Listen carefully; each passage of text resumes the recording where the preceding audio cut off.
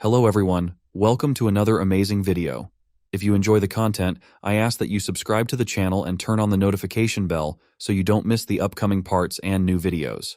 Now, without further ado, let's get into today's video. Are you ready? Let's go. In an airplane flying through the skies, the radio crackles and the crew members were asked to report the situation. If they heard the radio, they were supposed to respond. The young man in a black suit replied that the target had been destroyed. They quickly replied, as expected from a first-class mercenary. Beside him, in seats, there were many unconscious and bloodied people. Suddenly, he began to scream, asking what was happening. They responded to him, saying that he had worked hard for the organization all these years, but he knew too much. So let him take all these secrets to the grave. At that moment, the plane started to plummet, and many flashes of fire swept through the cabin, followed by a brilliant explosion. A moment later, Lin Yuan woke up in an unknown place, completely frightened. He clutched his chest and looked around, wondering where he was and if he hadn't died in the explosion. He grabbed his head and realized that something seemed to have damaged his brain. He bowed to the ground, still holding his head. 1,000 years ago, when the red moon of blood shone in the sky, spatial fissures opened everywhere, and the era of monsters began across the world. Hordes of monsters started ruthlessly destroying everything they saw. Human weapons were useless in the fight against these monsters. After 10 years, only 100 million people remained on the planet, and humanity was on the brink of complete extinction. But, in a moment of profound despair, the hope of salvation emerged. The master of spiritual beasts. Gradually, many people received their spirits, and each generation of soul beast lords inherited and developed their abilities. Humanity successfully created a new civilization that could resist the monsters. People had hope again, but each awakened beast has its own rank, from the lowest rank to SSS rank. And he, Lin Yuan, his beast soul is of the lowest rank. He has no family or friends, must rely on the beast soul to establish himself, but he is mercilessly mocked that he is just a low-rank beast soul. He is so weak, how does he still have the courage to come to school? They humiliate him whenever they want. He is just a piece of trash thrown away by the world. A group of rough people beats him on the street and shouts at him not to approach Sumu, or they will beat him to death. Lin Yuan scratches the back of his head and thinks, so that means he has moved. God took pity on him because he was brutally murdered in his previous life. Then he saw in front of him a person similar to him. This clone asked if he had also been abandoned.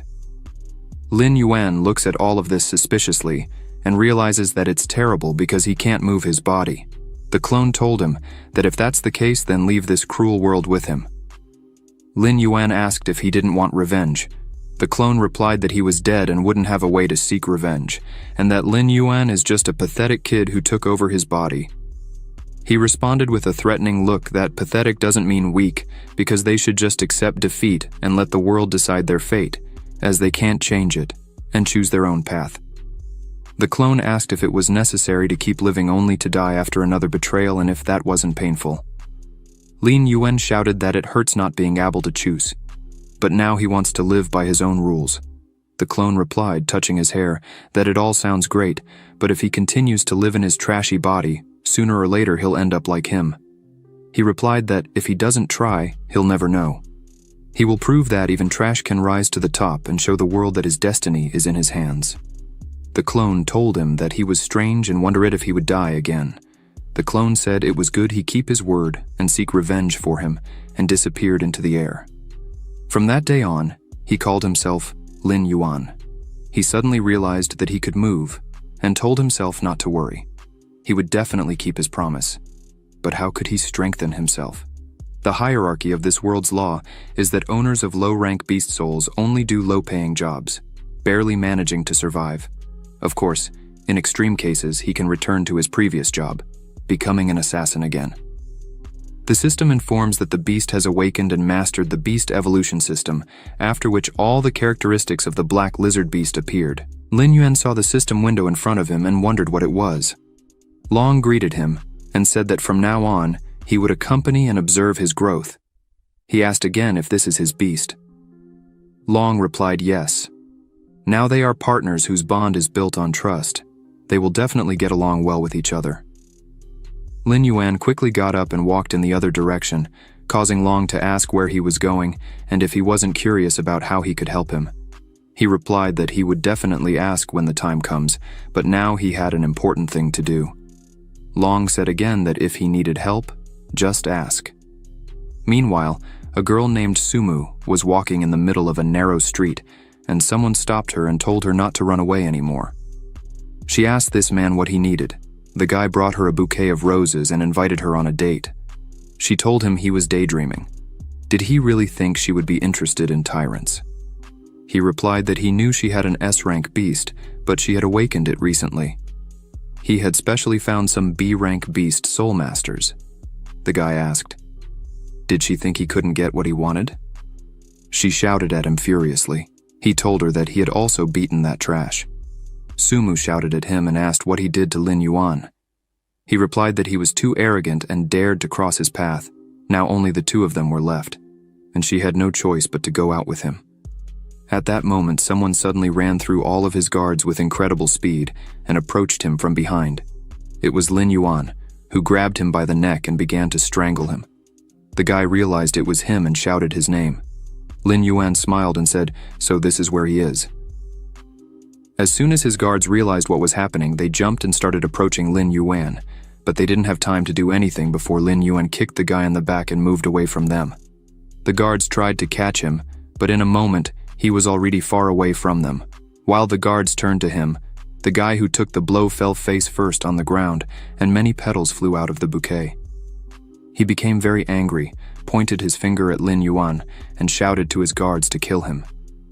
The men split up and started walking toward Lin Yuan with a threatening look and shouted, "Yes, we need to use transformations." At that moment, each guard transformed into a huge beast. Lin Yuan saw this and thought about the transformation, and they looked exactly like animals, and he wondered if he could do that too. Long replied that his beast was just a common lizard. Evolution points were granted by absorbing others and winning battles, thus obtaining chests with rewards. He said he didn't need to use the transformation to win. Long shouted in fear, asking if he wanted to expose himself to attack in a human body, saying he was crazy because he would be killed with just one attack. He replied that if he transformed, he would die even faster, remembering that in his past life, he was an assassin. At that moment, the man shouted to his guards, asking what they were waiting for. They should attack him. The guards, who had turned into monsters, began to approach him, growling loudly. Lin Yuan silently watched what was happening, and at that moment, a bright light shone in the space. The man watched everything with a treacherous expression on his face, saying that Lin Yuan was an idiot because he would be torn apart. After reaching this conclusion, he laughed, but suddenly a dense cloud of dust appeared in front of him, through which he noticed two shadows and became alert. Lin Yuan ran quickly and jumped on the shoulders of one of the monsters, wrapped his legs around the monster's neck, and began to twist its head, and after a moment, he succeeded, and the monster's blood spurted. He descended to the ground and the monster was completely destroyed. Sumu watched what was happening and was stunned to realize that he was able to defeat a B-rank beast with his own hands. He knelt down, thankful that his skills from his past life had not disappeared because this body was much weaker. Sumu continued to admire his strength. Long shouted to him, congratulating him on defeating a B-rank beast and receiving a black Iron chest. He asked with interest about the chest. A chest descended from the ski in front of him, and Long shouted that this chest could contain useful things like super equipment or points to level up skills. He yelled for the chest to open, and Long said it was a random skill book. He could obtain a random skill, whose level would range from rank E to rank A, with a 1% chance of getting an A-rank skill.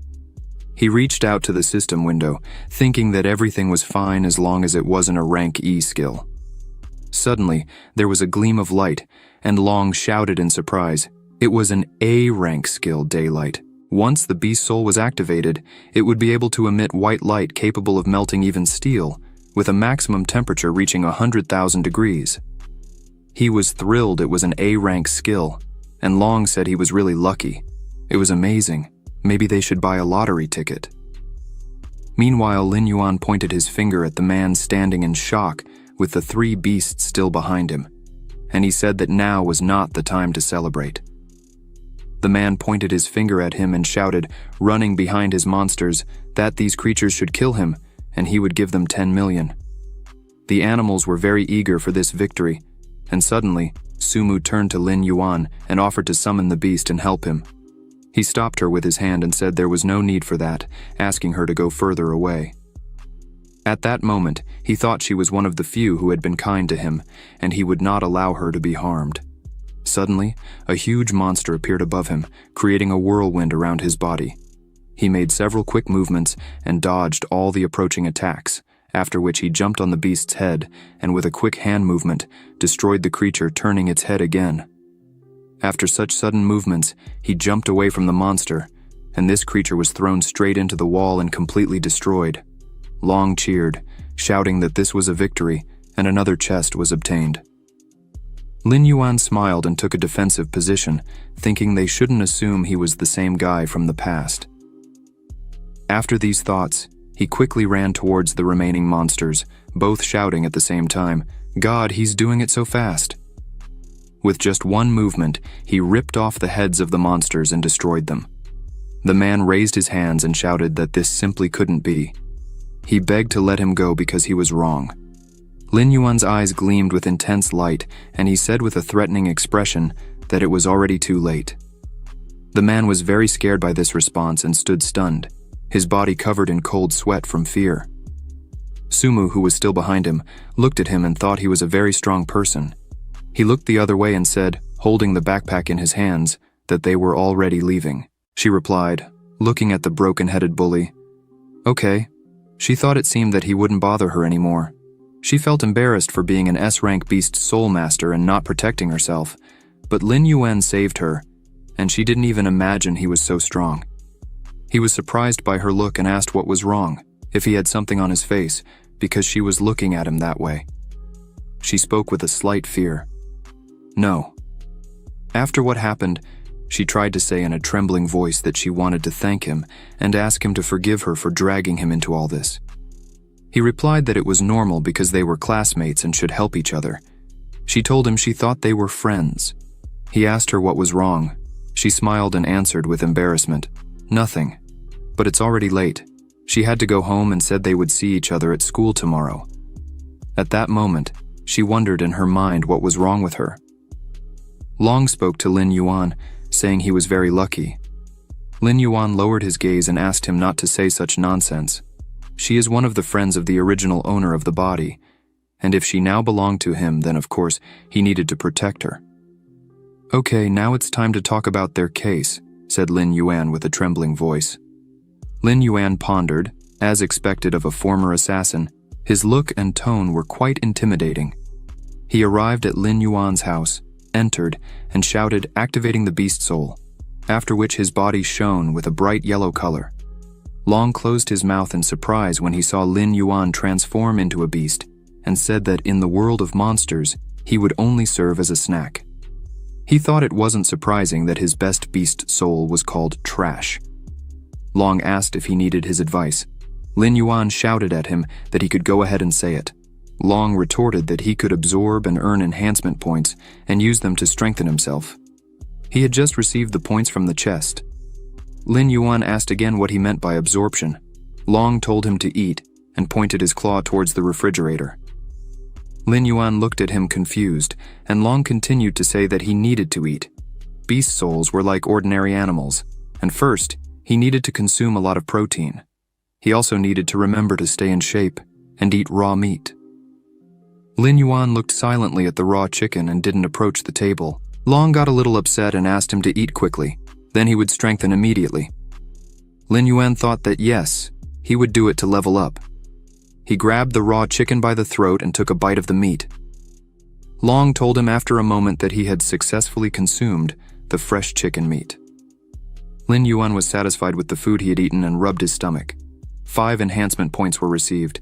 Lin Yuan asked to use them to grow, and Long told him okay.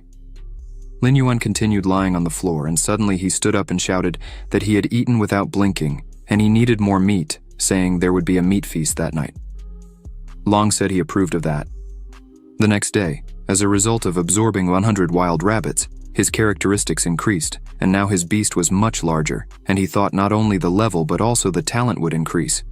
He arrived at school, sat at his desk, and, spinning a pencil in his hand, thought that although he was no longer so insignificant, it wasn't enough because he needs to get more points, and when he becomes even larger, he will need to find a secluded place, not to attract attention.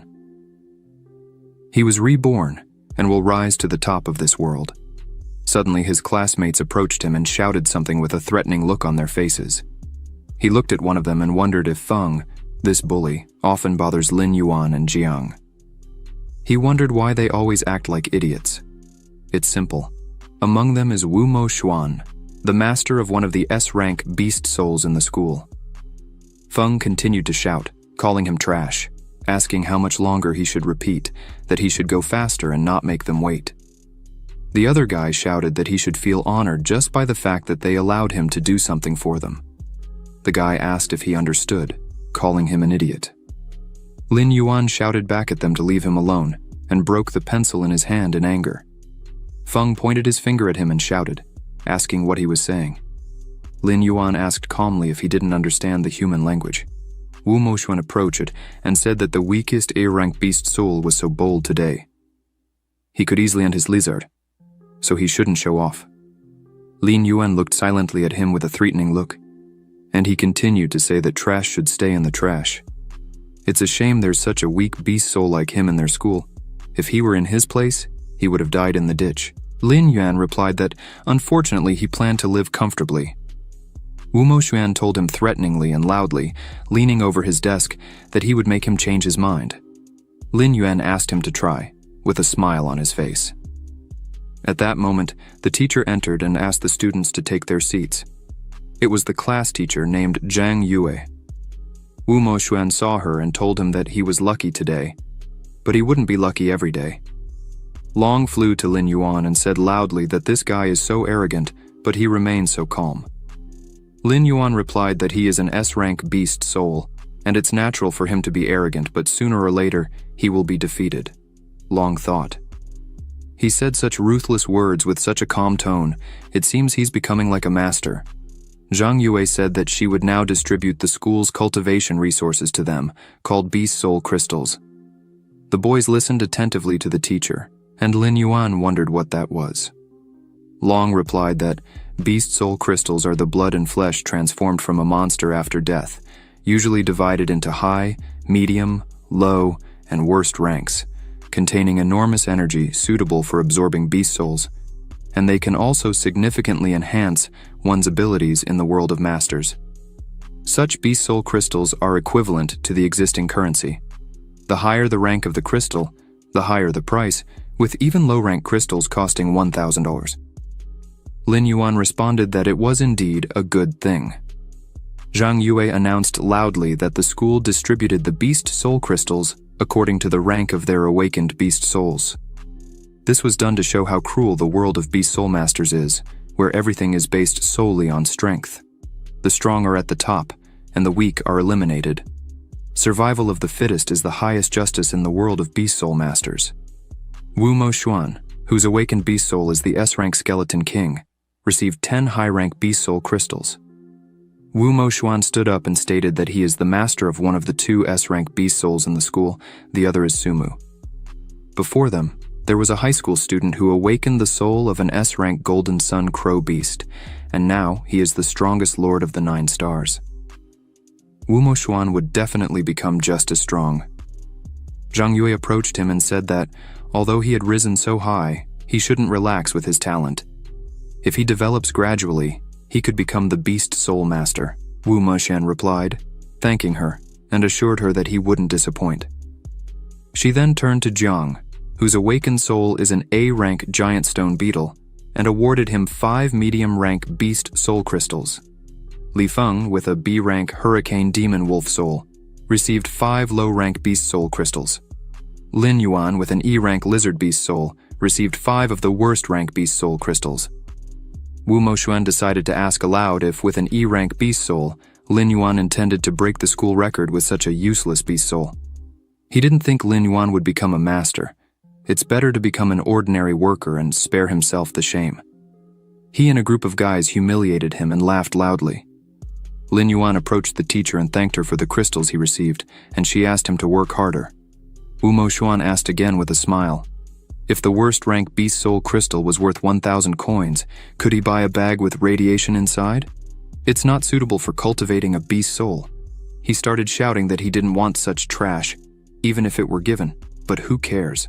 At this moment, Long whispered to Lin Yuan, in his ear, that lower-grade beast soul crystals are formed when monsters are destroyed by nuclear weapons, and their flesh and blood are contaminated by nuclear radiation after death. But they contain a huge amount of energy that his devouring ability can absorb. This is a great thing for him. He listened attentively to Long's statements and pondered that this is how it works. Zhang Yue said it was okay. She would give him a high-rank beast soul crystal herself. He smiled and thanked her for that, but asked if he could request to exchange the high-rank crystal for a low-rank one. She shouted at him angrily, asking if he could hear what she was saying. She knows he's eager to increase the beast soul's power, but she can't feed it countless extremely harmful crystals. He thanked her again and said that, in that case, he would accept it.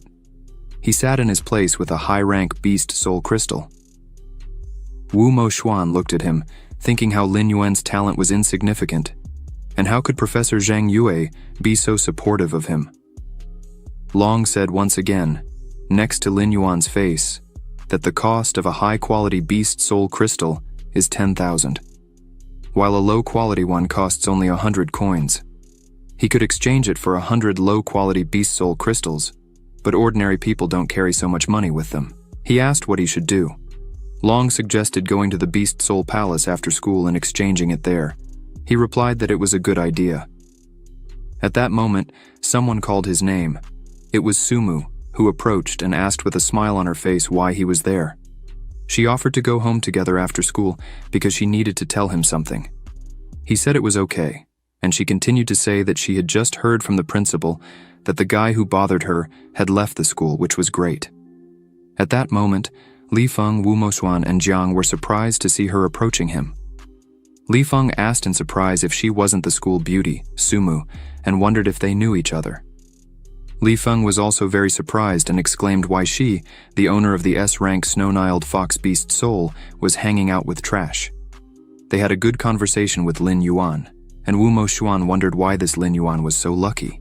He has the weakest soul, and he became very irritated, questioning why everyone was so kind to him, from the teacher to Sumu. In the evening, after school, this group stopped Lin Yuan at the classroom exit. He asked with a smile what else they wanted from him.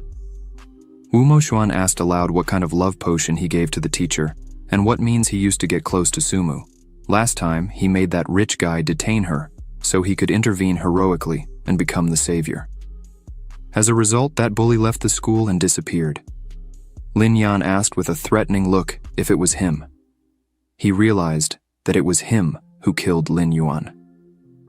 Wu Moxuan shouted that a beautiful girl like Sumu is suitable for a talent like him, not for useless weaklings, so why is she with him? Wu Moxuan said he should stay away from her, and asked if he understood that. Furthermore, Wu Moxuan told him that wherever they appear, he should run away with incredible speed. Lin Yuan thought that if a fight started at school, he would be punished. Teacher Zhang Yue is so kind to him, and he didn't want to make things difficult for her. After these thoughts, he approached Wu Moxuan's face and said that he couldn't and didn't want to do that. Wu Moxuan angrily shouted that for an arrogant person like him, he would do him a favor and open Sumu's eyes to the fact that he is just trash. But he doesn't want her to think that he is bullying the weak. Wu Monxuan proposed the following. If he passes the 7-day beast tests, he will eat a bag of lower-grade crystals, and if he loses, he will disappear from their sight. Lin Yuan replied that it was a serious bet and asked if he was sure he could handle it. Wu Moxuan said, why should he be afraid to bet with trash like him? Lin Yuan agreed with him with a smile and shook his hand in approval. After some time, he went out to meet Sumu, and she told him that he was late. He replied that something had happened, asking why she called him. She said with a smile that nothing important had really happened. She has an S-rank snow-niled fox beast soul, so the school gave her 10 high-quality crystals, and she wants to share half of them with him. He asked what exactly she wanted to share, and she replied crystals. What else would it be? She heard that he only received low-rank crystals because he has an E-rank beast soul. In that fight where he defended her, he was so resilient and not inferior to a B rank. As long as he trains hard, he will definitely be able to develop. She wonders how they could give him only low-quality soul crystals. He thanked her for the concern but said he couldn't accept her crystals. She retorted that she heard that the beast test difficulty is not easy.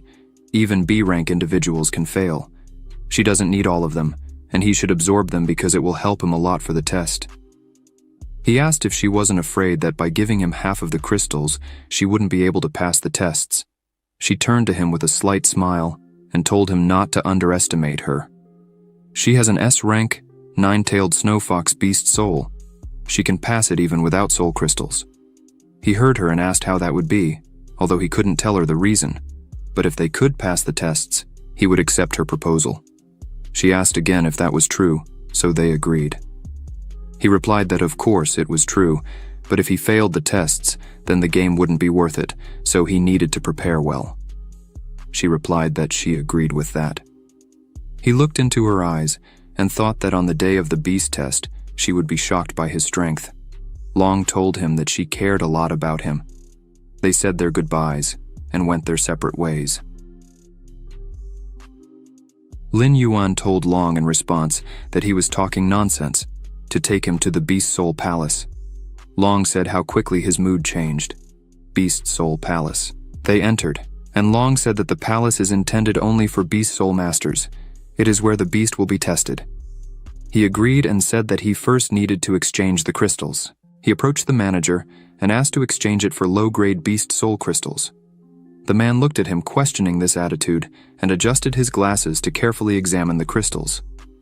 He thought Lin Yuan had gone mad, trading a high-quality crystal for garbage. He slammed the bag of crystals on the table and said, 100 low-quality crystals. The commission fee is 500 coins. Lin Yuan replied that it was okay. Long asked him if he didn't think he was some kind of crazy. Lin Yuan responded, putting the bag on his shoulder, that there's a fine line between genius and madness. The man, still shocked, observed them closely. In an abandoned warehouse outside the city, a huge monster stood up and roared loudly. The system window reported, Beast Soul, Giant Black Lizard, Status, Growth Phase. Talent Evaluation, Rank B, Level 7-star Battle Beast, Height 3.1 m, Weight 540 kilos, Attack Methods, Bite, Claw Attack, Daylight Ability. Magical sparks appeared around the black lizard's body, and a small purple crystal appeared on its paw. Long was surprised by this, and shouted that it had successfully absorbed nuclear radiation, receiving 1,000 evolution points. Lin Yuan, reincarnated as a lizard, said that a chicken gave only 5 points, and by absorbing a low-quality soul crystal, he received 1,000. These 100 stones are equivalent to 100,000 evolution points. Each level is divided into 9 stars. His current level is a 7-star battle beast. There are ranks like Emperor, Beast Lord, Beast Master, Beast General, and War Beast. After absorbing all the crystals, in his opinion, there is nothing difficult in the beast test. A week later, at the Beast Soul Palace, many people were communicating and discussing urgent matters. A guy said he was so nervous. He absorbed all the soul crystals issued by the school and only had a 4-star battle beast, unsure if he could pass the test. Another guy told him it was terrible. He already had a 4-star beast, which is at least a rank B, while his was rank D, barely reaching 2 stars. This year there are 2 S-rank individuals in their school, the Skeleton King reptile Wumo Xuan and the 9-tailed snow fox Sumu. He didn't even know what their level was. The other guy feared that only they could enter the Yanjing Beast University or the City Beast University. Wu Munxian shouted and reached out towards Lin Yuan, saying that the soul crystal Professor Zhang Yue gave him helped his pathetic lizard advance to the 1st level of martial beast. Lin Yuan didn't pay attention to his questions and continued on his own. Suddenly, Lin Yuan turned around and decided to ask him if he was ready for this. Wu Moxuan crossed his arms and continued talking that his beast soul had already reached the level of an 8-star martial beast. He would easily pass the test. Lin Yuan replied that he didn't ask that. He asked if he was willing to eat a bag of low-quality crystals. The people around were very surprised by the question and began to whisper to each other. Lin Yuan had gone mad. Wu Mo Xuan possesses an 8-star battle beast. Wu Mo Xuan and his group of threatening guys were irritated by his behavior. But suddenly, Professor Zhang Yue turned to the students and announced that the exam would begin soon. She asked them to bring their identification and ticket, entering the palace one by one. Many students were scared of the imminent events. Wu Mo Xuan pointed his fist at Lin Yuan and shouted to him to wait until the end of the test, as he would be finished. Lin Yuan responded emotionlessly that it was okay. In the Beast Soul Palace on the 3rd floor exam area, the man in the center of the exam area said, "Exam number 95821. Lin Yuan, please prepare for the exam." He approached the man and replied that he was there. The examiner asked him, carefully examining the documents in his hands, if he had awakened an E-rank beast soul. He replied yes. The man thought it was a pity that he probably wouldn't pass the exam and wished him good luck, giving him a pat on the shoulder. Lin Yuan thanked the professor for his support, then sat in the system chair, put on the helmet, and the system informed him that the combat simulation would begin shortly. The countdown from 5 to 1 began, and a moment later, his eyes opened, shining with intense light. He found himself in a barren desert and realized there seemed to be no terrain advantage he could exploit. He heard a loud noise, prompting him to look around, and in the distance, he noticed a monster approaching, making him very cautious. It was a desert wolf, a 3-star war beast, the opponent of the first phase of the beast test. The desert wolf began to growl loudly and opened its mouth widely. Lin Yuan tried to dodge the sudden movements of this monster, wondering if it was really so weak. Long asked Lin Yuan if he wouldn't merge with the beast soul. He replied, while observing the monster being attacked, that after being attacked by low-level beasts, it wasn't necessary. Seizing this opportunity, he would warm up his muscles well. Suddenly, there were several monsters behind him. The professor was very surprised to watch what was happening and wondered if this guy had passed the first level. Suddenly, Lin Yuan began to attack new monsters with his own hands, twisting the necks of these creatures. The professor shouted for the others to look. Another man was surprised by his reaction and asked what was happening. The professor wondered what was happening. Lin Yuan had killed a 3-star desert wolf without using the power of a beast soul. He hadn't even merged with the beast soul yet. Everyone was surprised by his talent.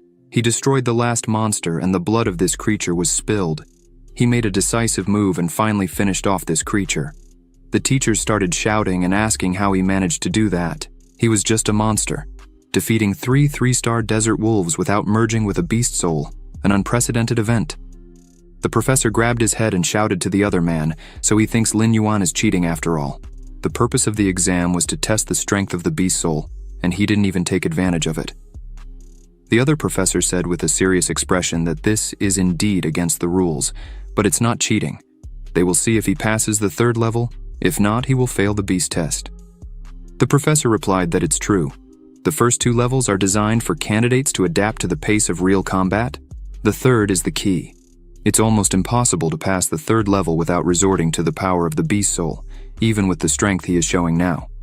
It's a pity that his beast soul talent assessment is only rank E, but if his beast soul were stronger, his future would be promising. Long asked him to save his strength. This is just an appetizer. The real test is yet to come. He was among the monsters attacking each other, and suddenly, an incredibly huge monster, with bright red eyes, appeared before him and looked at him threateningly.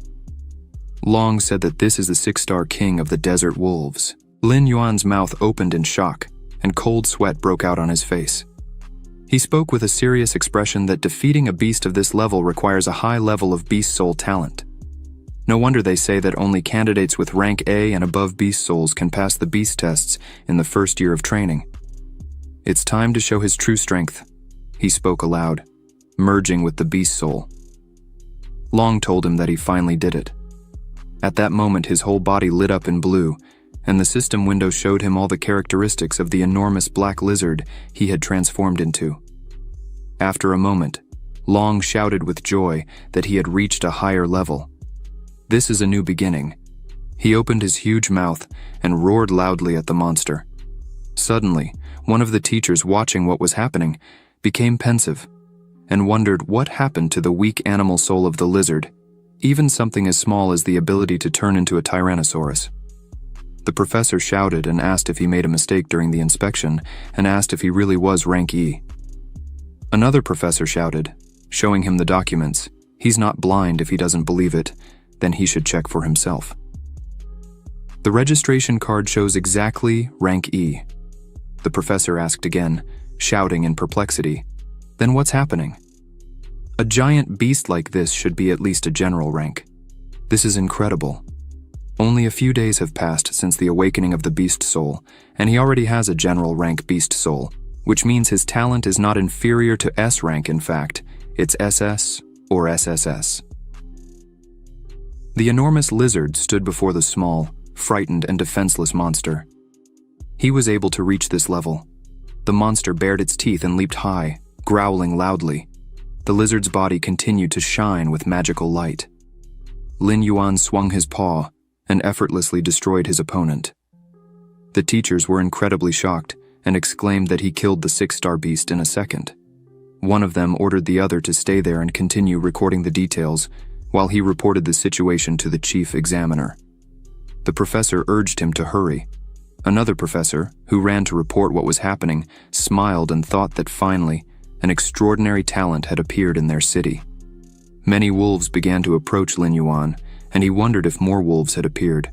The difficulty level of the exam was a bit disappointing for him. Long flew closer to him and shouted that the first 3 levels are necessary to achieve a passing score. He should continue to fight to get a higher score, as many famous universities recruit beast soul masters based on the beast test results. 6-star desert wolf and 10 3-star wolves. This level seems to test the combat ability of the soul masters. He roared loudly and realized that for him, this was child's play. The rest of the wolves approached him, but at that moment he made a sudden move and the blood of the monsters spilled. After that, there was a bright flash of light, and one of the wolves was destroyed and heavily bloodied. Lin Yuan continued to destroy one monster after another, and after some time, he had defeated all the monsters. After defeating them all, he wondered how many more levels there were. Meanwhile, Chief Examiner Xiuan asked why he was called and why the rush. He asked if they didn't know that proctors are not allowed to leave the examination area without authorization. The professor told him, Mr. Zhao Shan, that a candidate had extraordinary indicators, so he wanted him to look personally. Zhao Shan asked, "What did he say? Is something out of the ordinary?" The examiner continued to explain that his talent assessment did not match the strength he demonstrated. Zhao Shan replied that there was nothing unusual about that. Many people surpass their limits during real combat. A rank B can outperform the performance of a rank A. He is exaggerating too much. The examiner shouted back that his talent was rank E. Zhao Shan turned abruptly to him and asked again, shouting, "How dare he participate in the beast test with such low talent? This guy is bold, and he was only summoned because the student awakened a rank E beast soul." The examiner shouted back, "Mr. Zhao Shan, first, you need to look at his fight and then draw conclusions." He went to the computer to show everything that was happening in the examination area. Zhao Shan said that it couldn't be that a rank E beast soul master was able to pass the tests. At this moment, around the lizard's body, there was only the remaining dust from the fierce battle. Zhao Shan saw this and became very cautious. After seeing it, he shouted and asked if they were sure he is rank E. Another examiner asked, so now he understands why they called him here. He thinks Lin Yuan has the strength of at least a beast general. Many monsters formed around him again. Now he is on the 10th level of the test. The 10th level is the last level, and it's very difficult since each of the 10 wolves has the strength of a 7-star war beast. It was asked again, so does this mean that if he can pass level 10, it will be proof that he has the power of a beast general? Zhao Shan replied yes, and furthermore, the top universities will start fighting for him without exception. Everyone who managed to pass the 10 levels of the test is a genius at least. This young man's future is that of a beast soul master of lord rank, maybe even an emperor rank beast soul master. The examiners were very surprised by this information and opened their mouths. Zhao Shan spoke. Okay, it's too early to talk about this. It remains to be seen if he can pass this level. At this moment, Lin Yuan was thinking that he believed the final stage of skill assessment would be the boss of the monsters, but here, there were only 10 desert wolf kings. These creatures looked at him with a threatening gaze. Lin Yuan suddenly moved to attack these creatures, shouting that they are just trash. He pointed his claws at them and continued to shout, destroying one after another with incredible speed, saying that no matter how many there are, they are just a bunch of garbage. More and more wolves were heading towards him, but he destroyed them with agility and speed. These creatures couldn't bite his body, demonstrating a terrifying defense. The examiners realized that he was able to withstand the attacks of 7-star war beasts. Attack, defense, speed, and explosive power, all at a perfect level. The examiner said, "If this is truly a rank E talent, then I can commit suicide." Everything around was filled with the blood of the deed monsters, and Lin Yuan looked into the distance, thinking, 6 more. He opened his mouth and the wolves became very cautious, seeing such a monster in front of them. Zhao Shan wondered, in fear, what kind of power this was. In this case, he created a bright burst of energy that illuminated the entire area and decided to get rid of them all at once. He created a bright beam aimed at the monsters and crushed everything in its path. After this, Lin Yuan roared loudly and lifted his head. The examiners were perplexed and didn't understand what kind of technique this was. They watched with fear what was happening in the examination field. Everything turned into dust, and a moment later, the system reported that candidate Lin Yuan successfully passed all stages of the beast test. Lin Yuan felt relieved that the beast trial was much easier than he expected. Since he passed the final level, it means he is guaranteed a good score. He wonders how many people will be surprised when the results are announced. After all, even Wu Mo Xuan with an S-rank talent definitely couldn't pass the beast test. He wants to take this opportunity to show all the universities that even an E-rank beast soul can have tremendous power. Long also thinks that the exam is over. Lin Yuan then removes his helmet. Next to him are 2 men, looking at him in perplexity. Lin Yuan's profile is displayed on the computer screen, indicating that he is male, 18 years old. His awakened animal soul is a black lizard. His talent rating corresponds to rank E, and his actual strength is equal to a 3-star beast general. This data was obtained from forces demonstrated in a real combat simulation, subject to some errors. The men look at him and think in horror. At 18 years old, less than 2 weeks after the awakening of the beast soul, he reached the rank of 3-star beast general, a simply terrifying power. Zhao Shan looks at Lin Yuan and, with a stern expression, congratulates him on passing all levels of the beast test. He asks if Lin Yuan knows what this means. Lin Yuan smiles happily and asks if it means he has a good score.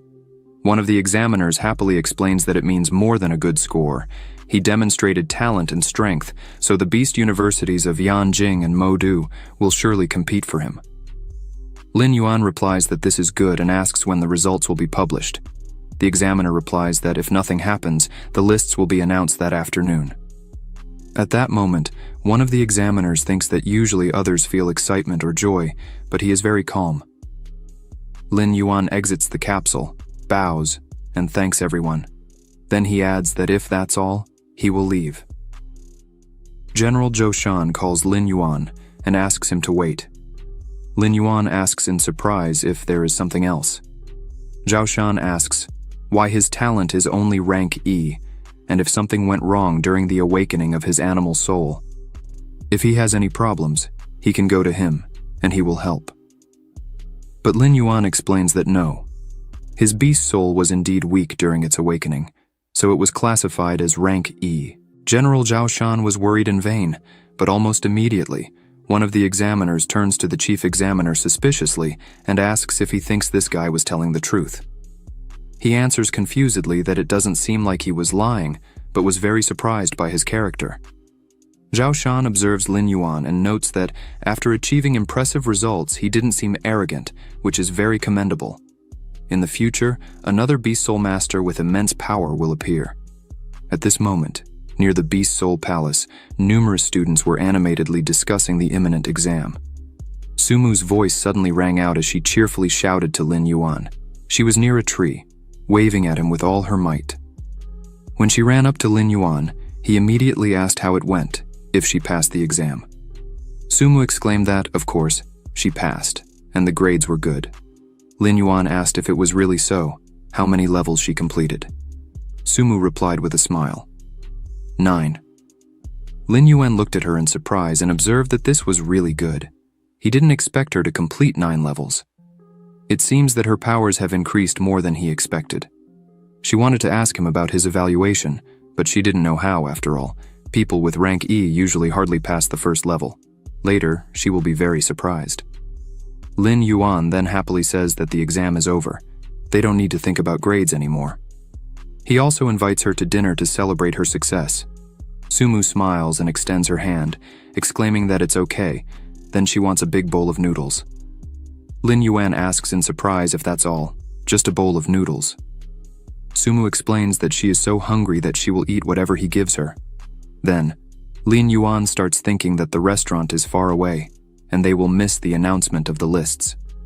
Well, Sumu takes his hand, starts running, and says with a smile that, anyway, the results have already been determined, and what will be announced is just a ranking.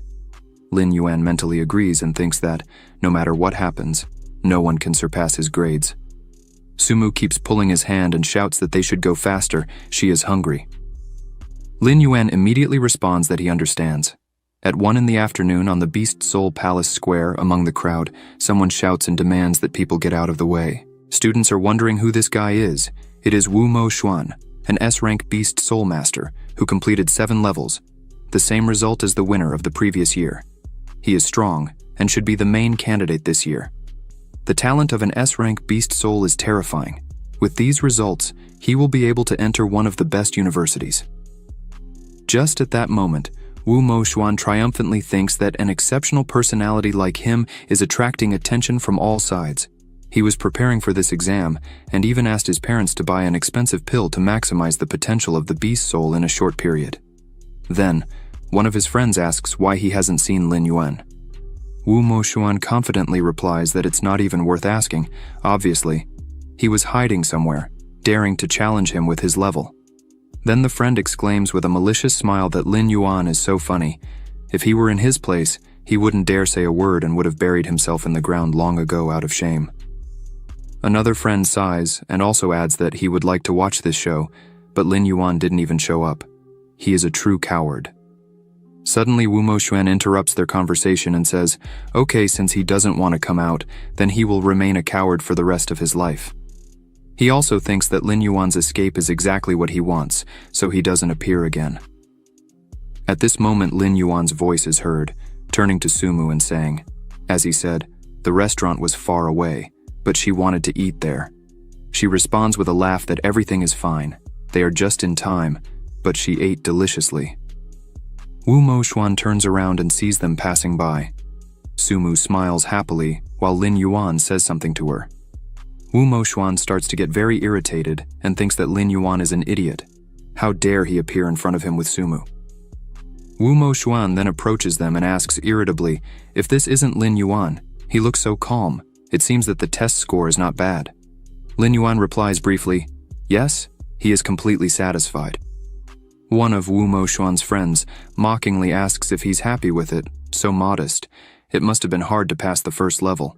Another friend also smiles maliciously. You can overcome the first level without any skill, and asks if there are people who couldn't. Those around who heard this began to laugh and say that they shouldn't shame Lin Yuan so much. It's great that a guy with an E rank had the courage to participate in the exam. Wu Mo Xuan leans towards him and, pointing a finger, reminds him that he hasn't forgotten about their bet, right? In response, Lin Yuan scratches his head and replies that he almost forgot, but since he remembered, Lin Yuan asks if he is ready to lose. Upon hearing this, Wu Mo Xuan starts to get very angry and exclaims, lose, how can he play around with someone like him? At this exact moment, the clock strikes exactly 2 o'clock, and people start shouting that the lists have been published, exam results announced, questions immediately arise. The lists have been announced, so first, Wu Mo Xuan immediately exclaims joyfully, he is this year's champion. He then starts reading the list and sees that Sumu is in second place, and her score is 9 levels passing the beast test. He looks at it in perplexity and wonders if he has the third place, Are there really 2 in front of him? He reads the list further and sees that he is in 3rd place. The beast test was passed. Wumo Xuan is even more surprised. Sumu is in 2nd place. She managed to complete level 9. He didn't expect her talent to be greater than his. No. If she completed 9 levels and is only in 2nd place, then what kind of monster is in 1st? Drops of sweat trickle down his face from excitement. In the grand announcement, it is revealed that Lin Yuan received a score equivalent to 10 levels of the beast test. Wumo Xuan can't believe it. Lin Yuan, how is this possible? How could he pass 10 levels with his E-rank beast soul? People in the crowd start wondering, who is Lin Yuan? He is amazing to complete 10 levels. There are only 10 of them in the exam, right? Yes, he is a true monster.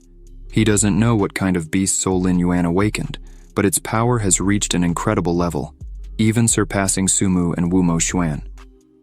She completed 9 levels, but unfortunately encountered a monster. The most embarrassing thing is that Wumo Xuan boasted more before the results were announced, but ended up only in 3rd place. Wumo Xuan grabs his head with his hands and is horrified. At this moment, Lin Yuan approaches him and reminds him with a smile that he said, Wumo Xuan lost. Isn't it time for him to fulfill the terms of the dispute? He then adds with a smile that he prefers to eat the dried inferior crystal pouches, with or without seasoning. Suddenly a crowd sees him and exclaims with joy, here he is, Lin Yuan, who took the 1st place. Sumu also looks at him and thinks that his rank is higher than hers. That's why when she said her results he wasn't surprised. But the question is, how did he do it? Wumo Xuan starts shouting frantically that this is impossible. How can an E-rank idiot get such a result? He cheated. A crowd hears this and chaos begins around. People ask, perplexed, isn't that Wumo Xuan? He thinks Lin Yuan cheated. Is this true or false? Is this possible during the exam? Number 1 deceived everyone. Isn't that Sumu? She's there too. Lin Yuan hears this and asks angrily if he cheated. Does Wumo Xuan really think he would do such a thing to win? But Wumo Xuan starts screaming back that Lin Yuan has an E-rank beast soul. How then did he pass the 10 levels of the beast test? People hear this and immediately start wondering, it's an E-rank beast soul, isn't it the weakest thing? How did he manage to complete 10 levels? He really cheated. This is a real combat simulation, and nothing from the outside world can be brought inside. Disappointment is hardly possible. Long appears next to Lin Yuan, looks around in surprise, sighs, and says that doubts have arisen. Lin Yuan then turns to Wumo Xuan and asks, who said that a beast soul of rank E couldn't pass the exam? It's not written anywhere in the reference books, right? However, Wumo Xuan continues to insist on his own opinion and shouts that Lin Yuan should not be complacent. He declares that he will file a petition with the Beast Soul Palace Court and expose the questionable methods Lin Yuan used. Lin Yuan inquires about the court, and Long explains that if candidates have doubts about the evaluation, they can go to the Beast Soul Palace Court. However, such meetings are rarely convened based on the assessments of others. Lin Yuan then turns to Wumo Xuan and resolutely says that he can do whatever he wants, but if it turns out he is not guilty, then Wumo Xuan will not forget to fulfill the terms of the dispute. Long also adds that an S-rank beast soul is not good at losing. Wumo Xuan responds by pointing his finger at Lin Yuan again and shouting, how dare he?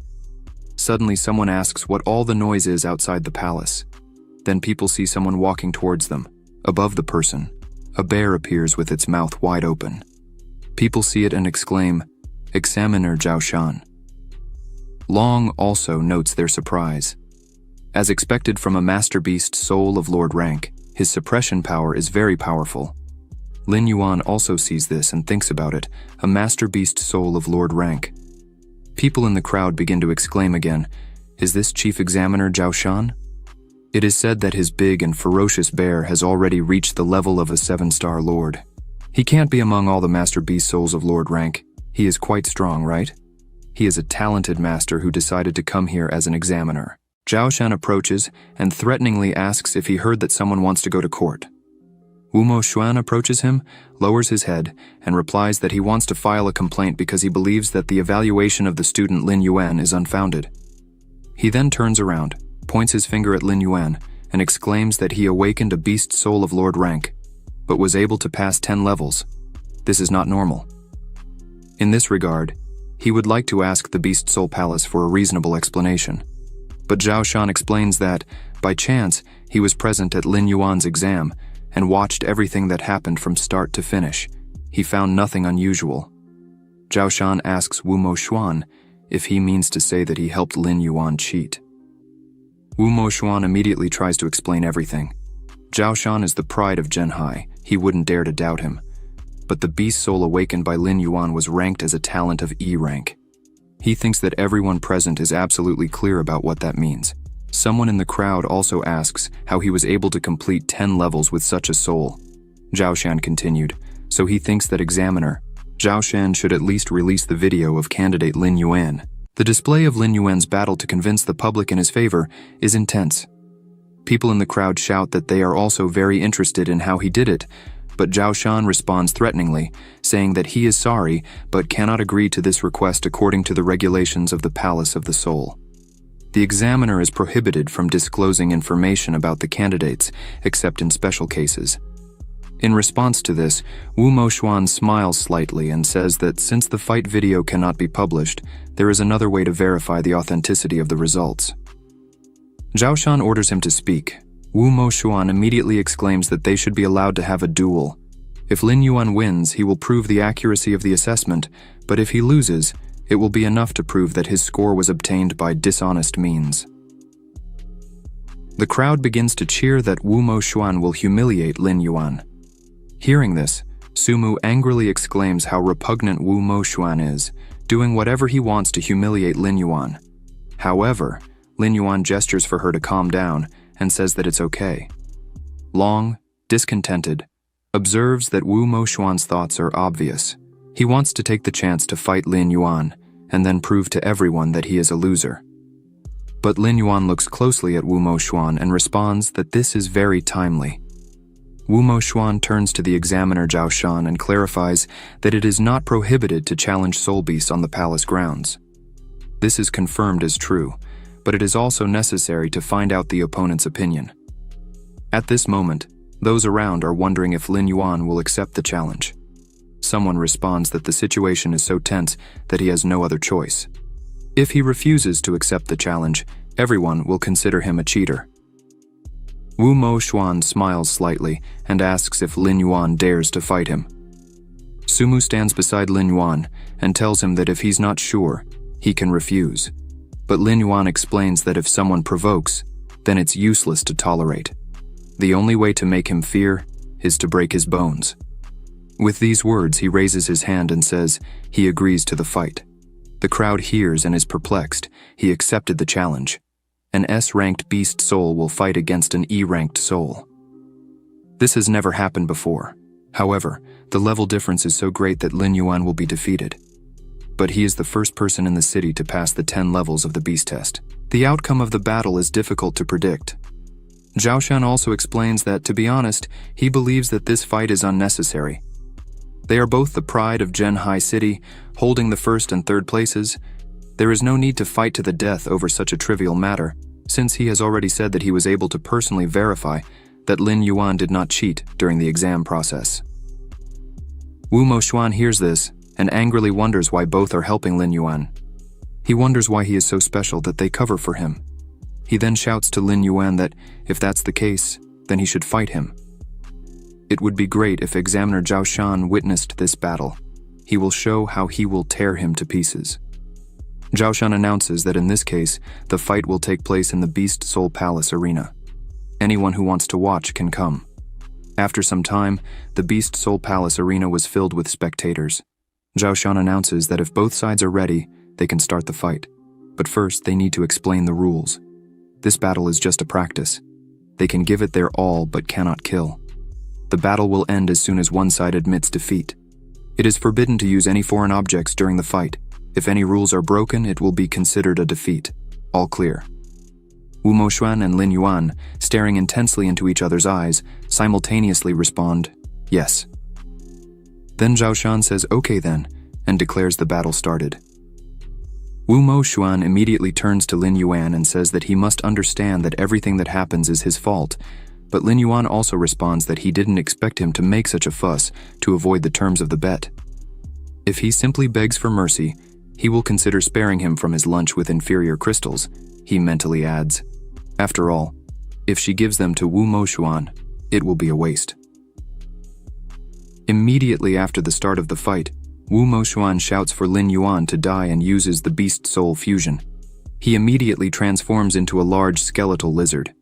The audience exclaims, in perplexity, "What kind of monster is this, the reptilian skeleton king?" Yes, it's all 5 meters tall, so what is an S-ranked soul, truly?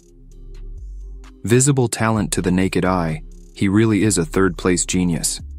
At this moment, Wu Moxuan tries to hit Lin Yuan with his tail, but he jumps and avoids the blow. Wu Moxuan wonders if this idiot is afraid to merge with a beast soul. The crowd also wonders why Lin Yuan doesn't transform, and if he can really defeat an S-ranked soul, and if that means he didn't cheat. Sumu watches from the side and thinks that Lin Yuan's beast soul is just a small E-ranked lizard, although it's not clear how he passed the 10 levels of the test, but if Wu Moxuan dares to hurt him and Zhao Shan doesn't stop him, she will. Long is also by her side and turns to her saying, although she can't hear him, that she shouldn't worry, Lin Yuan won't lose to this guy. At this moment, Lin Yuan smiles slightly and says that since Wu Moxuan is hoping for him to merge with the beast soul, then he will satisfy his wish. After that, he begins to merge with the animal soul. He rises into the air and is surrounded by bright rays of light. In the next moment, a large black lizard appears in his place, which turns out to be larger than Wu Moxuan. The audience sees this and can't believe it. It's an E-ranked beast soul. They go crazy. The reptilian skeleton king is also perplexed. This is impossible. This is an E-ranked soul. How can it have grown so fast? The black lizard looks down and asks what happened to Wu Moxuan's beast soul. Then, it raises its paw and asks who said an E-ranked soul should be weaker than an S-ranked one. Immediately after these words, it attacks. The reptilian skeleton. King sees this and dodges the blow at the last moment, thinking indignantly that if he had been touched by the claw, he would have become cripplet. Lin Yuan has the strength of a beast soul general, at the minimum, but it's impossible to rise to such a level in just a few days.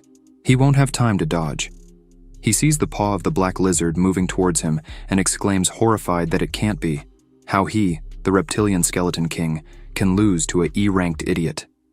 Then, he tries to swing his tail, but the black lizard responds mockingly that Wu Moxuan didn't expect him to dare to fight back. Lin Yuan then grabs the tail of the reptilian skeleton king. He starts screaming in horror, asking what Lin Yuan is going to do. The black lizard asks what he thinks, and with these words it begins to swing him from side to side. Loud sounds of impacts are heard, stones clash around. Wu Moxuan sees Lin Yuan showing his claws, and the crowd screams desperately that Lin Yuan defeated Wu Moxuan. Is this his true power? After all, Examiner Zhao Shan wasn't protecting Lin Yuan, he was trying to protect Wu Moxuan. Sumu also looks at this in surprise, thinking that although she knew Lin Yuan is not weak, the E-ranked beast soul is incredible. At this moment, the reptilian skeleton king screams impossible for his S-ranked beast soul to be weaker than an E-ranked one. Suddenly, a strong black lizard grabs him. Lin Yuan announces that Wu Moxuan has lost. He crawls to the side and shouts, "Who said that?" then opens his mouth, and there is a small red pill on his tongue. Then he abruptly closes his mouth and bites it to pieces. Zhao Shan sees this and realizes it's a blood capsule. Long appears next to the black lizard and announces that Wu Moxuan just took a pill that allows him to increase his level in a short period. His strength would rise from the level of an 8-star battle beast to a 3-star beast general. However, after taking such medication, recovery will take a month. He's crazy, wants to defeat him at all costs. Lin Yuan also adds that he's just a clown, but suddenly Zhao Shan grabs the microphone and loudly announces that Wu Moxuan is declared the loser for violating the rules of the fight. He then continues to observe what's happening and realizes that Wu Moxuan is even more useless than he imagined. The black lizard prepares to attack, and Zhao Shan wonders if Lin Yuan will continue the fight with Wu Moxuan even after he took the blood pill. Suddenly, the reptilian skeleton king opens its mouth wide and shouts that it will kill Lin Yuan, but Lin Yuan just stares at him. The reptilian skeleton king wonders why he is so calm, as it's obvious that he is now stronger than him. But suddenly, He sees that the black lizard opened its mouth wide and wonders what kind of power this is. There's no turning back for him. Lin Yuan must die. At this exact moment, a great brightness appears from the black lizard, which begins to hit Wu Moxuan. This bright ball turns into a long beam of light that sends him straight into the wall. He reverts to being human and falls to the ground. Zhao Shan shouts, officially announcing that Lin Yuan won this battle. Furthermore, Wu Moxuan took illegal pills during the fight to artificially increase his strength. Then, he asks if anyone objects to the assessment of student Lin Yuan. The crowd exclaims angrily, "It can't be that Wu Moxuan couldn't win even with the help of pills. Lin Yuan is very strong. What blind person evaluated his E-ranked beast soul as a talent of E rank? They have seen a person of E rank defeat an S rank." At that moment, Zhao Shan approaches Wu Moxuan, grabs his hand, and asks one of the examiners to take him to the infirmary. The injuries are not fatal, but the side effects after taking the medicine are enough to keep him in bed for a few months. The examiner responds briefly that he understands everything, so 2 men accompany Wu Moxuan, sadly noting that now no reputable university seems to accept him. The other adds, "As you make your bed, so must you lie in it." At this moment, Zhao Shan approaches Lin Yuan and congratulates him on winning the duel. Lin Yuan immediately thanks him, but Zhao Shan asks what he is thanking for. Lin Yuan explains that he gave him the opportunity to test his skill on Wu Moxuan. He also thinks that Zhao Shan should have stopped him in time but didn't. Then, Zhao Shan bows in his direction, puts his hand on his shoulder and says that, in fact, he is not only the head of the examiners, but also a member of the admissions committee of the University of Animals in Modu. Does he want to join them? Lin Yuan asks again. What? At that moment, Zhou Hyong is next to him and explains that the animal universities of Yanning and Modu are the most prestigious. Only the best of the best go there. So, Lin Yuan asks with a satisfied smile, if Professor Zhao Shan is recruiting people for his benefit, and he is the best in the city. Zhao Shan hears this and worriedly wonders if this guy is even normal. He's doing a favor for the university. The first thing he thought was what advantages the university would give him. Lin Yuan says that a first-class educational institution should be able to offer certain conditions. Zhao Shan responds with a smile that, of course, if he wants to enroll with them, then he can apply for a full payment, including 500,000 coins, 20 high-quality beast soul crystals, 5 high-quality beast soul capsules, and a general-ranking beast soul sword. Lin Yuan hears this and begins to reflect. 20 high-quality crystals cost 200,000 coins, and 5 beast soul capsules cost 250,000 coins. Long flips a coin and tells him to think twice. Zhao Shan then adds that this is the best offer the university can give him, and he and the university leadership are sincere in their intentions. But suddenly, someone shouts that Zhao Shan is shameless. A sturdy man approaches them and angrily asks if the recruitment campaign hasn't even started yet, and he has already lured this guy to his academy. Lin Yuan looks closely and wonders who this is, speaking in such a tone with Zhao Shan. It turns out to be Cheng Yu from the University of Animal Yanjing. Zhao Shan closes his eyes and asks him not to say anything stupid. Young talents cannot go to any university except his.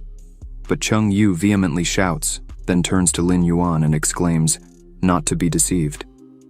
Their university is in many ways superior to the University of Modu. If he goes there, he will receive 500,000 coins, 40 high-quality beast soul crystals, and 10 beast soul capsules. Lin Yuan exclaims in surprise. As expected from Yanjing University, they are really rich. Then, a boy from the audience says that's how geniuses are treated. 2 popular universities not only compete for students, but also offer resources. One of the spectators also tells the other that if he passes all 10 levels of the exam, he can also enjoy such honors. At this moment, Zhao Shan partially merges with the beast soul and shouts how Cheng Yu dares to recruit the student right in front of him. But Cheng Yu, who also partially merges with his beast soul, exclaims who he is trying to scare. At some point, a confrontation begins between them. Lin Yuan thinks surprised that this is the energy of Lord-ranked beast soul powers. Then, he prepares to fight, but suddenly someone asks what mess the two have made. At this moment, a person with a sloth beast soul approaches them, and Cheng Yu's and Zhao Shan's beast souls immediately disappear. Lin Yuan looks carefully at the man and is surprised. He suppressed the auras of the furious great bear and the ghostly tiger. Could this man's strength be greater than that of Zhao Shan and Cheng Yu? The man approaches and gently says that Lin Yuan should go to Sichuan Animal University. They will give him 300,000 coins, 50 high-quality beast soul crystals, and 10 beast soul capsules. This man's name is Ding Lu. He is from Sichuan Animal University. He adds that Lin Yuan will receive 20 high-quality crystals every semester until he graduates. He also won't lie by saying that they spare no effort in talent development. Lin Yuan listens attentively and thinks how Sichuan University is so rich. Then there are people around him who also persistently ask why he doesn't consider their university. They can offer him such conditions. Another person insists that Lin Yuan needs to choose their university. Someone also holds up a piece of paper and shouts that he needs to go to their university. Last year, they ranked 8th. Lin Yuan smiles awkwardly and thinks that although everyone wants to accept him, it's clearly to use him as free publicity. Cheng Yu then orders them to stop making noise and asks Lin Yuan what he thinks. Lin Yuan bows and says that he is grateful to everyone, but regrets that, besides Yanjing Animal University and Modu Animal University, he doesn't consider other organizations. Ding Lu adds that if he changes his mind, he can go to him anytime. Lin Yuan also responds that if something happens, he will contact him. Zhao Shan and Cheng Yu menacingly order him to answer whom he will choose, but Lin Yuan waves his hand and responds that, before the start of the admission campaign, he will give an answer. Zhao Shan humbly replies that he will wait. Cheng Yu exclaims with a smile to think carefully. Lin Yuan again responds that he understands everything. After that, Zhao Shan and Cheng Yu leave Lin Yuan. Zhao Shan is indignant and exclaims that he stole Lin Yuan from him, but Cheng Yu immediately tells him that he is shameless. He was the one who took Lin Yuan away. Then Zhao Shan asks if he wants to fight. Cheng Yu also responds decisively that he can. He's not afraid of him. Gradually, they move away, and Lin Yuan no longer understands what they are talking about. Long congratulates joyfully. The system has just ranked his beast soul as a general rank. A silver chest has been obtained. Lin Yuan must quickly open it and see what's inside. This is his first silver chest. Lin Yuan sighs and looks into the distance. At that moment, Sumu runs up to him and exclaims that Lin Yuan is amazing. Now he is the #1 in the city, and popular universities are fighting for him. So what will he choose? After all, he achieved everything through talent and grades. He asks her which academy she would choose. She replies that she is considering Yanjing Academy and Modu Academy. She asks if he doesn't want to go where she goes. Lin Yuan replies that it would be nice. They could take care of each other, but he still needs to think about it. Sumu adds that objectively, Yanjing University is stronger, but she will choose Modu University. Lin Yuan asks why. Sumu looks away and replies that there are people in Yanjing whom she doesn't want to see. Lin Yuan realizes that she feels uncomfortable talking about it and decides not to continue the conversation. After some time, Lin Yuan is at home, sitting near the bed, holding an open chest in his hands. At that moment, Long swiftly flies from one shoulder to the other and exclaims, 10,000 evolution points and also a general class weapon, the Flame Claw. When attacking an enemy, fire appears on its claws, causing extra damage. Lin Yuan looks at it and notes that it's not bad. Hearing this, Long crosses its arms and indignantly asks what not bad means. This is a very cool weapon. Weapons are divided into War Beast, Beast General, Beast Master, Lord and Emperor rankings. A weapon at his level costs hundreds of thousands of coins. Lin Yuan is very surprised. It's so expensive. Long explains that it's still cheap. Anything above the Beastmaster rank can reach a value of tens of millions of coins. If they're lucky, they might acquire one in the future. Long says that he needs to rise to the Lord rank as soon as possible. Suddenly, Long asks him what he thinks about the universities.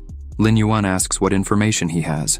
Long immediately responds that Yanjing University trains strong masters, and Modu University has strong masters as well. Besides, he thinks Lin Yuan will like it there. Lin Yuan asks why. Long says that they prioritize military matters above all. Everything is based on strength. They have created 3 special rankings: Dragon rankings, Beast King rankings, and Beast God rankings. All resources are distributed according to the ranking. If Yanjing University is a comfortable bed for strong masters, then Modu University might be a ruthless coliseum. Lin Yuan immediately asks why a coliseum. He then wonders if one person would ultimately be more valuable than millions of people, so why couldn't he be that person? He then exclaims that he is choosing Modu Animal University. After some time, Cheng Yu bursts into Zhao Shan's office with a loud cry. Zhao Shan smiles sweetly and asks him what he needs. Lin Yuan has already applied to their school, and he has no chance. In response, Cheng Yu angrily replies that he shouldn't boast. He respects his choice and asks if Sumu also joined them. He asks. The news reached him very quickly, and Zhao Shan asked if he knew her. Cheng Yu also responds furiously that he knows more than just her. When she arrives at the university, he must take care of her. He should also remember that he warned him. Her background is complex. At that moment, Zhao Shan remembers when Lin Yuan and Sumu were sitting in front of him, and Lin Yuan asked when he could receive the scholarship. Clarified, usually after enrolling in the course, but he can apply for it in advance, and will be able to receive the scholarship soon. He then points to Sumu and asks about her, if she also needs to apply in advance. She responds displeased that it's not necessary. Zhao Shan thinks that indeed, she seems to have better financial conditions than Lin Yuan. Cheng Yu responds that he cannot disclose all the details, he just has to take care of her. 3 days later, Lin Yuan is in front of the Beast Soul Palace and tells Long that he didn't expect the scholarship to arrive so quickly, along with subsidies of 500,000 coins, 20 high-quality crystals, 5 Beast Soul capsules, and a general-class Blackthorn armor. Long responds that this equipment makes his scales harder, and at the same time, his spine will be covered with thorns protecting him from injuries. It seems that the university still values his abilities a lot. Lin Yuan smiles and thinks that it's not the equipment that matters, but the 500,000 coin subsidy. With this money, he can get 5,000 low-quality crystals and 5 million evolution points. When he goes to exchange coins for crystals, the man menacingly asks if he wants to exchange money for low-quality crystals again. How much does he need this time? Lin Yuan replies that he will buy 5,000 low-grade soul crystals. The man is surprised and asks, "What?" But after some time, the loader shouts to the car driver, fully loaded with bags, that everything has been loaded. Lin Yuan, sitting in the car, waves to the man and thanks him. The man politely responds that there's no need for gratitude. When Lin Yuan leaves, the vendor wonders why he bought so much. Is he going to feed it to the pigs? After some time, Lin Yuan sits in front of his bed surrounded by bags of low-quality crystals and becomes indignant. It was inconvenient to tell the driver the address of the secret warehouse, so he brought everything home. He wonders how long it will take to absorb everything while maintaining a fusion. Long suggests that he stay at home and absorb them in human form. Lin Yuan immediately asks if that's possible and questions if he doesn't need to merge with the beast soul to absorb the crystal energy. Long explains that normally that's how it happens, but he has a system that can be used to absorb the crystal in human form. Lin Yuan asks immediately why he didn't say that before. Long explains that the absorption rate will be a bit slower, but compared to the huge energy spent on maintaining the beast form, this is the best option. Then Lin Yuan sits on the bed, focuses, and starts absorbing the energy from the crystals. Moments later, Long happily congratulates him. He successfully absorbed the nuclear radiation and received 1,000 evolution points. Lin Yuan begins to think. It took 15 minutes, a bit slower than during the transformation. He needs to speed up to absorb all 5,000 pieces. On average, that's 48 pieces per day. As night falls, Lin Yuan continues to sit on the bed and absorb the energy from the crystals. Long cheerfully announces that his body underwent a mutation in the process of absorbing nuclear radiation and is now able to resist it. Lin Yuan asks, "What does that change?" Long explains that with this ability, he fears no concentration of nuclear radiation. Lin Yuan then understands that to destroy monsters, nuclear weapons were used in many areas, and now his body will not be affected by those polluted restricted areas. Wonderful. There are still 2 months ahead. He must swallow all the crystals and increase his strength as quickly as possible. Long responds with a smile that it's good.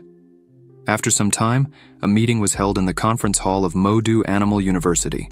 Director Wang Ting sat at the head of the table and said that everyone had worked hard in the past few days. Currently, the student recruitment at their university has been successfully completed. The freshmen this year are even more outstanding than in previous years, and not only their university but also other prestigious institutions had incredible talents and geniuses at their disposal. However, the process of waiting for them to grow is really costly. If he has to wait until then, he fears he will already be retired. Then he stood up and continued, saying that he had discussed with directors from other universities the issue that concerned him and decided to hold a national freshman competition to find out which of these talents is the true beast. In the conference room of Modu University, many people began to discuss whether it would be a good idea to hold a competition for talents from different universities to come together and compete against each other. A good opportunity to show the students that there is always someone of greater magnitude, but the freshmen shouldn't waste time on this, right? Wang Ting said that, in fact, everything had already been decided. Everyone can participate, and he hopes they provide him with a list. One of the staff members turned to the director and asked how many people should be registered. He replied that there should be about 12 people, 10 starters, and 2 reserves. In his opinion, it's better to choose according to the ranking, as there is nothing superfluous about it. According to one of the 3 lists, incoming students can also challenge, but if they follow the dragon ranking list, there may be omissions, as it only determines real combat ability. This is what happened with Songlan, the champion of Modu. His beast soul, the multicolored glass butterfly, is of the auxiliary type. Although he has reached the level of a 7-star beast general, if he were to fight alone, he would be at a disadvantage. Perhaps he wouldn't make it to the top 10 of the dragon list. This means that Songlan is weak. If he joined a fellow 9-star general class beast soul, his abilities could rival those of a beast king. The man raised his hand again, stood up from his seat, and spoke to the director. That he understands what he means. He uses the dragon ranking as a guide, but doesn't adhere to it completely. After all, there may be double battles in the competition, right? Director Wang Ting said that is correct. This is the first national competition, and will be broadcast nationwide, so he hopes everyone will give their best and strive to surpass others. The staff understood the instructions and said that everything would be done. A staff member approaches Zhao Shan and asks if he is very happy with the new students this time, and requests to take a look at them. He took the tablet from Zhao Shan's hands and said with an enthusiastic look that this young woman named Sumu is great. Wait, because they are recruiting rank E talents, Zhao Shan asked to look further down. He scrolled a bit and suddenly shouted with incredible surprise, "Student Lin Yuan, Beast Soul, Black Lizard, rank E talent, level 10 in the exam results. How is that possible?" Zhao Shan responded that if he hadn't been the examiner, he would never have believed it because this was Lin Yuan's first participation in the test. The man asked, "What's so special about him?" Zhao Shan replied by asking if he could be a genius and is looking forward to seeing his strength after training. Meanwhile, outside, night had already fallen, and a bright purple light was shining through Lin Yuan's apartment window. He was still sitting on the bed, in human terms like a monk he cultivated, not moving for an entire month in the process of absorbing nuclear radiation. He mastered the S-rank nuclear breathing skill. Lin Yuan inquired about nuclear breathing. Long replied that breathing nuclear energy can emit light particles with nuclear radiation, and the infrared rays can reach 550,000 degrees. Long asks if he wants to spend 1,000,000 evolution points on training.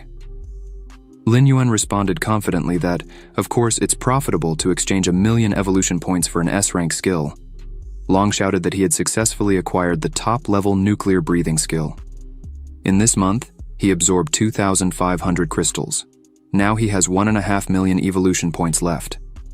Lin Yuan told him that, as he can see, the monk's practice paid off. He suggests seeing how much these evolution points can improve his level. Let him spend 500,000 evolution points to increase his size. For a monster, size is the most important thing. Long replied that it's okay. After that, Lin Yuan asked to increase the hardness of scale armor by 200,000 points, the sharpness of claws by 200,000, and the power of the nuclear reactor by 300,000 points. He should increase them. At that moment, a system window appeared in front of him. He examined it carefully and Long shouted to him that he is now the leader among Beast General level masters. A little more, and he would become a king. Lin Yuan replied that he thought 1.5 million points would help him reach the king level at once. But in the end, he managed to jump from 3 stars to 7. Maybe he's just being too ambitious. Long responded, pointing to the bags, that he still had 2,500 crystals remaining. If he absorbed them all, he could get at least 2.5 million evolution points. Lin Yuan doesn't know if this number of points is enough for him to advance to the king level at once. He didn't expect that from the general level. His cultivation would be in the millions. The higher the level, the more points are needed. Long said that even if that doesn't work, then high-quality crystals and capsules can be sold and replaced with low-quality crystals. Lin Yuan raised his hand and shouted, "Yes, the goal before school starts is the King Beast rank." A month later, at the train platform, Lin Yuan holds a ticket in his hand. Someone shouts to him, "Lin Yuan!" It was Sumu, who waved to him and approached with a suitcase, walking with Zhao Shan. He asked Professor Zhao Shan why he was there.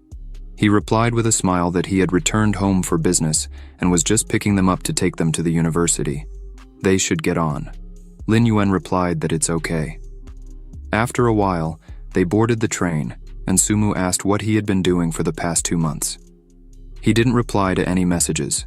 Lin Yuan replied that all this time he was practicing, couldn't talk to anyone. She must have trained too. She replied that, of course, she not only reached the general rank, but also achieved 3 stars. She told him that 2 months ago, he was a 3-star general, and now he is strengthened, so no matter how hard she tries, she would be unable to catch up with him. Lin Yuan replied that she is already very strong, and her level has increased significantly. At that moment, Zhao Shan informed them that they had arrived at the right place. He opened the doors, and they entered a room with all amenities, which surprised Sumu. Lin Yuan thought about it upon entering. Regular seats on this train cost more than 100,000, and Professor Zhao Shan has a separate room just for him. A Lord-class master is treated specially. Zhao Shan said that if everything goes well, they will reach the university at night. Lin Yuan asked what he means by, "if everything goes well." He replied with a serious look that fights between monsters could occur along the way. They call it the beast tide.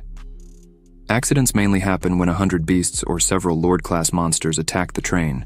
Sometimes even King-class monsters are caught. Lin Yuan replied that it sounded very dangerous. Sumu turned around surprised and became cautious with those words. Zhao Shan continued to say that they shouldn't worry.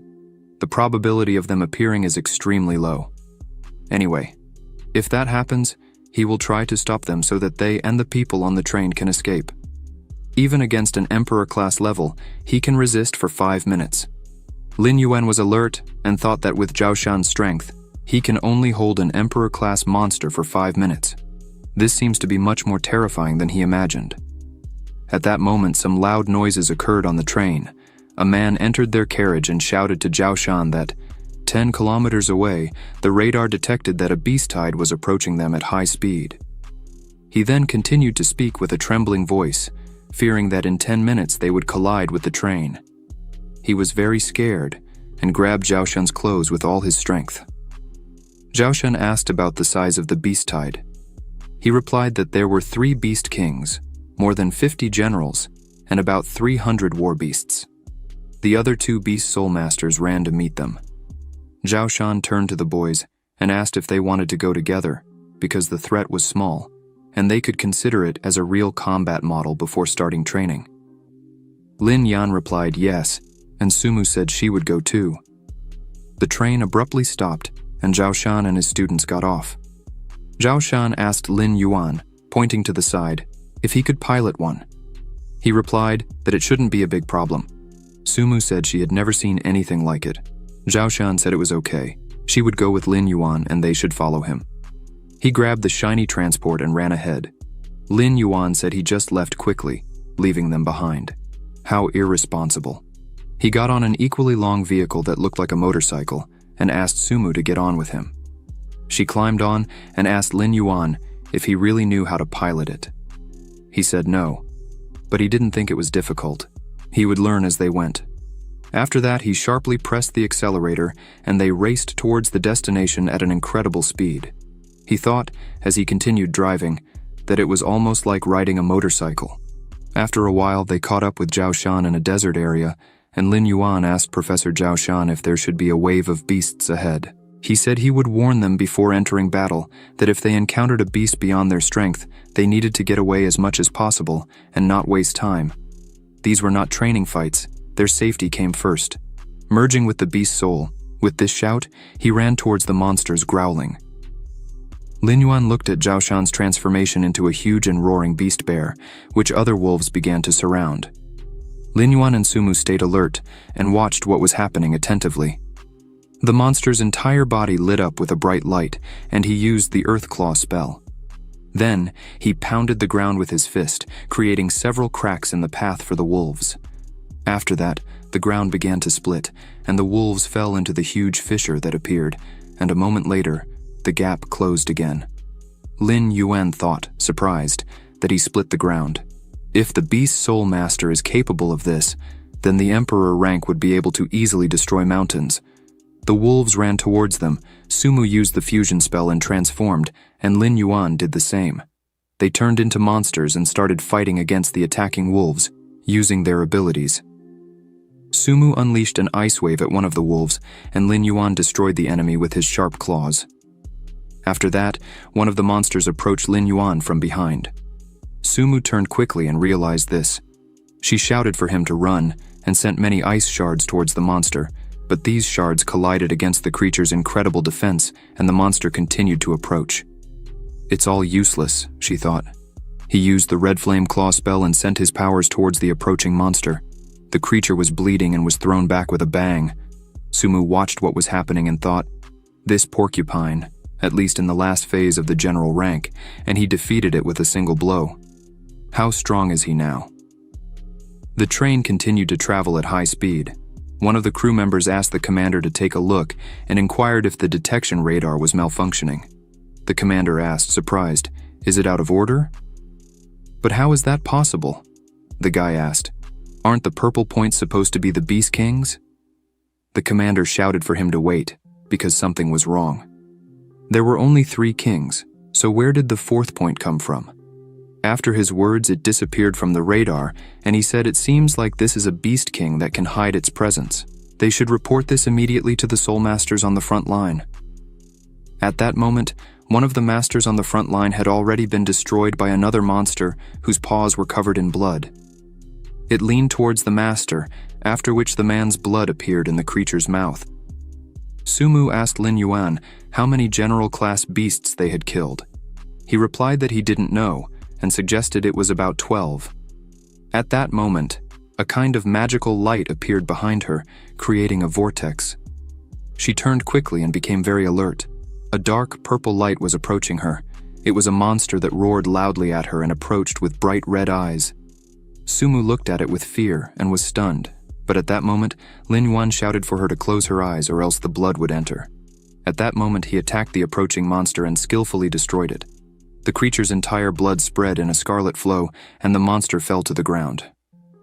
Long reported that this beast master is classified as the best in stealth. Lin Yuan replied that it seems they were misinformed, as there is another king-class monster.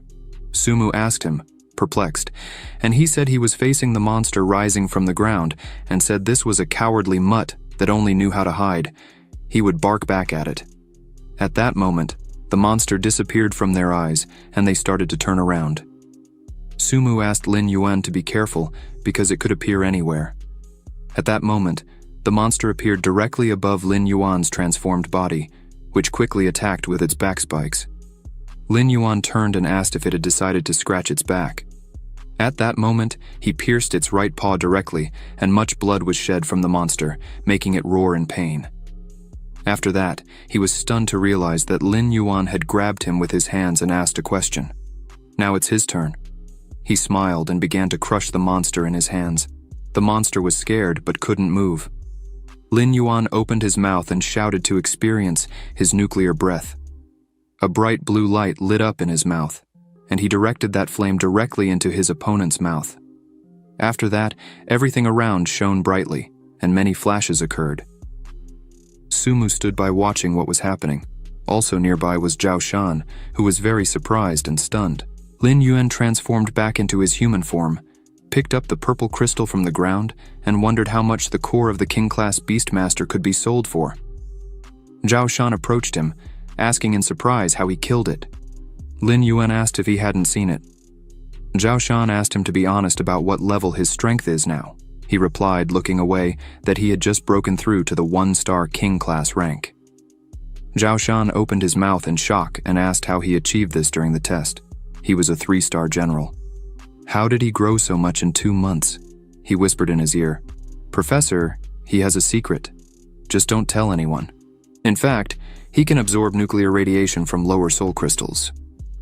At that moment, Sumu ran up to him and asked with a scared expression if he was okay. He waved his hand and said calmly that he was fine.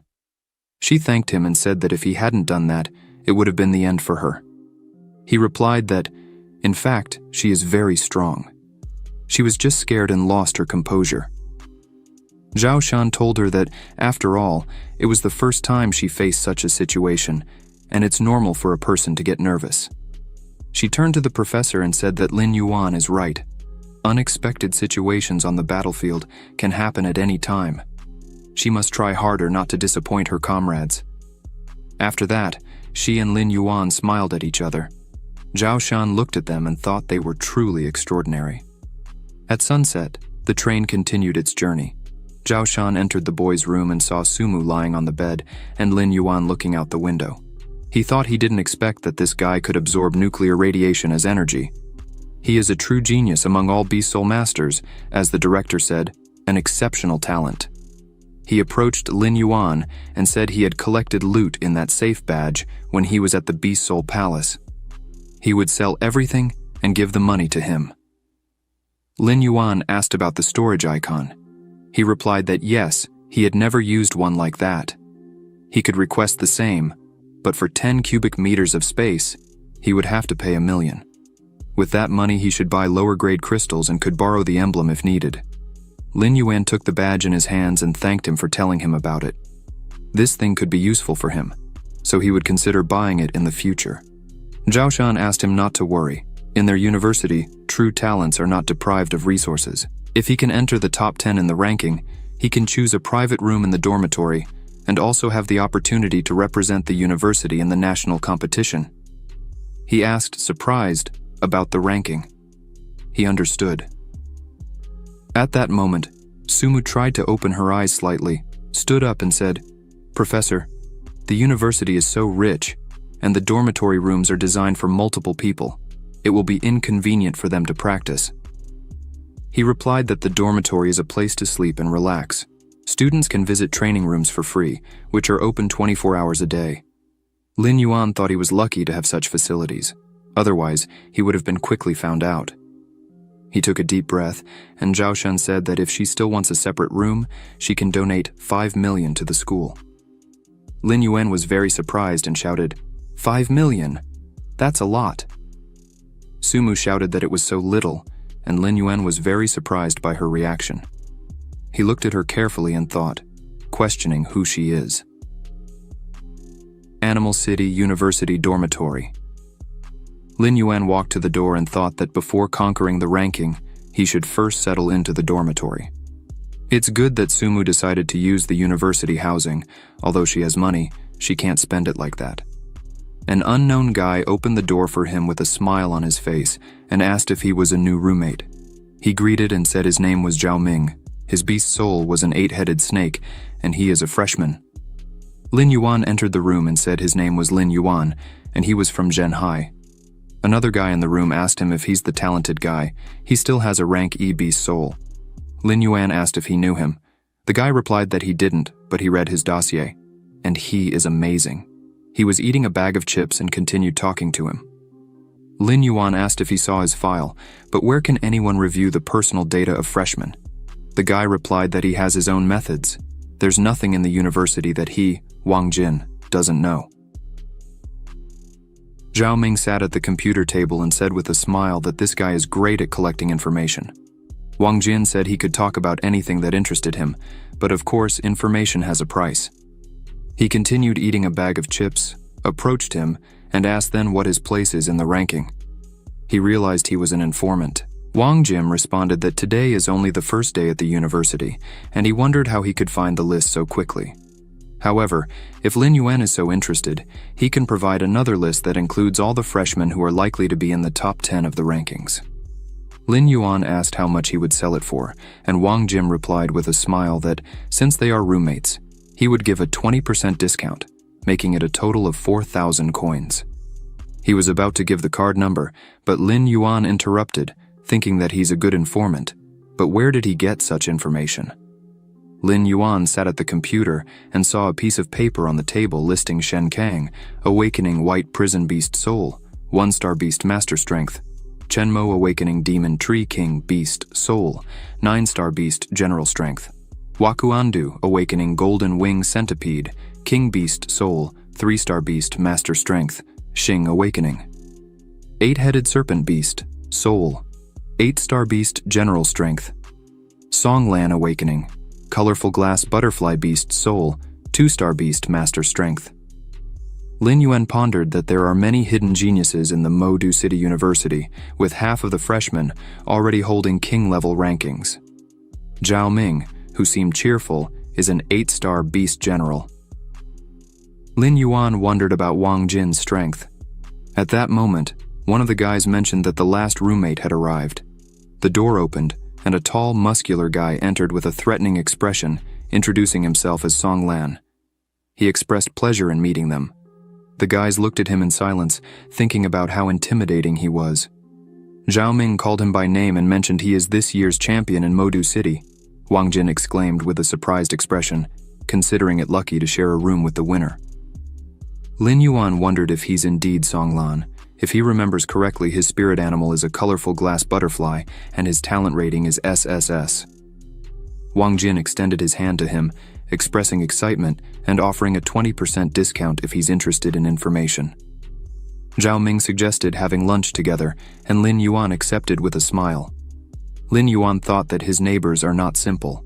One is an 8-star general, the other is a 2-star king, the third is an informant. They went out together, and Zhao Ming, walking ahead, expressed his dream of entering the university and feeling like he's dreaming now. Wang Jin warned him not to daydream when it's time to pay bills. Suddenly, they noticed 2 girls not far away, one of them being Sumu.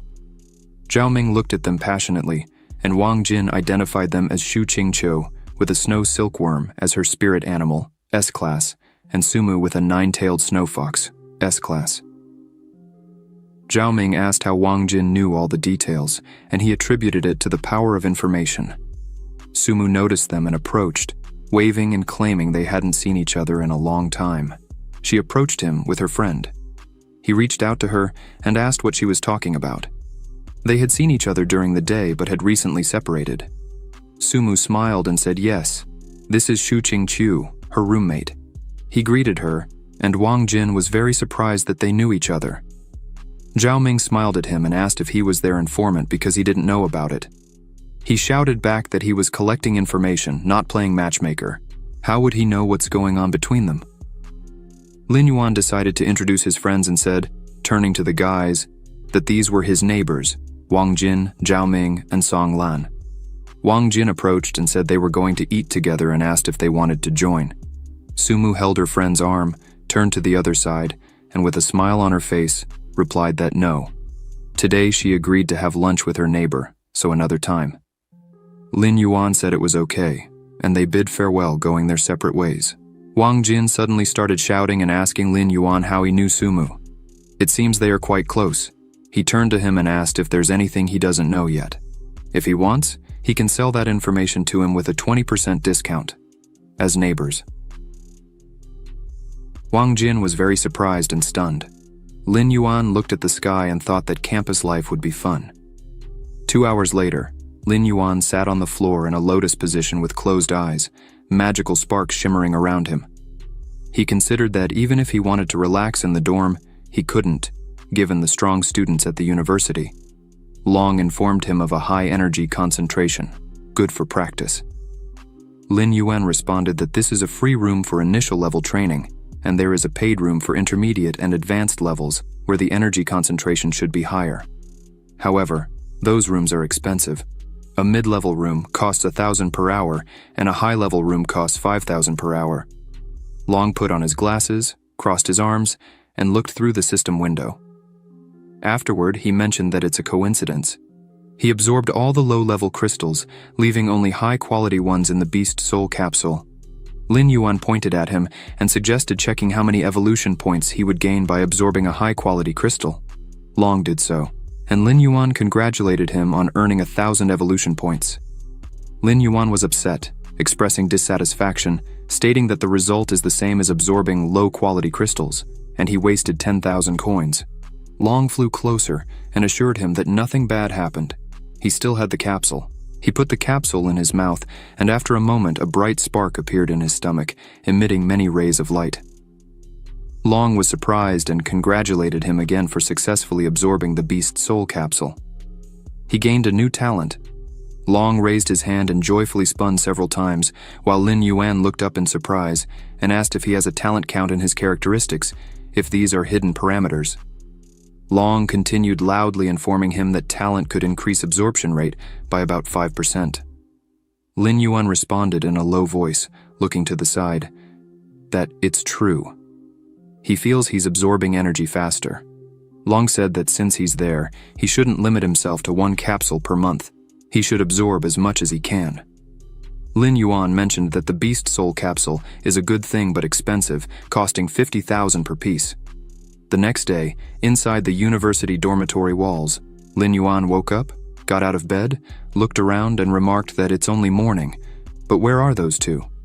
Wang Jin, sorting papers on the table, replied that they must be in the training room. Lin Yuan realized that he wasn't the only one training diligently. He needed to go to the Beast Soul Palace and buy a batch of lower-level crystals. He picked up the phone and greeted someone who called him. The caller greeted him and asked if he was awake. He should come to pick up the money. After a while, he met Zhao Shan on the street, and he mentioned that all the crystal cores were collected. The portion given to him is 2,200,000. Lin Yuan, with the phone in hand, looked at Zhao Shan's phone and wondered how much that would be. This would solve his problem. Zhao Shan spoke. Furthermore, he exchanged 1 million for 10,000 lower-level Beast Soul crystals. The crystals and the remaining money are in this badge. He will lend it to him for a while. Lin Yuan thanked him, calling him a professor, and at that moment, he looked into his eyes and thought that indeed, Zhao Shan is someone he can trust. After that, a smile appeared on his face, and he asked the professor if he could help him with something. He wants to exchange the remaining money for some Beast Soul capsules. This money is enough to buy 24 pieces, which would last for 2 years. Zhao Shan asked why he needs so many. He asked him not to worry, and said he knew the right amount. Zhao Shan replied, okay, as soon as there is time, he will go to the Beast Soul Palace and he should train hard. The rankings will be announced soon. Suddenly, he patted his shoulder and began to speak loudly, saying that if he gets into the top 10, he will try to secure a spot for him as a representative of their university in the competition. Lin Yuan responded with a serious expression that he understood everything and thought that his goal is not to be in the top 10, but to be the first on the list. A little later, he was back in the training room, studying hard alone, except for the presence of Long nearby, who congratulated him for successfully absorbing nuclear radiation, earning 1,000 evolution points this time in just 10 minutes. Lin Yuan continued to sit in silence with closed eyes, but suddenly, he asked if it was due to the 5 reward capsules he absorbed. Does that mean not only does the air energy absorption rate increase, but also the crystal assimilation rate? Long responded with a surprised expression that honestly, he himself isn't sure. When the professor sends a batch of capsules, he'll be able to check. Lin Yuan gripped the purple crystal in his hands and shouted with a threatening expression that, yes, they will continue to absorb the crystals to increase their strength. Time passed. Days followed mutually. Sometime later, A few days after, Lin Yuan entered the dorm room with a shopping bag in hand. His neighbors were all in the room, facing each other. Lin Yuan entered and asked if today is a special day, because everyone is here. At that moment, he thought that normally, these three leave early and return late. Well, except for Wang Jin, who collects information all day. Wang Jin told him that today is the freshmen's meeting. He was so engrossed in training that he forgot about it. Lin Yuan exclaimed with a surprised expression that he really forgot. Wang Jin smiled and shouted that the three of them are training like monsters. They really want to be in the top 10. Zhao Ming retorted, "Come on. With his 9-star general, he can only get in the top 100, but Song Lan with his strength will surely get into the top 10, right?" Song Lan spoke in response, scratching the back of his head. Although he holds the rank of king, his soul is auxiliary, and he is not skilled in battle. Furthermore, there are many talents in the university, so it's uncertain. Lin Yuan thought as he watched the conversation. It seems that this year's competition will be intense, and he must train hard. After some time, the boys entered the huge assembly hall. Wang Jin turned to him and said he heard that Director Wang Ting would give a special speech at the freshman meeting. He is the Beast Emperor, and his presence will show that the students are crucial to the university. However, he is unaware that there will be a national competition among the first classes of famous universities this year. The director attaches great importance to selecting students who will represent the university in competitions. Zhou Shan touched Lin Yuan's shoulder, who abruptly turned to him and asked, "Professor Zhao Shan, why is he here?" He replied that teachers should also attend the freshman meeting. After that, he returned his attention to the boys sitting beside him and asked if they should be neighbors. Wang Jin turned to him and said he admired him for a long time. Lin Yuan pointed his finger at him and said that he was his neighbor, after which he mentioned his name and said he specialized in gathering information. Zhao Shan asked, "Gathering information?" After which he laughed and said it was very similar to his father. Wang Jin smiled and thanked him for the compliment, addressing him as a professor. Lin Yuan turned to him with a surprised expression and asked, "What's going on? Do they know each other?" Zhao Shan replied, "His father is a very famous person. You'll find out soon, and now it's time to go." Zhao Ming asked Wang Jin who he was. Wang Jin replied, "This is Zhao Shan, the Great Furious Bear, an 8-star beast lord, one of the promising candidates for the position of emperor." At that moment, he asked to look at the stage where the director appeared. Director Wang Ting arrived at that moment. Lin Yuan looked at Wang Jin in astonishment and wondered, "Wait, his name is Wang Ting, so Wang Jin is really his son. Incredible." Wang Ting ascended the stage and spoke loudly, with confidence in his eyes. He greeted the teachers and students. He is the director of Most City Animal University, Wang Ting. He is happy to see them all here. They are the freshmen of his university and also a great hope. Soon the ranking will be officially opened. They will face the first stage of the fight. The higher the ranking, the more generous the rewards they will receive. Destiny is always in their hands. Talent matters. It means anything as long as they fight. They can change their destiny. The strong must fight. The Beast University of Modu has the highest mortality rate, but since each of them chose to be here, it means there are no weaklings and cowards here, ladies and gentlemen. They realized this, and all the students shouted together, "Yes." The list was released. The system window reports in first place, Wo Xiangu, Beast Soul King Awakens, Golden Winged Centipede. In second place, Shen Gang, Beast Soul Awakens, White Fang. In third place, Wang Lin Hu, Beast Soul Awakens, Red Flame Tiger. In 10th place, Song Lan, Beast Soul Awakens, Multicolored Glass Butterfly. Wang Jin's information turned out to be useful. The assumptions were correct. Then, as he looks after some time, he realizes that he is only ranked 312th. His awakened beast soul is a large black lizard. He sadly realizes that he is ranked very low. Lin Yuan continues to look at the list and thinks that Modu Beast University really has many super talented students. He was ranked this way after only 10 rounds of tests. He wonders what the rules for ranking are. Suddenly, Long appears over his shoulder and cheerfully says that he knows. The first rule is that only a lower rank can challenge a higher rank, and the difference in rankings cannot exceed 20. The second rule is that each day you can only challenge once. In the first 2 times, one cannot refuse a challenge thrown by someone.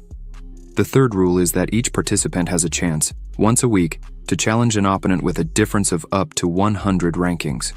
The fourth rule is that the use of illegal substances is prohibited, and the weapon used must match one's own level.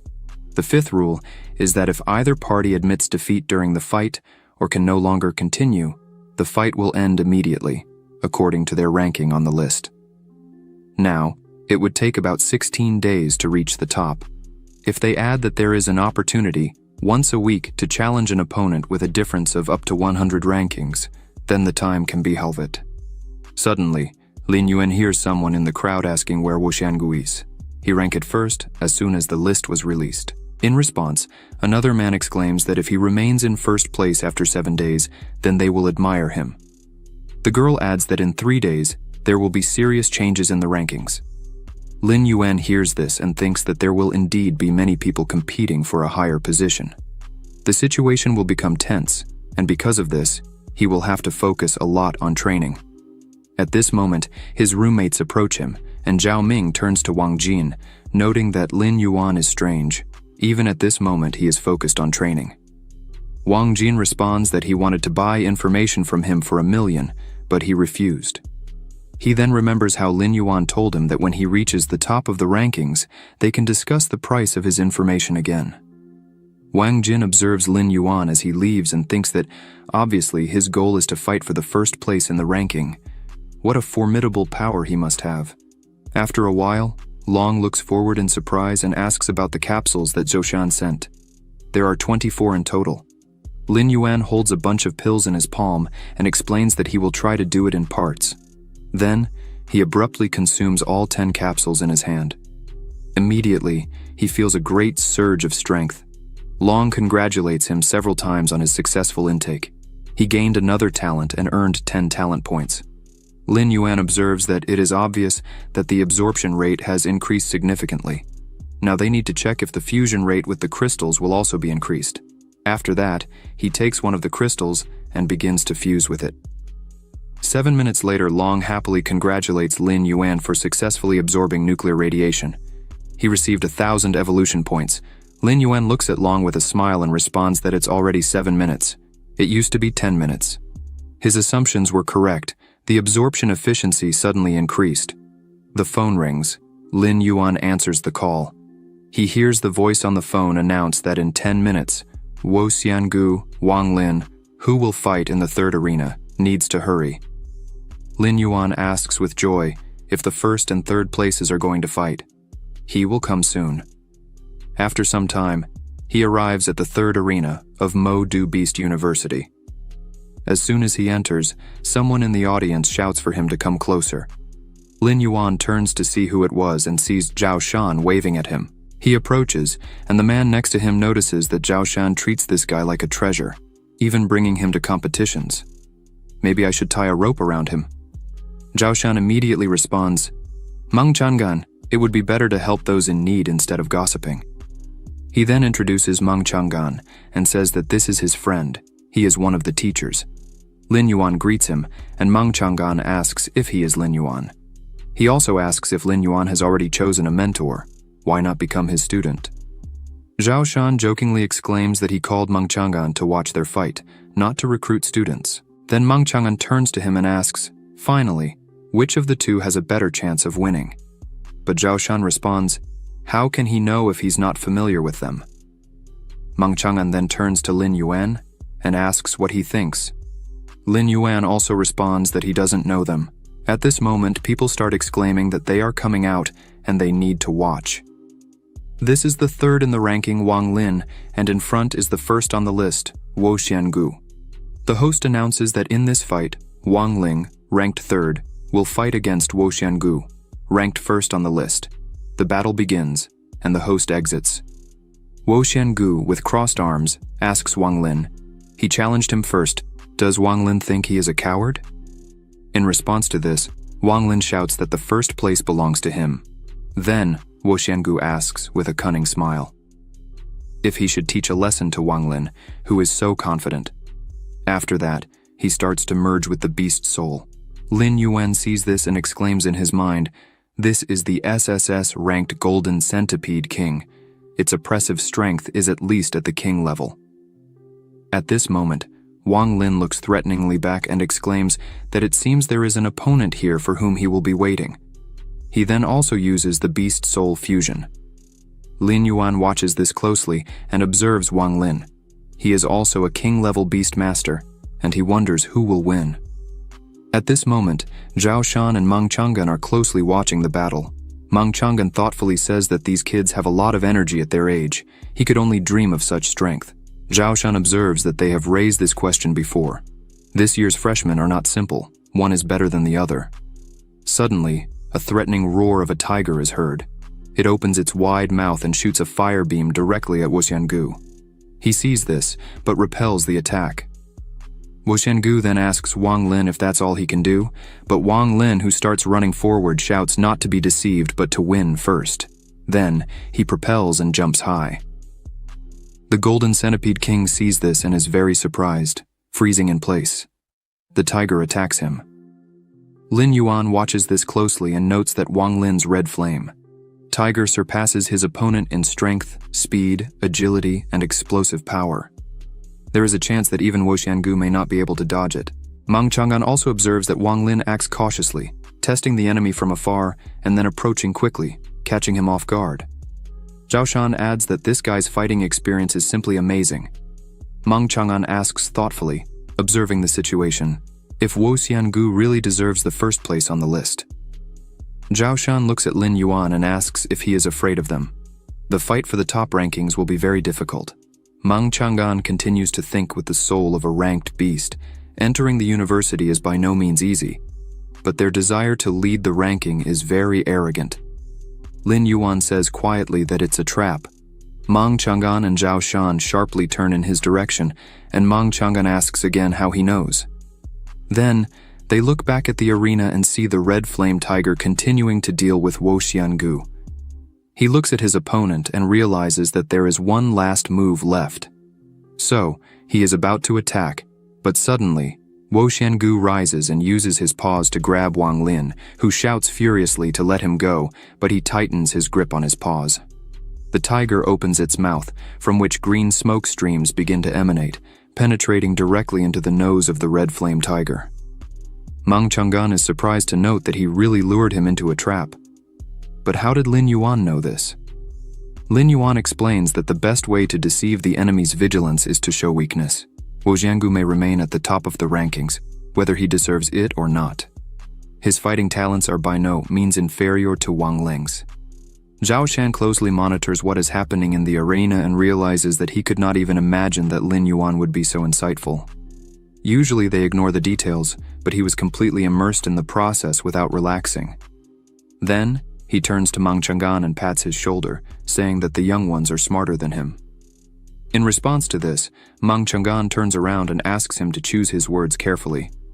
Zhao Shan was probably just waiting, but he exclaimed in response that even if he didn't notice anything, he has an attentive student. Meng Chang'an responds confused that he shouldn't have been underestimated.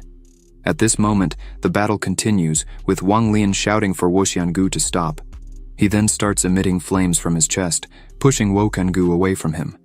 Immediately after that, the red flame tiger leaps and tries to attack the Golden Centipede King. The crowd is perplexed.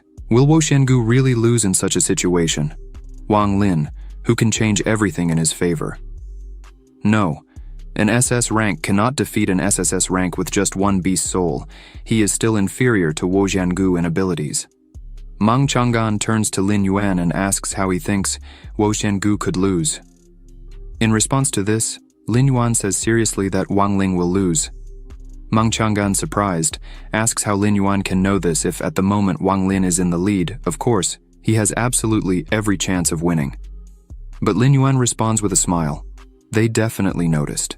They are probably just testing him. Zhao Shan smiles. Really? Nothing can be hidden from this guy. Lin Yuan explains that Wang Lin's attacks are fierce but hasty. The poison is about to take effect. The red flame tiger growls heavily and prepares to attack. Wu insists that he give up soon, that he has no chance. Perhaps it is not too late to go to the medical center and remove the poison, but if he doesn't go, he is not responsible for the consequences. But in response, Wang Lin shouts with a loud roar, "No way!" He then jumps directly towards Wo Xiangu. Wo Xiangu looks at this and exclaims, "What a fool!"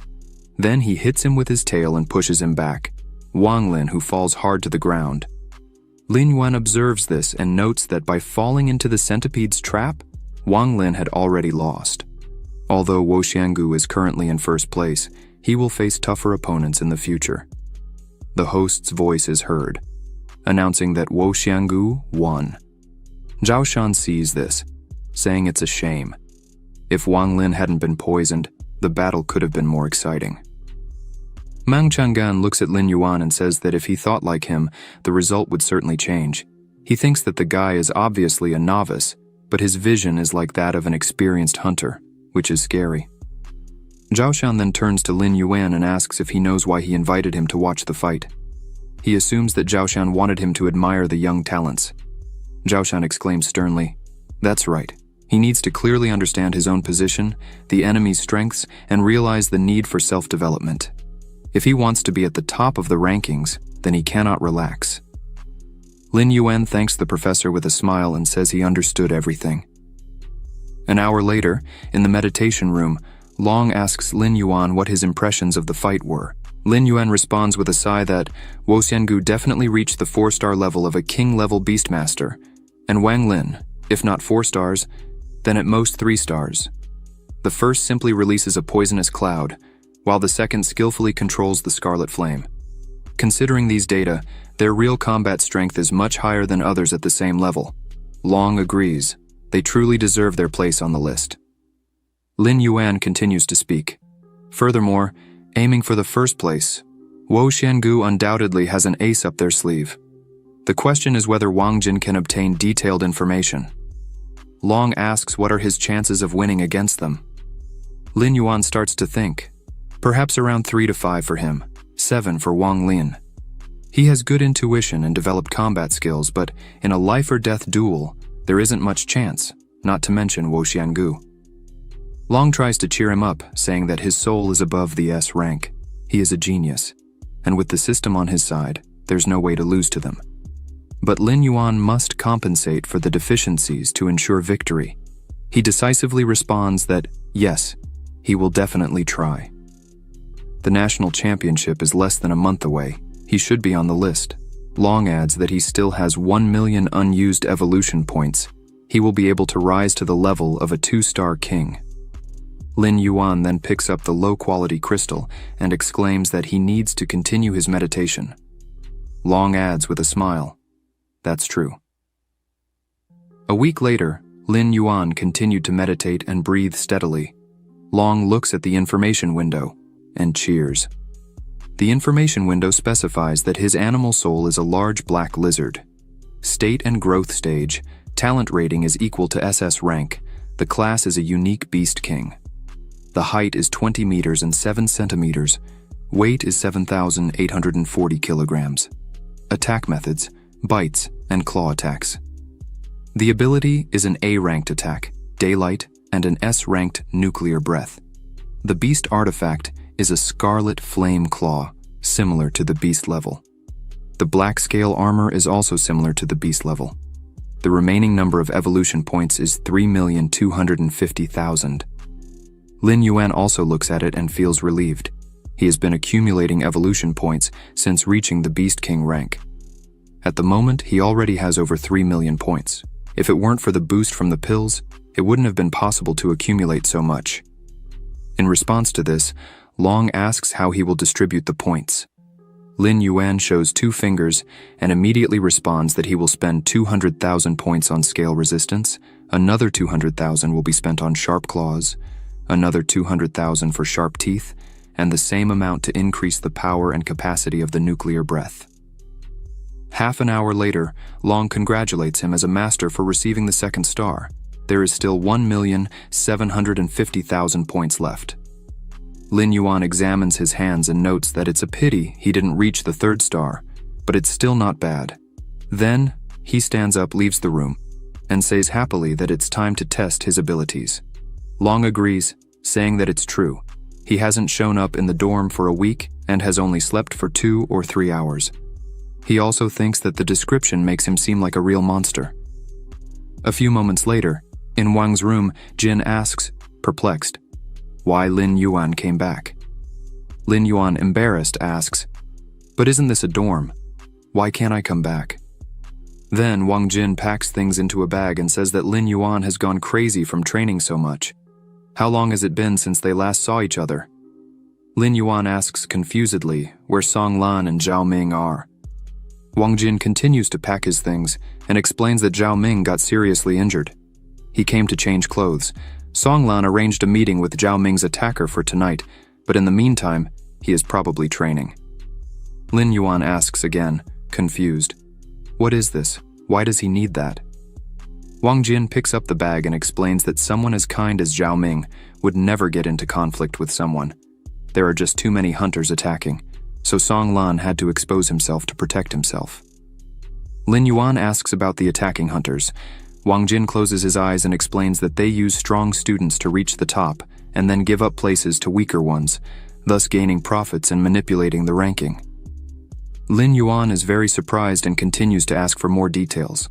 Wang Jin continues to explain that initially, the strongest freshmen fight for a place on the list, and then lose to the weakest member of the group to transfer the ranking to them. Also, to maintain scores, participants must pay a weekly fee, and those who want to get a higher ranking are required to pay more.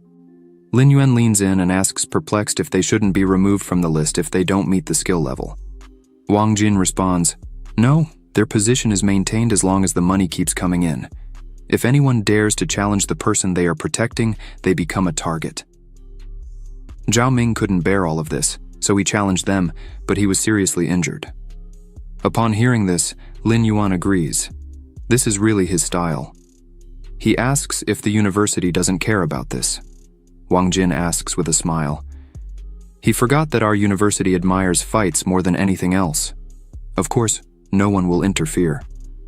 Then Lin Yuan realizes that this university is even more ruthless than he imagined, and he begins to like it more and more. Next, he asks who founded the organization. It probably isn't one of the strongest to create such a thing. So, Wang Jin says that the creator of the Hunters group is Wo Xiangu. Lin Yuan asks if Wo Xiangu isn't the first on the list, but Wang Jin responds that he hasn't been in the first place for a long time. Among the current freshmen, he is considered a hidden talent. Wang Jin then shows the phone displaying the leaderboard on the screen. Today, at 3:30, the first place is occupied by Chu Tiani, the best solo soul of the black-headed golden eagle. The second place goes to Shen Keng, the white-fang beast soul. The third place is Wo Xiangu, the king of the golden-winged centipede beast soul. The fourth place is Li Qinggan, the dark purple monstrous vine beast soul. The fifth place is occupied by Wang Lin, the red flame tiger beast soul. The 18th place is occupied by Song Lan, the multicolored glass butterfly animal soul. After this, Wang Jin adds seriously. On the second day after the list was published, Wo Xiangu created a ranking hunters organization.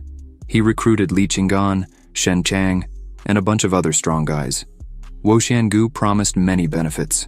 Now, 1/3 of all students are in his organization, but guys like Wang Lin and Chu Tiani didn't join. Lin Yuan observes thoughtfully. Wang Lin and Wo Xiangu don't get along, so it's not surprising. If we talk about Chu Tiani referring to Wo Xiangu, we had no idea about his strength. Wang Jin, sitting in the chair in front of Lin Yuan, exclaims, Chu Tiani would need only 4 days to reach the top. The funny thing is that many hunters challenged him, but they were just another obstacle.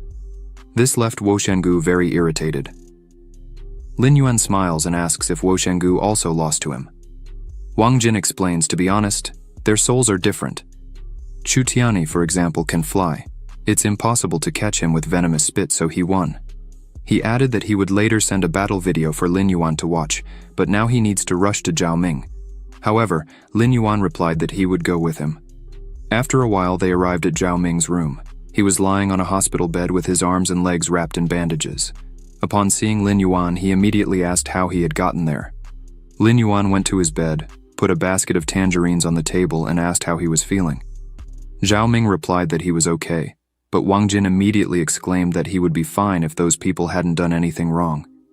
Zhao Ming, in turn, smiled awkwardly and said that it's because his skills are inferior to others. Then he asked if Song Lan was meeting with that guy today. Wang Jin replied yes, tonight, at the 7th arena. Upon hearing that, Zhao Ming sat up in bed and said angrily that it was all his fault. If he had been a little stronger, none of this would have happened. Seeing this, Wang Jin tried to calm him immediately, saying that he should be quiet or he would have to bandage him again. Lin Yuan observed Zhao Ming with concern and asked if Yuan Li was the one who did this to him. That night, Lin Yuan and Wang Jin were at Modu University's Arena number 7. Wang Jin was eating a snack and explained that today's opponent is called Yuan Li. He is ranked 25th, but he's fighting hard for it. He also hopes that Song Lan can make it because in the battle with Zhao Ming, Yuan Li didn't show his full strength. Lin Yuan turned to Wang Jin and asked in surprise why Wang Jin doesn't seem to care about his ranking. Wang Jin confirmed with a smile that, yes, it's very difficult for him to fight for a place on the list, so he can only improve his intelligence. He doesn't rely on anyone to gather information and then sell it. He wants to become the biggest seller of intelligence services in China. Lin Yuan adds that it seems even the wealthy are facing difficulties.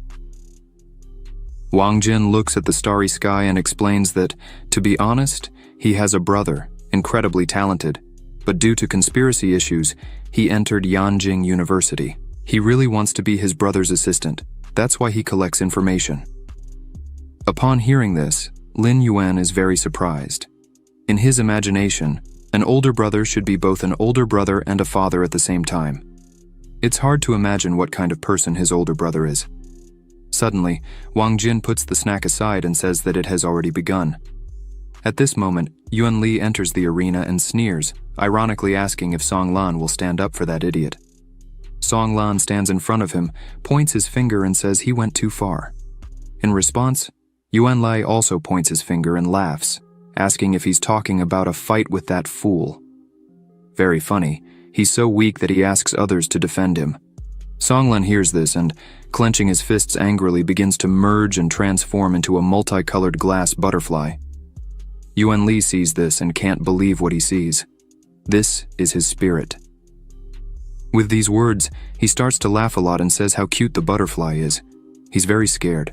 Suddenly, he looks furiously at Song Lan and exclaims that his shiny wings are perfect to be destroyed by him. Then, he starts to merge and transforms into a large ape-like monkey. People in the crowd are very surprised because Song Lan's spirits are very different from his. Someone responds that they heard it's just an auxiliary soul with no combat power. How can it fight against the armed demon monkey? Yuan Li is an aggressive soul. Song Lan is in danger now. Wang Jin turns excitedly to Lin Yuan and says, Yuan Li is incredibly strong. He has every chance of entering the top 10 in the rankings. He asks if Song Lan has a chance of winning. Lin Yuan watches closely what is happening and answers that he still doesn't know, but now the monkey clearly has the advantage. At this moment, the monkey reaches out for the butterfly, but it uses acceleration. When Yuan Li thinks he has caught it, it appears behind him. Yuan Li wonders what this is, but the butterfly uses fury and attacks the monkey from behind. The monkey then screams in pain and falls to the ground. Lin Yuan understands this is the power of the glass butterfly. Wang Jin says, despite the mediocrity of the soul, it still needs to be taken into consideration. If Yuan Li relaxes, he will suffer. The butterfly looks at him mockingly. He shouts angrily that Song Lan must die. With these words, he stands up and jumps toward the butterfly, and in an instant, it flies around the monkey and hurts it. Wang Jin exclaims in horror, he has gone mad. But Lin Yuan explains that no, these are attempts to push Song Lan to the edge of the ring to limit the space of movement and create an opportunity to attack. At this moment, the butterfly is watching attentively. Lin Yuan continues to explain that fighting in a confined space limits the combat area, which is different from fighting in an open field. Therefore, Yuan Li tries to shorten the distance and minimize the effectiveness of the butterfly's attacks. At that moment, the monkey jumps to attack Song Lan. Wang Jin asks, horrified, and finds out that Song Lan's situation is terrible. The monkey raises its fist and confidently shouts that butterflies are not capable of anything. She needs to stop running away and accept defeat. With these words, Yuan Li leaps, aiming his fist straight at the butterfly, but Song Lan exploits the weakness, and the monkey freezes. He exclaims in horror, not understanding what is happening. He can't move. The butterfly responds that it won't be able to narrow the space. The battle's outcome is already predetermined. Then, the butterfly starts flapping its wings intensely, but the monkey smiles bloodthirstily and says that although Song Lan is stronger than that idiot, he never ceases to be a fool. Yuan Li starts gathering energy to attack Song Lan, who sees this and anxiously shouts for an aerial attack. At that moment, the monkey uses a series of strikes, and many sharp red spears burst from its chest. The spears fly directly at the butterfly and tear its wings. Song Lan falls helpless to the ground. Yuan Li jumps and maliciously smiles, saying it's time to torture this fool a bit. With these words, he intentionally falls onto the butterfly and tries to crush it. Yuan Li then stands up and says he knew Song Lan could fly, so he prepared an aerial attack. At that moment, the butterfly tries to fly, but the monkey presses it to the ground with its paw and asks if Song Lan keeps trying to fight. With these words, he further injures the butterfly and starts laughing furiously. Wang Jin wonders with tears in his eyes where the referee is because no one is announcing the fight results. This monster is going to kill him. Yuan Li continues to hurt Song Lan's eyes and asks him what a failure. The auxiliary soul couldn't protect anyone. He is weak but likes to defend others. He also hopes that Song Lan remembers today's lesson for a long time. At this moment, the referee appears and announces that based on the duel results, Yuan Li will take Song Lan's place in the rankings and become the 18th. Yuan Li turns back into a human and laughs loudly, saying that if Song Lan wants to continue, he'll be waiting for a call anytime, but now he belongs with his idiot friend in the infirmary. Then he starts to leave, but suddenly Wang Lin's voice is heard going straight to him, asking if he has no shame. He approaches quickly. Yuan Li, mocking, asks why he cares. It only concerns him and Song Lan. If he wants to fight, he can go to Woxianggu, but Wang Lin clenches his teeth in anger and asks threateningly if he dares to say more, because if he says more, he will tear his mouth himself.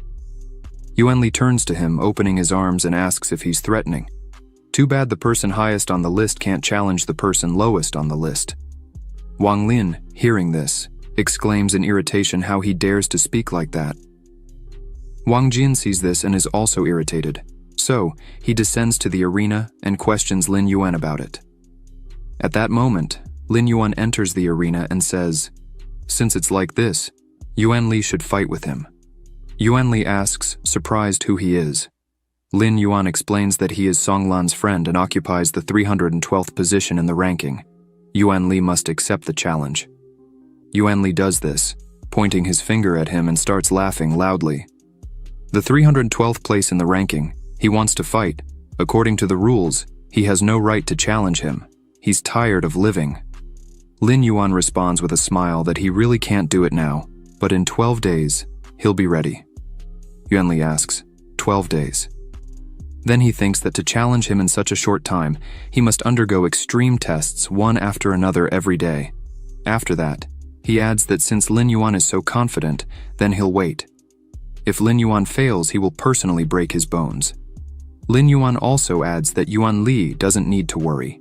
He will wait. He then looks at Song Lan and runs to him with Wang Jin. Song Lan holds his hand and, with the last of his strength, begins to apologize for losing. Lin Yuan immediately calms him and tells him to rest and regain health. He will take care of the rest. Then he turns to Wang Lin and thanks him for defending Song Lan. Wang Lin explains that they were not satisfied with the hunter's behavior before, but as he sees that Lin Yuan is not a coward either, he decided to challenge Yuan Li. Lin Yuan replies, if I were afraid of everything, what's the point of coming here? He then apologizes and says they need to go to the infirmary. Wang Lin remains silent for a while and watches as Wang Jin and Lin Yuan help Song Lan walk. After a few seconds, he responds, it's okay. Then he realizes that friendship with Lin Yuan will be useful later. Wang Jin and Lin Yuan stay close to the hospital bed where the injured Song Lan is lying. Wang Jin turns to Lin Yuan and asks if he was just fooling around in the arena. He replies, "It seems like it." Wang Jin wonders, "Can't you handle Yuan Li?" Wang Jin looks at him suspiciously and responds that he doesn't know his true power. But Lin Yuan says that in 12 days, they will find out. Wang Jin is very surprised by this response. The next day, Wang Jin is in Arena 57. He observes Chen Hai, a mutant sea serpent ranked with 8 stars in the Soul hierarchy, who is in the 262nd position in the ranking.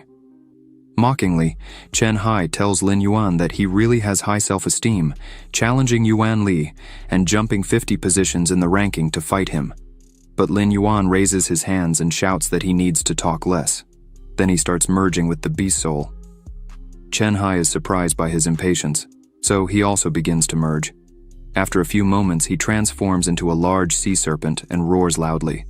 Lin Yuan also transforms into a large black lizard. The serpent immediately warns him to be careful, then attacks and coils around the lizard's body.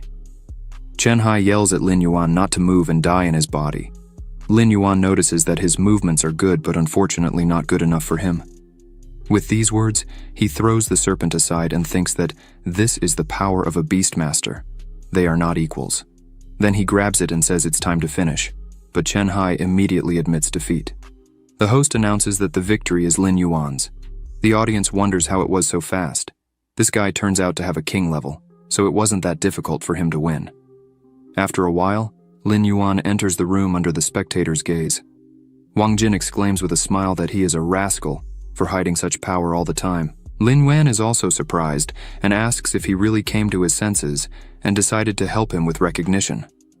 Wang Jin smiles and responds that no, he had great ideas on how to make money, and he asks if he is interested. Lin Yuan immediately asks him to tell. At this moment, he thinks that money wouldn't hurt. Wang Jin says that his story in yesterday's battle quickly spread throughout the university, so now he is incredibly popular. He will open a betting office. The bet will be whether Lin Yuan can remain undefeated for 12 days or not. But to prepare well, he needs to know Lin Yuan's true power. Lin Yuan then whispers in his ear that his strength is approximately equal to that of a 2-star beast king. When Wang Jin hears this, he immediately exclaims that Lin Yuan is stronger than Song Lan. He realizes that Lin Yuan was pretending on purpose. He approaches him and asks how confident he is that he will last the full 12 days without defeat. He thoughtfully replies that about 95% or more, opponents below the top 20 don't pose a threat to him. Then, Wang Jin responds with a smile, "Okay, I'll bet 10 million. We'll split 60% to 40%. Lin Yuan indignantly asks if that's too much. Wang Jin responds with a smile, "Of course not. He is the key to their success." Lin Yuan asks, perplexedly, "Why him?" After a while, in the university's cafeteria number 2, Mo Du, Yuan Li sits at the table and devours food furiously. Suddenly, they hear someone saying that he is doing well. Yuan Li immediately asks what he's doing there. Wo Xiangu explains that he heard someone challenging him after the duel with Song Lan yesterday. Yuan Li continues eating and responds that it was some clown outside the top 300. What's so interesting about that? Wo Xiangu leans over the table and responds that it seems the news hasn't reached him yet. That guy's already risen to the 262nd ranking and says he's on the level of a beast king. Yuan Li is very surprised by the level of a beast king. Wo Xiangu smiles and responds that he heard about it, so he decided to inform him. Yuan Li calms him down and says that this guy could be anyone. He doesn't need to worry. He won't let this guy know anything about the organization's affairs.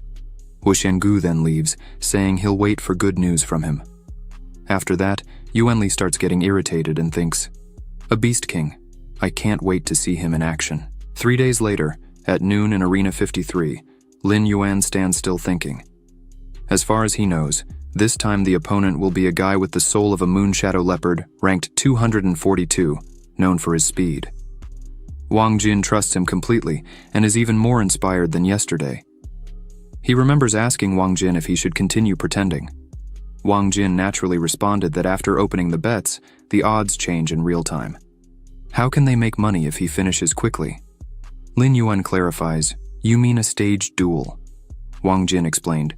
Of course not. Where did he get the idea that the duel would be staged? This is just a business strategy. In the end, he still needs to win.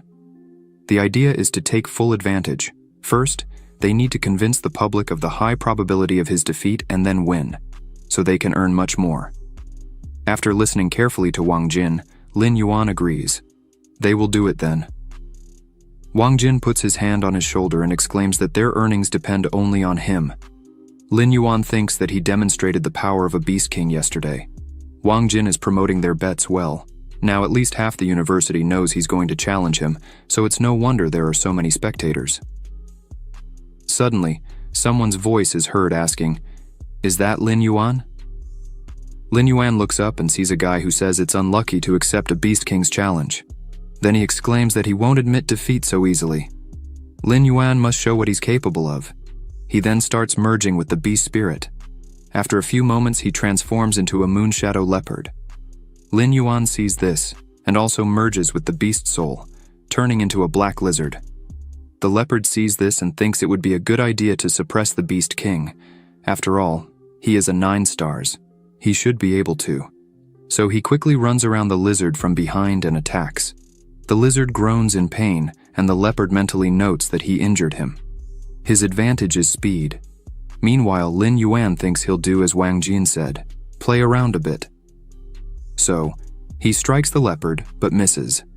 Then, the leopard attacks him again from behind. He understands. It seems this is the essence of the true power of the Beast King. At this moment, the audience exclaims in perplexity, "How is it possible? The Beast King can't handle him, and how will he fight against you and Yuan Li?" One spectator said, someone organized a bet on whether Lin Yuan would be able to win in 12 days or not. Another spectator replied, it seems that with this strength it will be difficult for him to win. Wang Jin hears this and thinks with a smile, it seems the goal has been achieved. The more people doubt Lin Yuan, the better he demonstrates his acting skills, the more money they can earn. At this moment, the leopard attacks the black lizard again. He thinks that if it continues like this, maybe he can defeat the Beast King. Then, he approaches the lizard again and stabs him in the back, but suddenly the lizard turns around and throws him away. The leopard hits the wall directly, and as he falls, returns to human form. The audience is surprised. Lin Yuan looks at the enemy and then smiles. The enemy is perplexed. Maybe it's a coincidence, but he couldn't avoid the blows. At this exact moment, the audience starts cheering with joy. How did this happen? The Beast King still proved to be stronger than the ordinary Soul Master. What are we talking about? Lin Yuan is so strong that he can seriously injure with just one blow.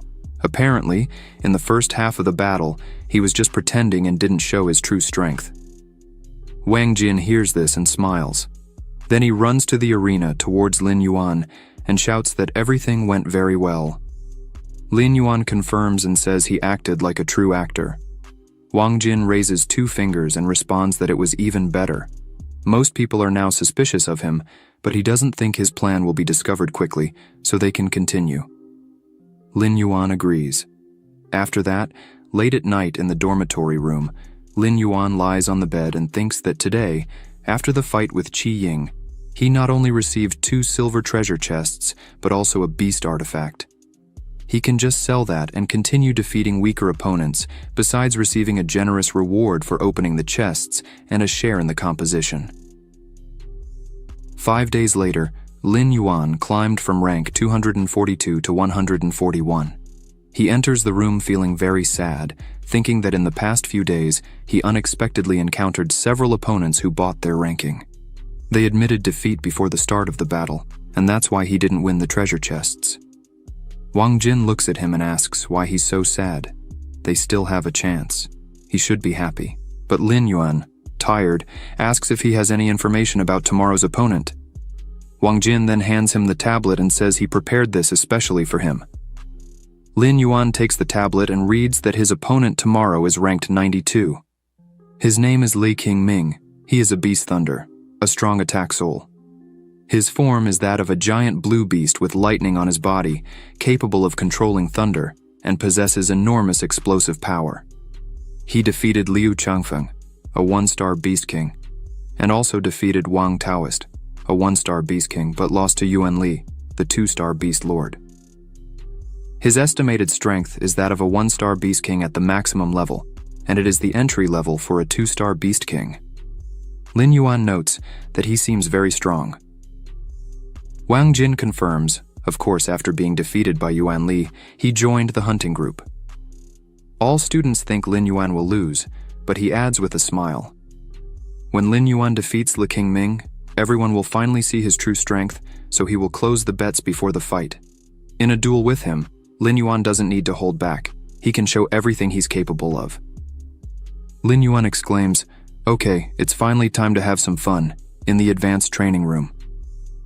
Sumu is sitting on the floor with her eyes closed, magical sparks shining intensely around her. Suddenly, a message from Shu Qingqiu arrives on her phone, and Sumu asks if something happened. She replies that there will be a fight between Lin Yuan and Le King Ming today, and asks if she'll watch. Sumu looked into the distance and wondered how strong this guy is. Shu Qingqiu replied that he was ranked 92, a 1-star Beast King. Sumu lowered her gaze and said, repeating, a 1-star king.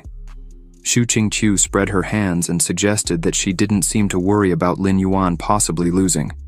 Sumu raised her arms and, with a smile on her face, said aloud that he is very strong, and she believes in his victory. Shu Qingqiu said with a smile that she realized she was confident in her boyfriend. Sumu felt embarrassed by such a statement and shouted awkwardly that he wasn't her boyfriend. She shouldn't say such nonsense. They are just compatriots. Shu Qingqiu replied to her, "Okay." She wanted to know something else, why she doesn't participate in attack battles. She should be able to handle at least the next 50. Sumu replied that the teacher said there's no point in fighting just for a reward. First, she needs to level up, and then act. Shu Qingqiu took a deep breath and said that the teacher's reward is a lot of money, apparently, to pay for the best leveling room every month.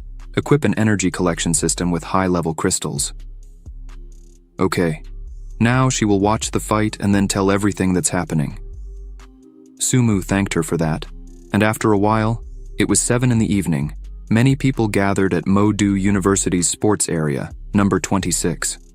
Lin Yuan was near the entrance of the arena with Wang Jin and asked him, hearing the loud voices of the crowd, why there were so many people today. He replied that about half of them are betting.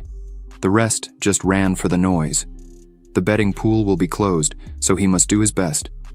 Lin Yuan looked at the arena confidently and said he could count on him. At this moment, Le King Ming had already entered the arena and shouted, "Where is Lin Yuan?" He turned sharply. Le King Ming is ranked 92 in the ranking. Lin Yuan walked towards him, stopped in front of him, and said he was there. Le King Ming approached him. He seemed much more powerful than him, and suddenly asked him a question. "Were you the one who threatened Yuan Li and dared to say that you would never lose in 12 days? Lin Yuan asked him, "But what couldn't he do?" Le King Ming shouted at him with a threatening look. Of course it's possible, but unfortunately, his self-confidence will destroy him. Lin Yuan, with the same threatening tone, told him to try. After a moment, both made a sudden move and shouted at the same time, merging with the soul of the beast. They transformed into beasts and faced each other. Thick dust formed around them, and bright sparks emanated from their bodies. People around were very surprised by this transformation, and one of the guys shouted, "This Le King Ming is so strong, he's one of the strongest freshmen." Another guy next to him shouted back that although Lin Yuan, the Beast Master, didn't impress especially in the last competition, now everyone calls him a chatterbox. The girl next to him also shouted, anyway, she bet on Lin Yuan's defeat and can't even imagine what goes through the minds of those who rely on him to win. At this moment, Le King Ming, with eyes burning with a bright light, said, "By the way, I forgot to say that I bet on your defeat, and that's 5 million. Lin Yuan asked him if he really bet 5 million that he would lose. Le King Ming asked the question with a smile, showing his teeth. So what? He needed to bet on victory. Lin Yuan replied, "It doesn't matter. He just wanted to thank him." Le King Ming asked him, puzzled, if he said thank you, but why? Lin Yuan shouted back that he would soon find out, and after these words he rushed towards him, causing a loud roar to echo throughout the arena. Lei Qingming shouted how fast he was. The man of intelligence said that his soul belonged to the strength category. At that moment, he stretched his paws, looked up, and his whole body shone with intense light. At that moment, they started attacking each other in the air, roaring loudly, making sudden movements. After the first blow, Lin Yuan was thrown to the side with a roar. Lei Qingming looked at him and thought with a malicious expression on his face. Although he has only 1 star, he can match the speed of 2 stars. If he doesn't die, he will suffer a lot. At that moment, his eyes widened in surprise, and he wondered, is this it? But how is this possible? He saw how quickly Lin Yuan recovered after his blow and ran to attack him. Lei Qingming tried to prepare himself and realized how monstrous he was, forcing him to do so. He stopped abruptly and directed a bright magical beam towards him. Lin Yuan smiled and said, looking at him, that he was unlucky. He was caught when the audience no longer needed his performance. He opened his mouth from where a beam of bright light emerged, defeating his opponent with incredible speed and bidding him farewell. Lei Qingming flew to the side and said, how could this be? His body sent many fragments flying in all directions after this attack. There was a loud scream, and Lin Yuan looked around. Lei Qingming fell to the ground and was destroyed. The host announced that the duel was over. Lin Yuan was happy about it and won. Many people in the arena were perplexed by this surprise, opening their mouths in amazement. No one expected such a turn of events, and everyone continued to watch Lei Qingming's suffering, who opened his bloody mouth and screamed. People began to rejoice and shout, wow! One of the guys exclaimed that he couldn't believe what his eyes were seeing. Lin Yuan really won. How great is that? He decided to bet 200,000 on it, and his intuition didn't disappoint him. People laughed loudly and rejoiced. Xu Xingqiu was also stunned by the end of this battle, and mentally wondered if he was able to destroy Lei Qingming with 1 blow. Although she is a beast queen with a 2nd star, it would also be difficult for her to resist such a thing. No wonder Sumu trusts him so much. Long flew to Lin Yuan and said that he won and received a golden treasure chest. Lin Yuan looked at the attacked enemy and asked if he could open this chest now. Long replied that, of course he can. Only he can see the contents. A moment later, the chest was successfully opened. 50,000 evolution points and a Beast King level artifact were obtained. Kang Li's Claw is a Beast King level artifact. When hit, the claws are infused with lightning, granting an increase in attack speed, as well as a bonus to lightning attribute damage. Lin Yuan looked at the chest with his mouth open and shouted with a satisfied expression on his face that this was much better than the Flame Claw. It's of a general level, but can be sold for a good price. Wang Jin started yelling at him from afar and asked, "Friend, what was that?" He ran towards him with a joyful feeling and shouted, "Lin Yuan!" Lin Yuan turned to him in surprise, and he continued to shout, "What a beautiful victory! Now they are incredibly rich." They exchanged satisfied looks. At that moment, someone began to approach them from afar and said, "He reveals himself capable of something more." He clapped loudly and said he had watched the duel, and it was incredibly exciting. Wang Jin turned to him tiredly and asked why he came. He replied that he just wanted to ask how his roommates were. Lin Yuan told him that he shouldn't care. Yuan Li said, "There's no talk of any emotion. He has only a few days left. Let him go and check on them." He approached faster and pushed Wang Jin out of his way, who blinked at his sudden movements. He passed by them, looked back, and said that while fighting Lei Qingming, he shouldn't have wasted so much time. Wang Jin spoke and asked how he's not tired of mocking everyone yet. Lin Yuan replied that, let him infuriate now, but they will look at him when it's time to bid farewell to life. 3 days later, Lin Yuan rose to rank 32. He was in the training room in the lotus position, with closed eyes, many sparks emanating from his body, Long floating above him, watching what was happening with a smile on his face. Lin Yuan opened his eyes and spoke seriously that he finally reached the 3 stars of the Beast King. Long said that tomorrow he can challenge Yuan Li. Lin Yuan replied that in the last few days, the opponents didn't bring anything valuable. He can already imagine what the chest will be like after defeating Yuan Li. The next day, Lin Yuan was walking with Wang Jin on the university grounds and spoke to him with a smile on his face. "By the way, a few days ago, I opened a new bet." Lin Yuan looked tiredly at the bag in his hands and asked if it was something like Lin Yuan can defeat Yuan Li and what bet he made. Wang Jin replied, 1-to-1 and 2-to-1.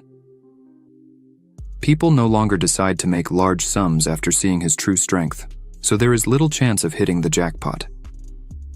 Lin Yuan replied that he bet 6 million. Wang Jin replied back that this is all the profit he gave him. It seems he's really serious this time. Lin Yuan replied back that he's been waiting for this day for a long time. Meanwhile, Zhao Ming, who was in the hospital with Song Lan, jumped out of bed and shouted at the door, asking what their fate would be by coming here. Lin Yuan and Wang Jin entered their room. He handed a bag to Zhao Ming and said that they brought hot buns from the third cafeteria. Zhao Ming bowed to him and joked, "Thank you, Dad." Lin Yuan asked how Song Lan was. He responded with a sad expression on his face that he wasn't doing well. The injuries were really deep. But fortunately, he had the level of a king. Otherwise, he would have already been expelled.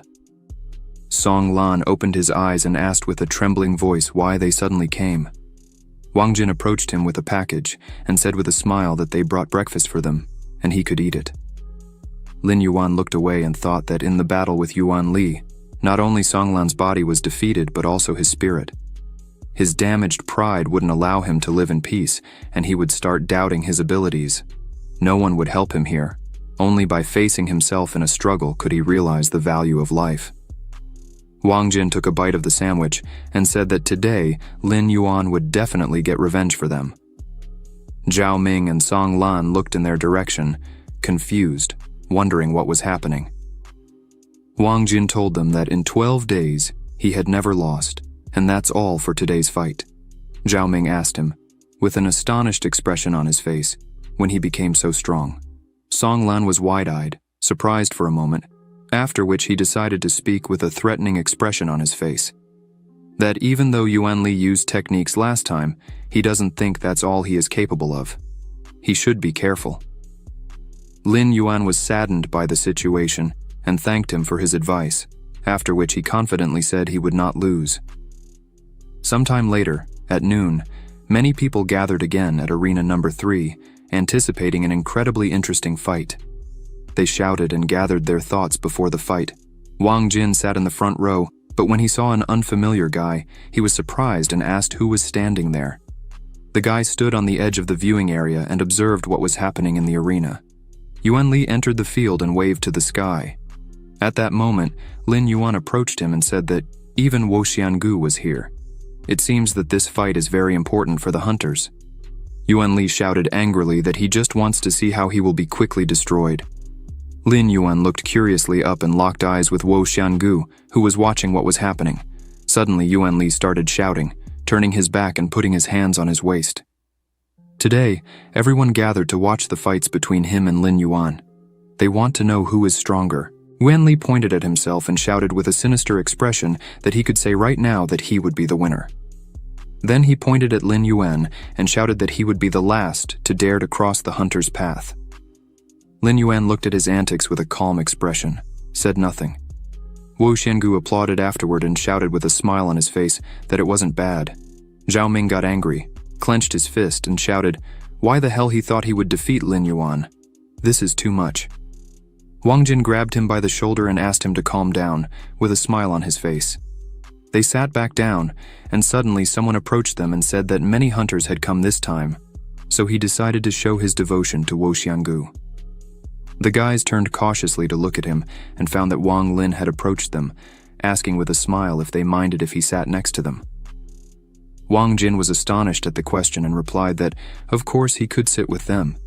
He didn't think he would come here too. Wang Lin said that he had bet 10 million on Lin Yuan. Naturally, he came to watch this fight.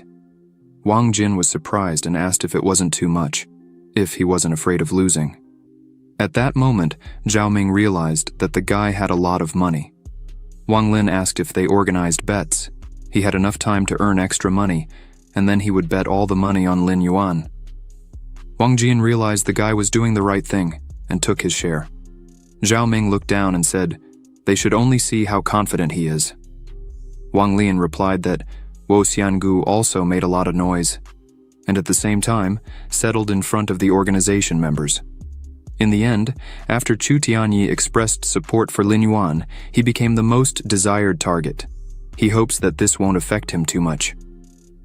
Wo Xiangu stands up and observes what was happening in the arena with a look and a smile on his face.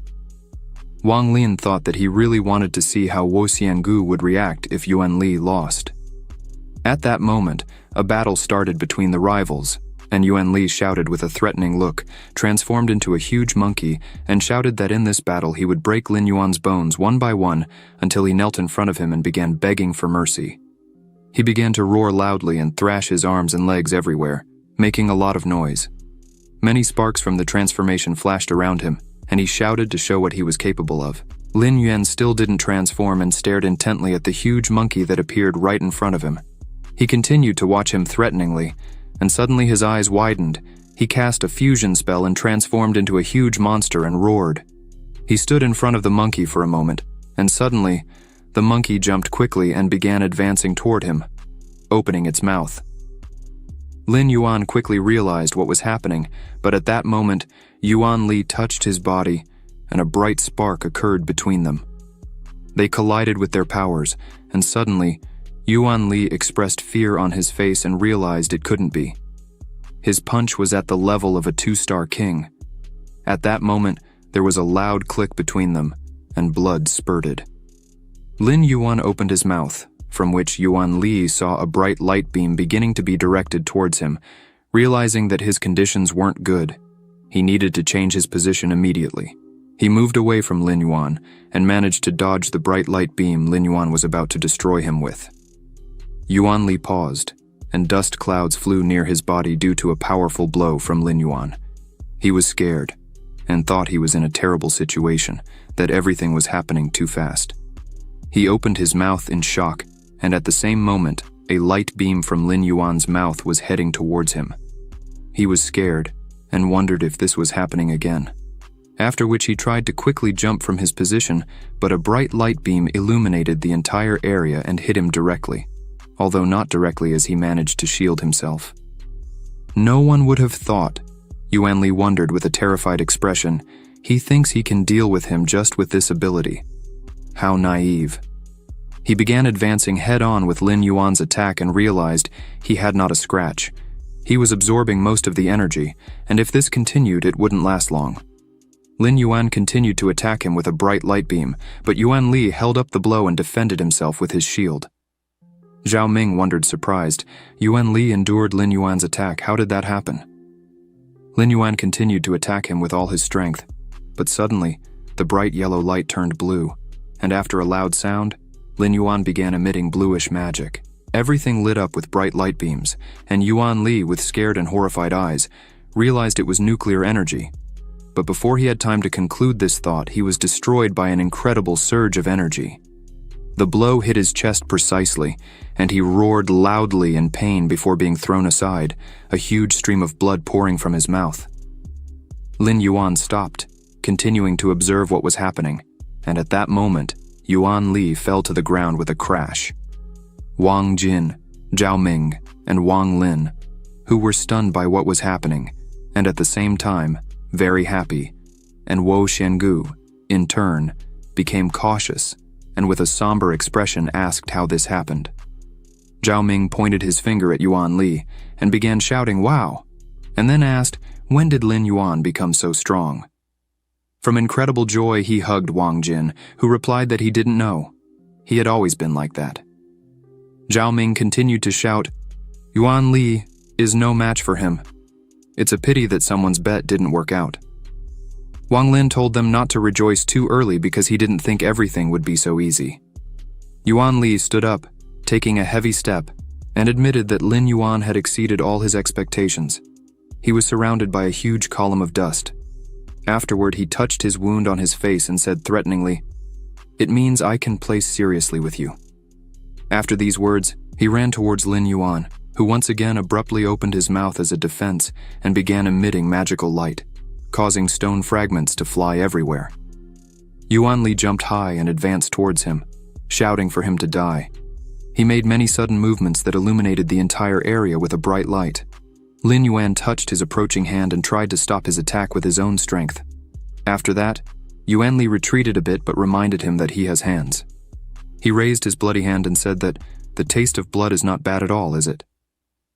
After asking the question, he delivered a fierce blow to Lin Yuan's body, causing a lot of blood to be spilled, and Lin Yuan roared.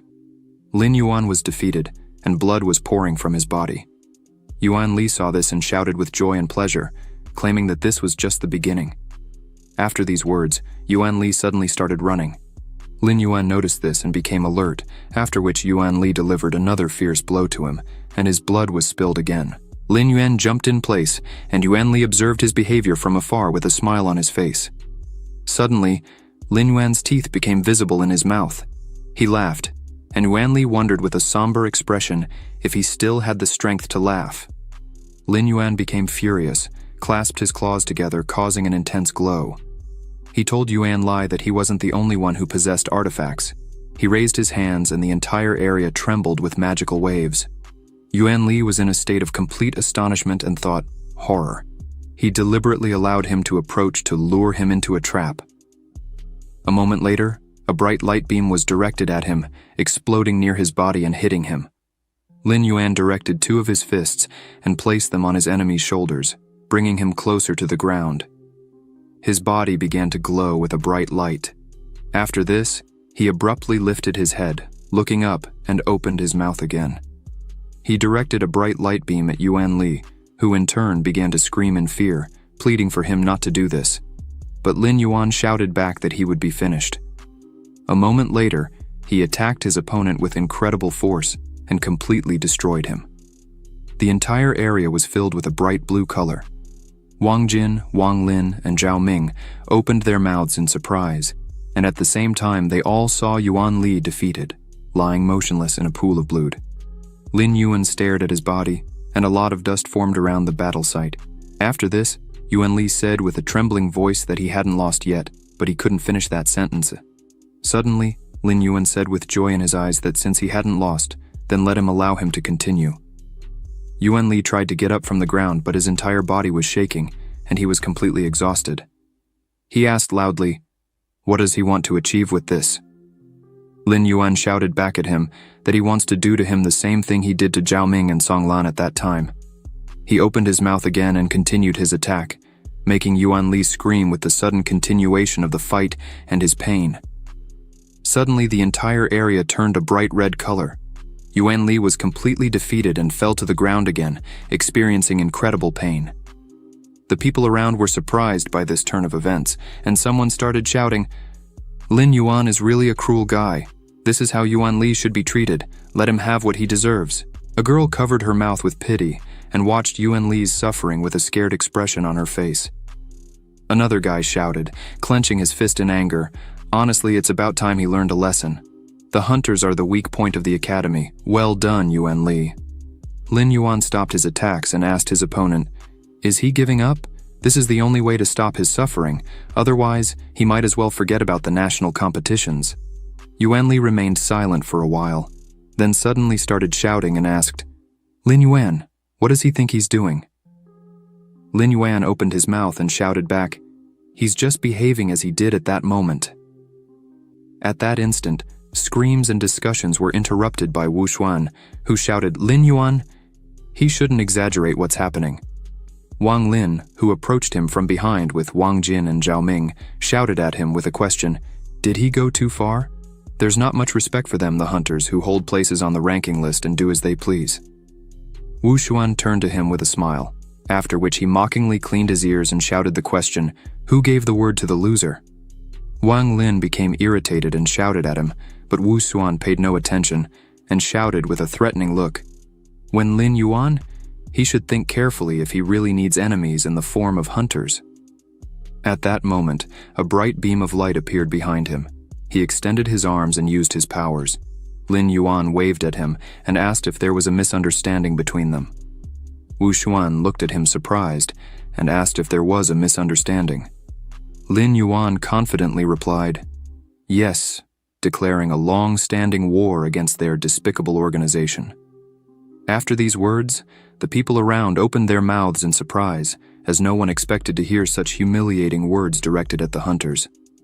Wang Lin smiled, and Wang Jin and Zhao Ming supported their friend by shouting for him. Wu Xuan became angry and shouted a question.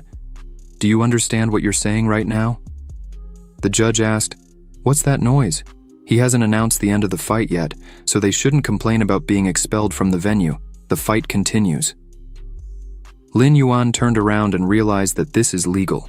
The judge was a beast soul at the lord level. Xuanli stood up and asked him with a trembling voice and an ironic smile if he really wanted him to give up. He laughed and shouted, making a sudden hand movement. "He must listen. There are no more limits. Let him come and kill him." He was so angry that he opened his mouth as wide as he could and finally shouted, "Yuan Li is not afraid of death." After these words, a bright, magical beam immediately flew in his direction, piercing him. Yuan Li fell to the ground with a roar. He turned back into a human.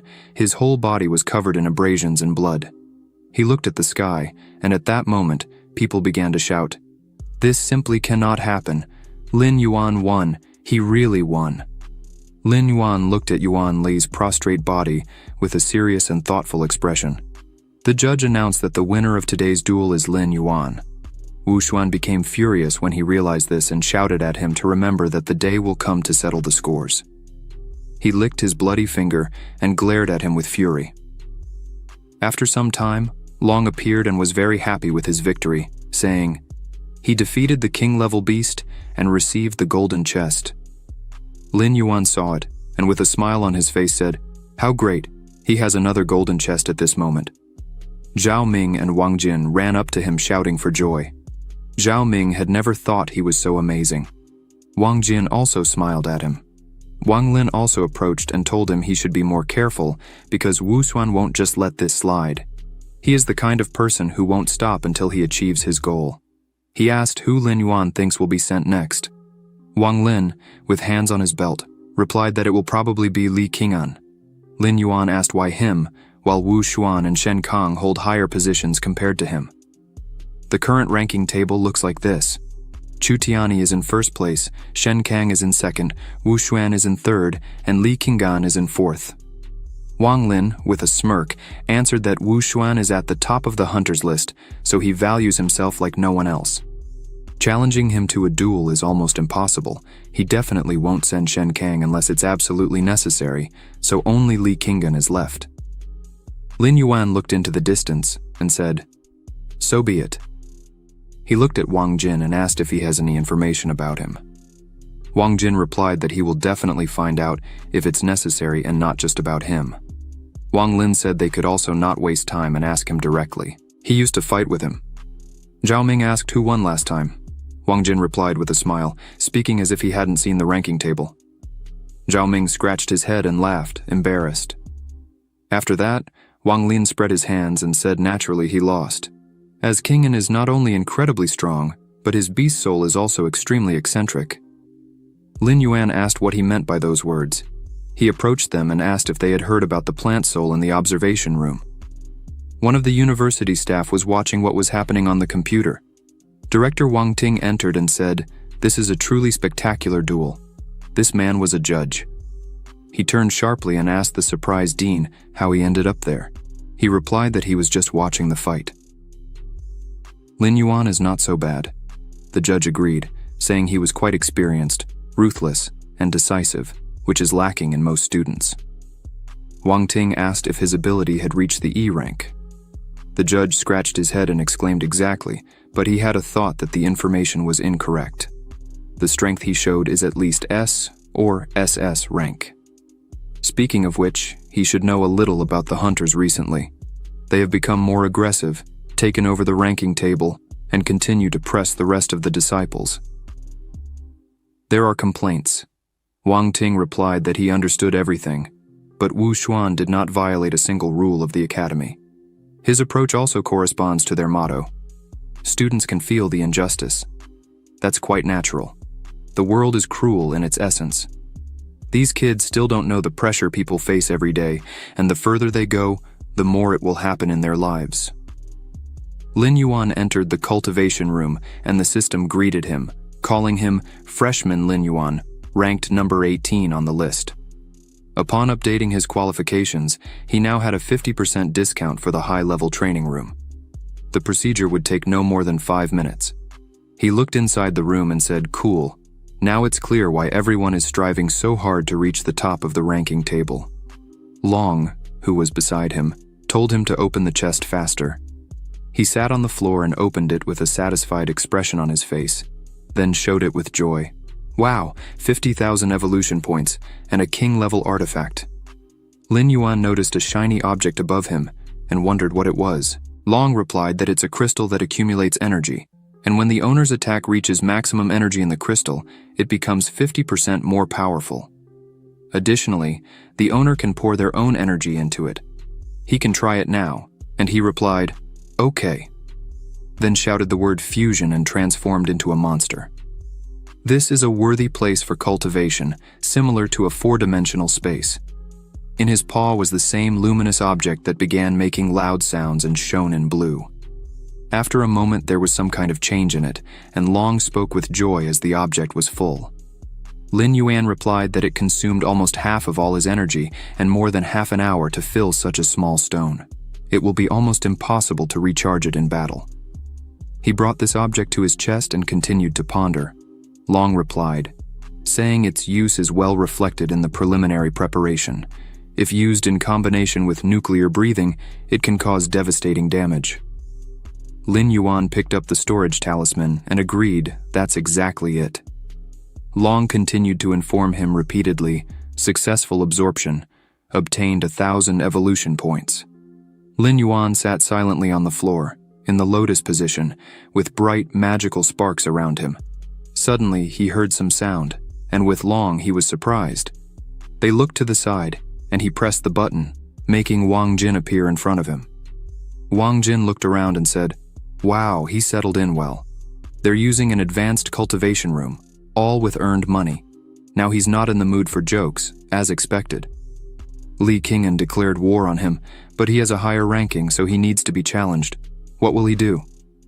Lin Yuan replied, "The fight cannot be refused after the victory over Yuan Lai. The rest of the hunters are watching him. By the way, he plans to continue making money with them." Wang Jin was very surprised by this and asked loudly if he wants to open bets again.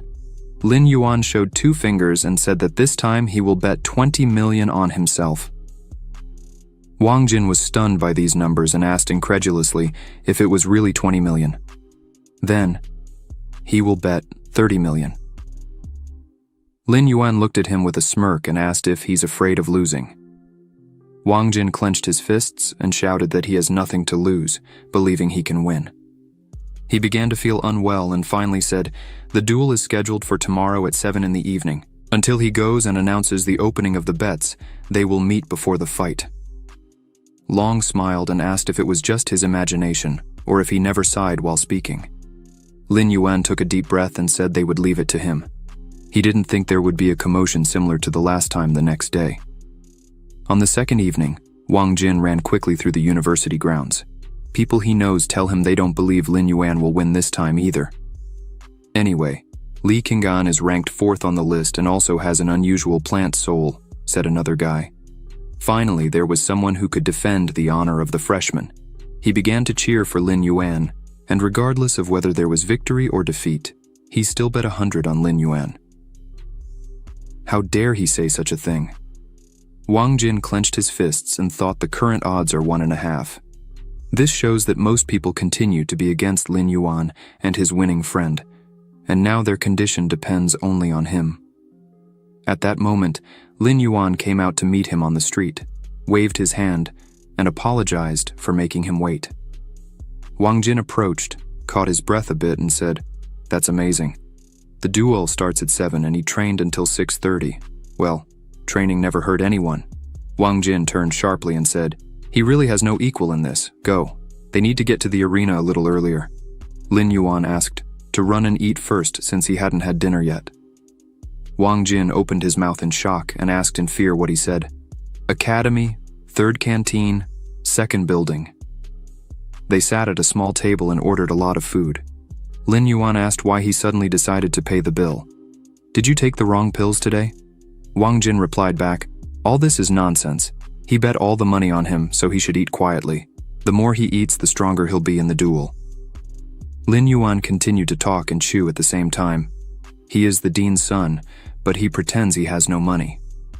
Wang Jin retorted with a smile, "That's not the point. Money from your dad and money you earned are two different things. He wants to show his dad that he's not a freeloader. Besides, he still doesn't know what kind of beast soul he has." Wang Jin looked away, embarrassed, and said hesitatingly, "He shouldn't ask about that. He'll find out everything on his own later." At night, first the arena. There were many people gathered in the arena. Lin Yuan approached and wondered, "Why are there so many people here?" Wang Jin smiled and replied, "Of course, this time he's against the 4th ranked on the list. Considering how exciting the fight against Yuan Lai was, it would be strange if fewer people came." They bumped fists, and Wang Jin told him to go in, and meanwhile, he would find Wang Lin and Zhao Ming. Lin Yuan agreed with him, but suddenly turned around when he realized something was wrong. It was Wu Xuan, who was in the same place as last time, watching him with a terrifying expression. Lin Yuan looked into his eyes with a slight smile on his face and thought he was going to destroy him. It's a pity he chose the wrong person for such a purpose. At that moment, Li Qing'an came out to meet him in the arena, walked confidently in his direction and asked, "Are you the one who defeated Yuan Lai? Honestly, you don't fit the role of his opponent very well."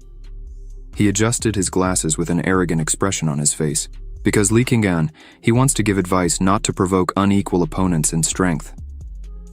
Lin Yuan smiled and thanked him, but said that he didn't need advice at that moment.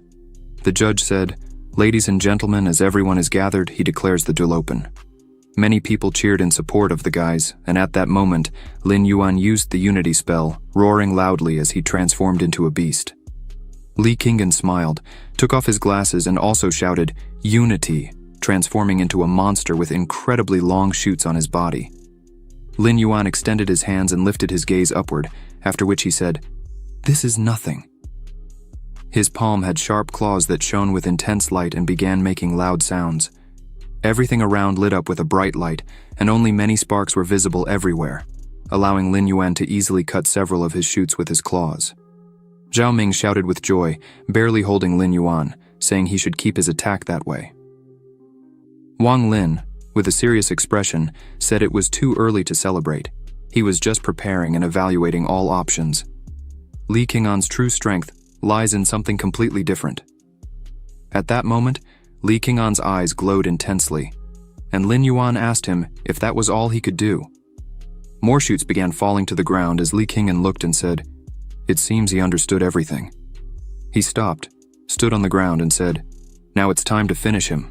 The monsters stood facing each other, and at that moment, long roots began to appear on the shoots under Lin Yuan's feet. People looked surprised and opened their mouths in shock as it began to sprout again. Lin Yuan watched carefully and pondered, with Wang Lin saying that one of Li Qing'an's abilities is regeneration. As long as he has enough energy, the root will sprout infinitely. The roots reappeared on his body, and he was completely renewed, with long roots beginning to intertwine over Lin Yuan's head. At that moment, Li Qing'an wished he would die screaming his name. Lin Yuan looked at the growing roots and wondered how he could kill him. Then, he opened his mouth and shot a bright blue ball that turned into a beam and shot directly at Li Qing'an. The crowd exclaimed, "Incredible! So many roots, and all destroyed. What kind of plant soul is this?" Li Qing'an begins to get angry and thinks that Lin Yuan made a fool of him in front of the audience, so he shouts that he is completely irritated. The black lizard mockingly asks if he has something new to show. Then, the demonic plant begins to produce even more roots and weaves, a dome with them over the black lizard, which watches with tension and says the situation is not the most optimistic. Lin Yuan would probably be unable to defend against such an attack. Zhao Ming immediately questions if he will fail and lose Wang Lin, explaining that he doesn't know. He had warned earlier, Li Qing'an had taken the advantage, and it wouldn't be easy to recover. Men exclaimed in fear, whether to warn or not, but it's hard to avoid something like this. Wang Jin closes his eyes tightly, clasps his hands and thinks excitedly.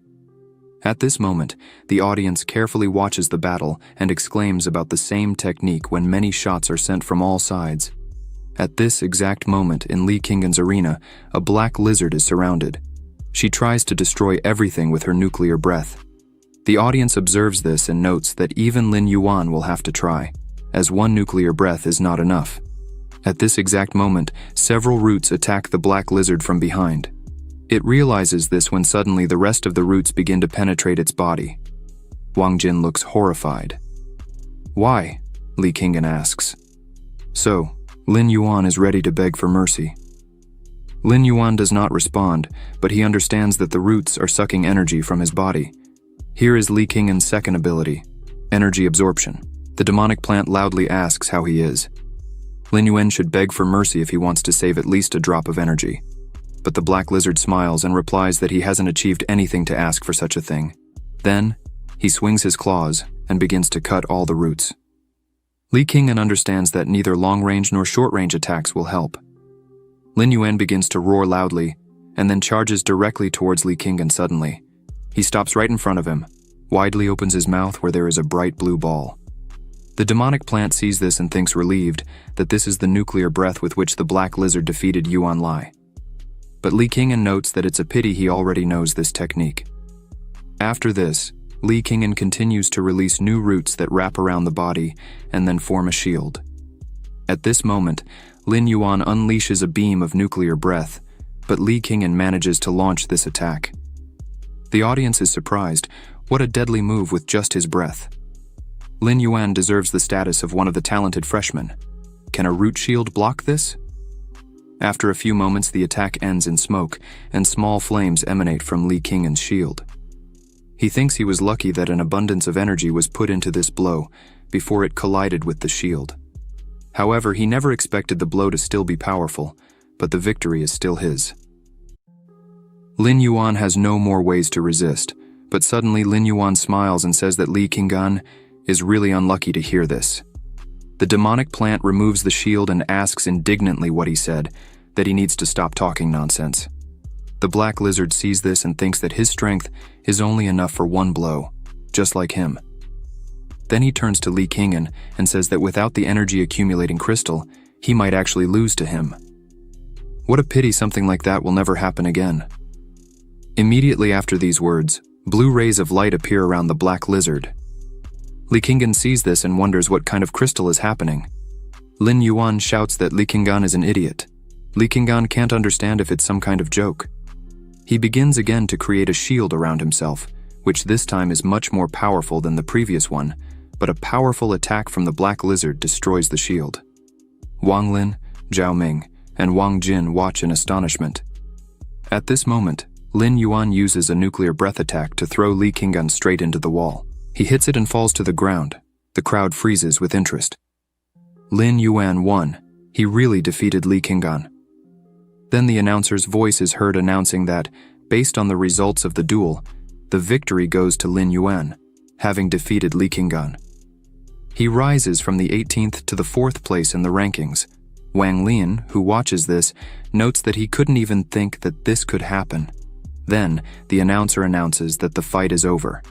Zhao Ming and Wang Jin hug each other and exclaim joyfully, "Hooray, Lin Yuan won 45 million. Wang Lin, who also looks at the arena with a smile. At this moment, Wu Xuan approaches Lee Kingan and starts getting angry while Lee Kingan is unconscious on the ground. Li Yuan is pleased to notice that this is his first gift to Wu Xuan. What will he say? At this moment, Wu Xuan exclaims with dissatisfaction that Lin Yuan will still think about the consequences. He's not afraid to regret. Li Yuan then turns and asks what they were thinking when they started their activities.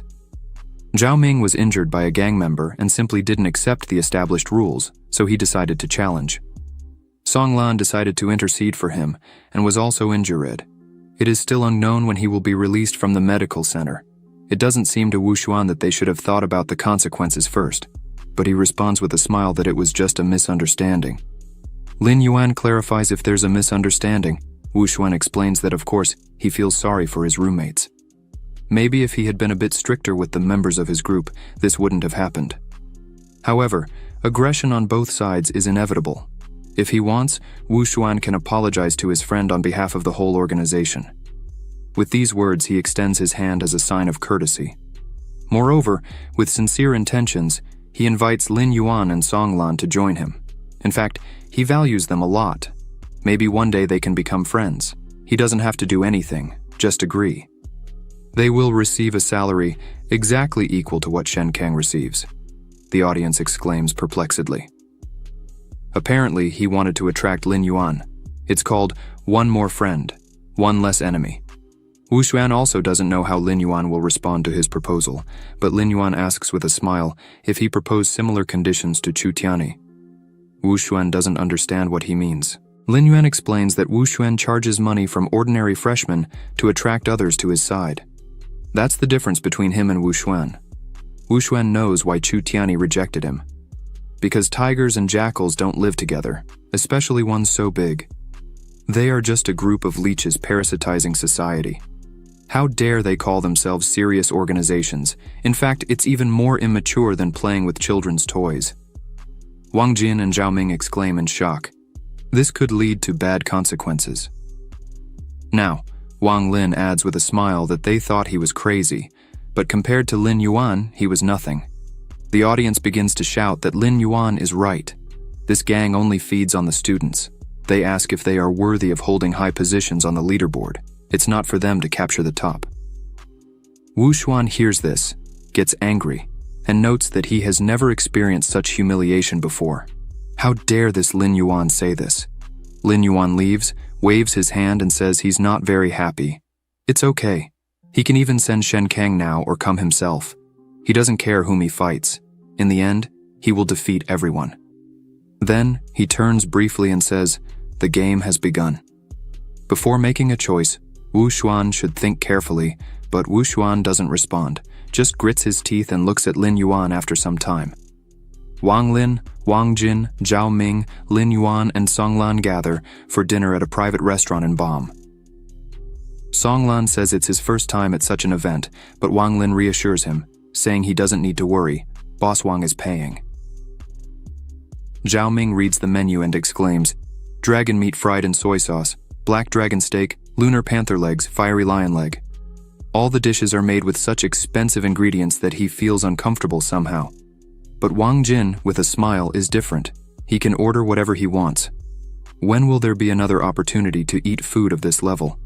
Zhao Ming turns to him and says surprised, "Wow, he's so generous today." Wang Jin smiles and explains that Lin Yuan should be thanked for this. They have 45 million, so this dinner is just a trifle for them. Then he turns to Lin Yuan holding a glass of wine in his hand and says with a smile that he should make a toast to him.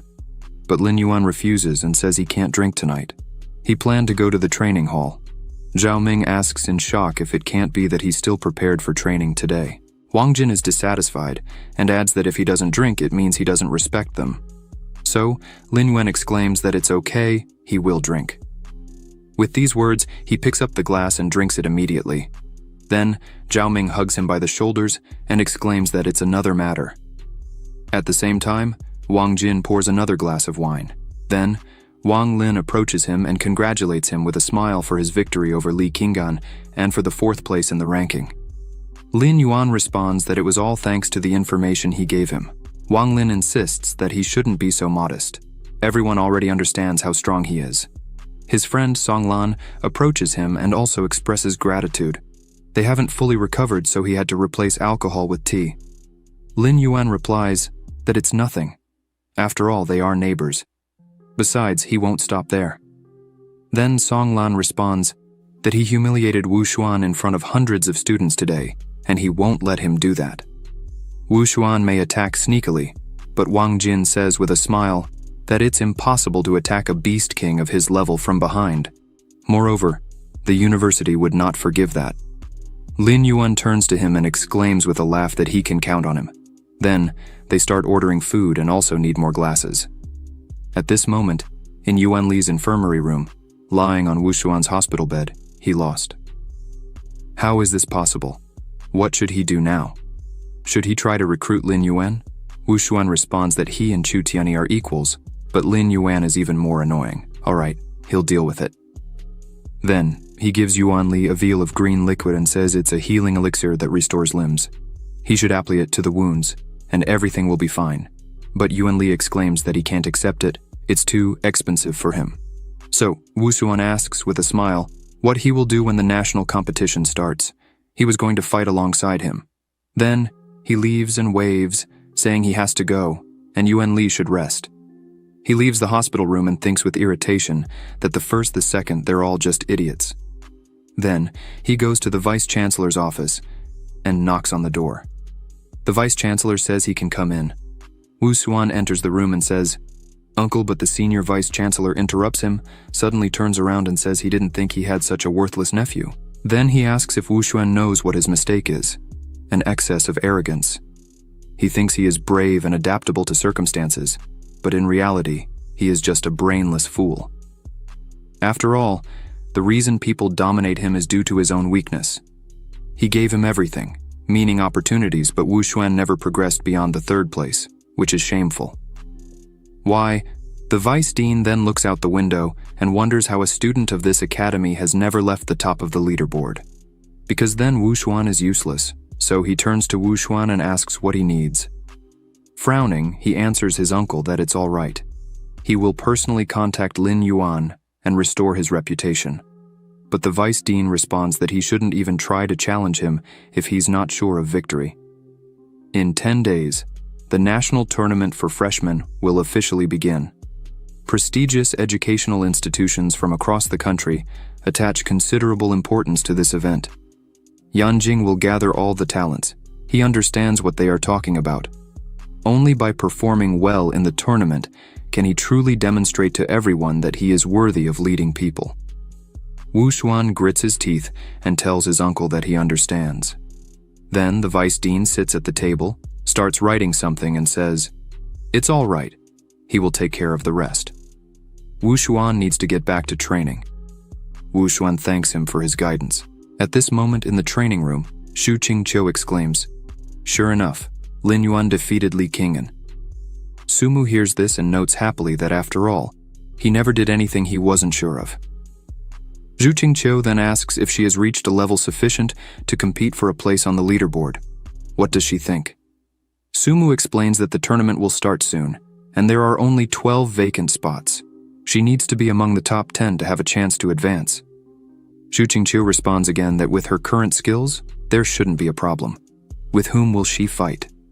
Sumu answers that it's Wu Xuan, and of course, Xu Qingqiu clarifies that it's because he insulted Lin Yuan. Sumu exclaims with an angry face that she has no reason to let him go. Xu Qingqiu thinks discontentedly, wow, he really is going to intervene. After some time, Lin Yuan and Long Che arrive at the capital of the Beast to Soul Hall. Lin Yuan looks around and comments admirably that this place truly deserves to be called a hall, with this scale, this scope. Long adds that there is everything here, a practice area, a commercial area, a place for missions, entertainment, consultations, and talent identification. To buy something, they only need to go to the shopping area. When they enter the hall, a consultant greets them and asks about their interests. She looks at Lin Yuan and thinks disdainfully that he is so young, it seems like he's not capable of buying a lot. Lin Yuan then asks if they sell storage artifacts here. The girl immediately exclaims with joy that, of course, they can follow her. At that moment, she thinks the bill will be several million. Shortly after, they are on the 12th floor, near the artifact counter. Lin Yuan says admirably that when he was promoted, the bronze storage artifact he wanted to have only had a volume of 10 cubic meters. Long also looks at the counter with fascination and responds that this is too little. They should buy more. Then, Lin Yuan goes back to the girl and asks if they have artifacts with a volume greater than 10 cubic meters. She responds immediately that, of course, if they allow, she can recommend some for them. So, she shows them one of the artifacts and says that this is a ring with a compartment. It has a reserve of 20 cubic meters. It is convenient to use and easy to carry. The ring is suitable for young people who are often away from home. At the same time, she thinks to herself that the price for this is 5 million, but Lin Yuan immediately responds that he'll take it. He then asks if they also have lower-level beast soul crystals. The consultant girl asks, surprised how much he needs, noting that he is rich and has fantastic curiosity. Lin Yuan explains with a smile that he needs 100,000. The girl apologizes, confused, and asks why he needs so much. Lin Yuan explains that he is from the Beast Academy and his mentor is conducting an experiment on how creatures change after prolonged use of lower-level beast soul crystals, and he is helping with the purchases. At that moment, he decides not to lie and reveals that he is the mentor himself. The girl looks at him with admiration and responds that, of course, he just needs to wait a minute. They will prepare everything for him. She also adds that he still needs 100 beast miracle pills. The girl looks at him with adoration and thinks that he is an excellent student, and even with money he is very generous. This is wonderful. Long asks Lin Yuan, surprised that this time everything costs 20 million. What else does he need? He sighs and replies that there isn't much left in the account. He needs to save some. But suddenly Lin Yuan notices something in front of him, and his eyes widen. Then, he looks closer and sees a Beast King level artifact, the Wind Spirit Talisman, Wind Attribute, worth 20 million. He immediately asks what that is. Long explains that it is a runic-type artifact that doesn't take up a weapon or armor slot, but adds attributes. This kind of rune increases the agility attribute, Lin Yuan clarifies, just like Song Lan's buff. Long explains with pleasure that yes, he could say that. However, in a single battle, there won't be a Song Lan who can share that buff. Lin Yuan observes that it is excellent, but the explosive power he possesses reduces the value of his agility attribute. But somehow it is very expensive. He is short of 10 million. Long clarifies that this money can be borrowed. Lin Yuan responds immediately happily that this is also true, so he calls Wang Jin, who answers and asks what happened. Lin Yuan asks him if he could borrow 15 million for a month. Wang Jin asks, surprised what he had more than 20 million, where did that money go? Lin Yuan explains timidly that he spent it all on equipment. Wang Jin agrees and replies that he will transfer the money now. Lin Yuan sincerely thanks him. At that moment, the girl approaches him and, turning to Lin Yuan, hands him a package and says that his crystals and storage ring are packed. She also exclaims in her mind that he is the god of wealth, and she loves him.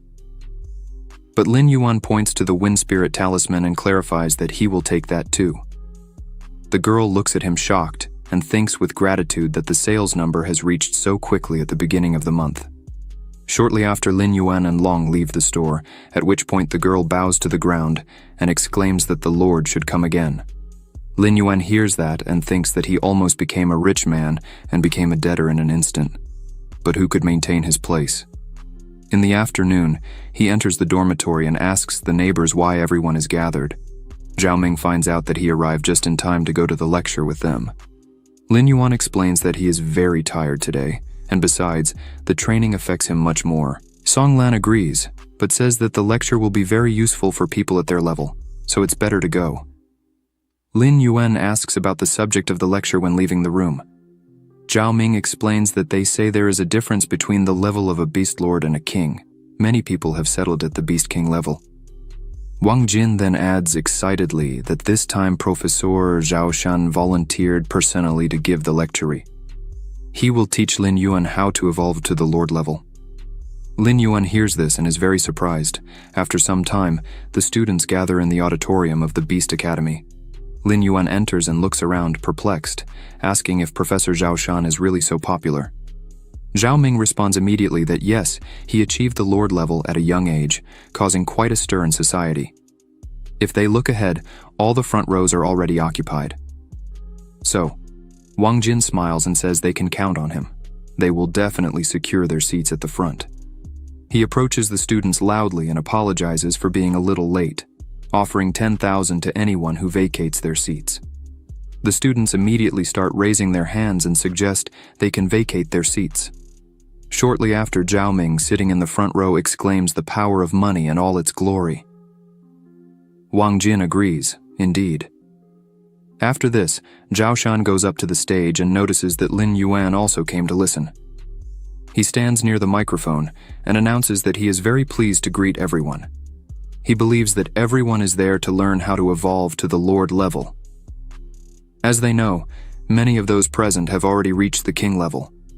but as they progress, they probably find themselves stuck and unable to advance further. This issue is the most urgent. So, the Beast Soul Hall has conducted various studies and, in the end, arrived at the following conclusion. Many of them still do not understand their own path. Lin Yuan hears this and wonders. The students also start discussing what they don't understand about the subject. Zhao Shan explains that the so-called path is the ideal match of a person with their beast soul. That is, it is complete unity. Zhao Ming approaches Song Lan and asks if he understands something. Song Lan responds thoughtfully that he understands something but is not sure if it's correct.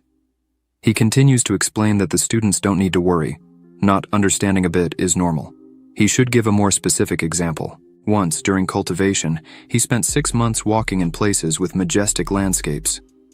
His soul animal is of the earth, an angry bear, so he considered it necessary to feel the power of the earth and also understand every movement of the wild beast. Until one day, he finally felt a change. The strength of the earth and the strength of the bear became his strength. At this moment, a large angry bear appears above Zhao Shan, roaring loudly. The students see this and exclaim admirably. Lin Yuan also looks surprised and thinks that every word spoken is admirable. Zhao Shan is praised. Naturally, each soul is unique and everyone has their own path. They need to figure out what works best for them. There's no need to hurry. The best emperor-level mentor today is Zhang Yang. It also took him 3 years to find his path. Lin Yuan wonders about the 3 years. Wang Jin explains that yes, after finding his path, he elevated his S-rank soul level to SSS in 1 day, and the 9 stars of the Beast King turned into 6 stars of the Lord. He explains that before evolving, Jiang Yang was a mediocre soul master, but perseverance and determination are precisely the qualities they lack.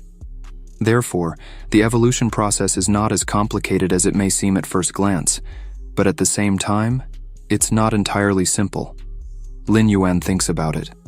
The path is indeed an abstract concept. It requires merging with the soul, in other words, finding an answer in one's own consciousness. After the end of the lecture, only Zhao Ming, Song Lan, Lin Yuan, and Wang Jin remained in the audience. After a brief silence, Zhao Ming asked with confusion which soul professor Zhao Shan was referring to. He didn't understand a word. Does he really need to catch some snakes to prevent intuition? But Wang Jin replied that he didn't understand anything either. At that moment, Song Lan, thinking about it, said that he had a kind of realization. Previously, he resisted his soul beasts, then tried to develop physical skills, but in the battle with Yuan Li, he realized that this wasn't the advantage after all. So perhaps he should embrace the characteristics of his beast.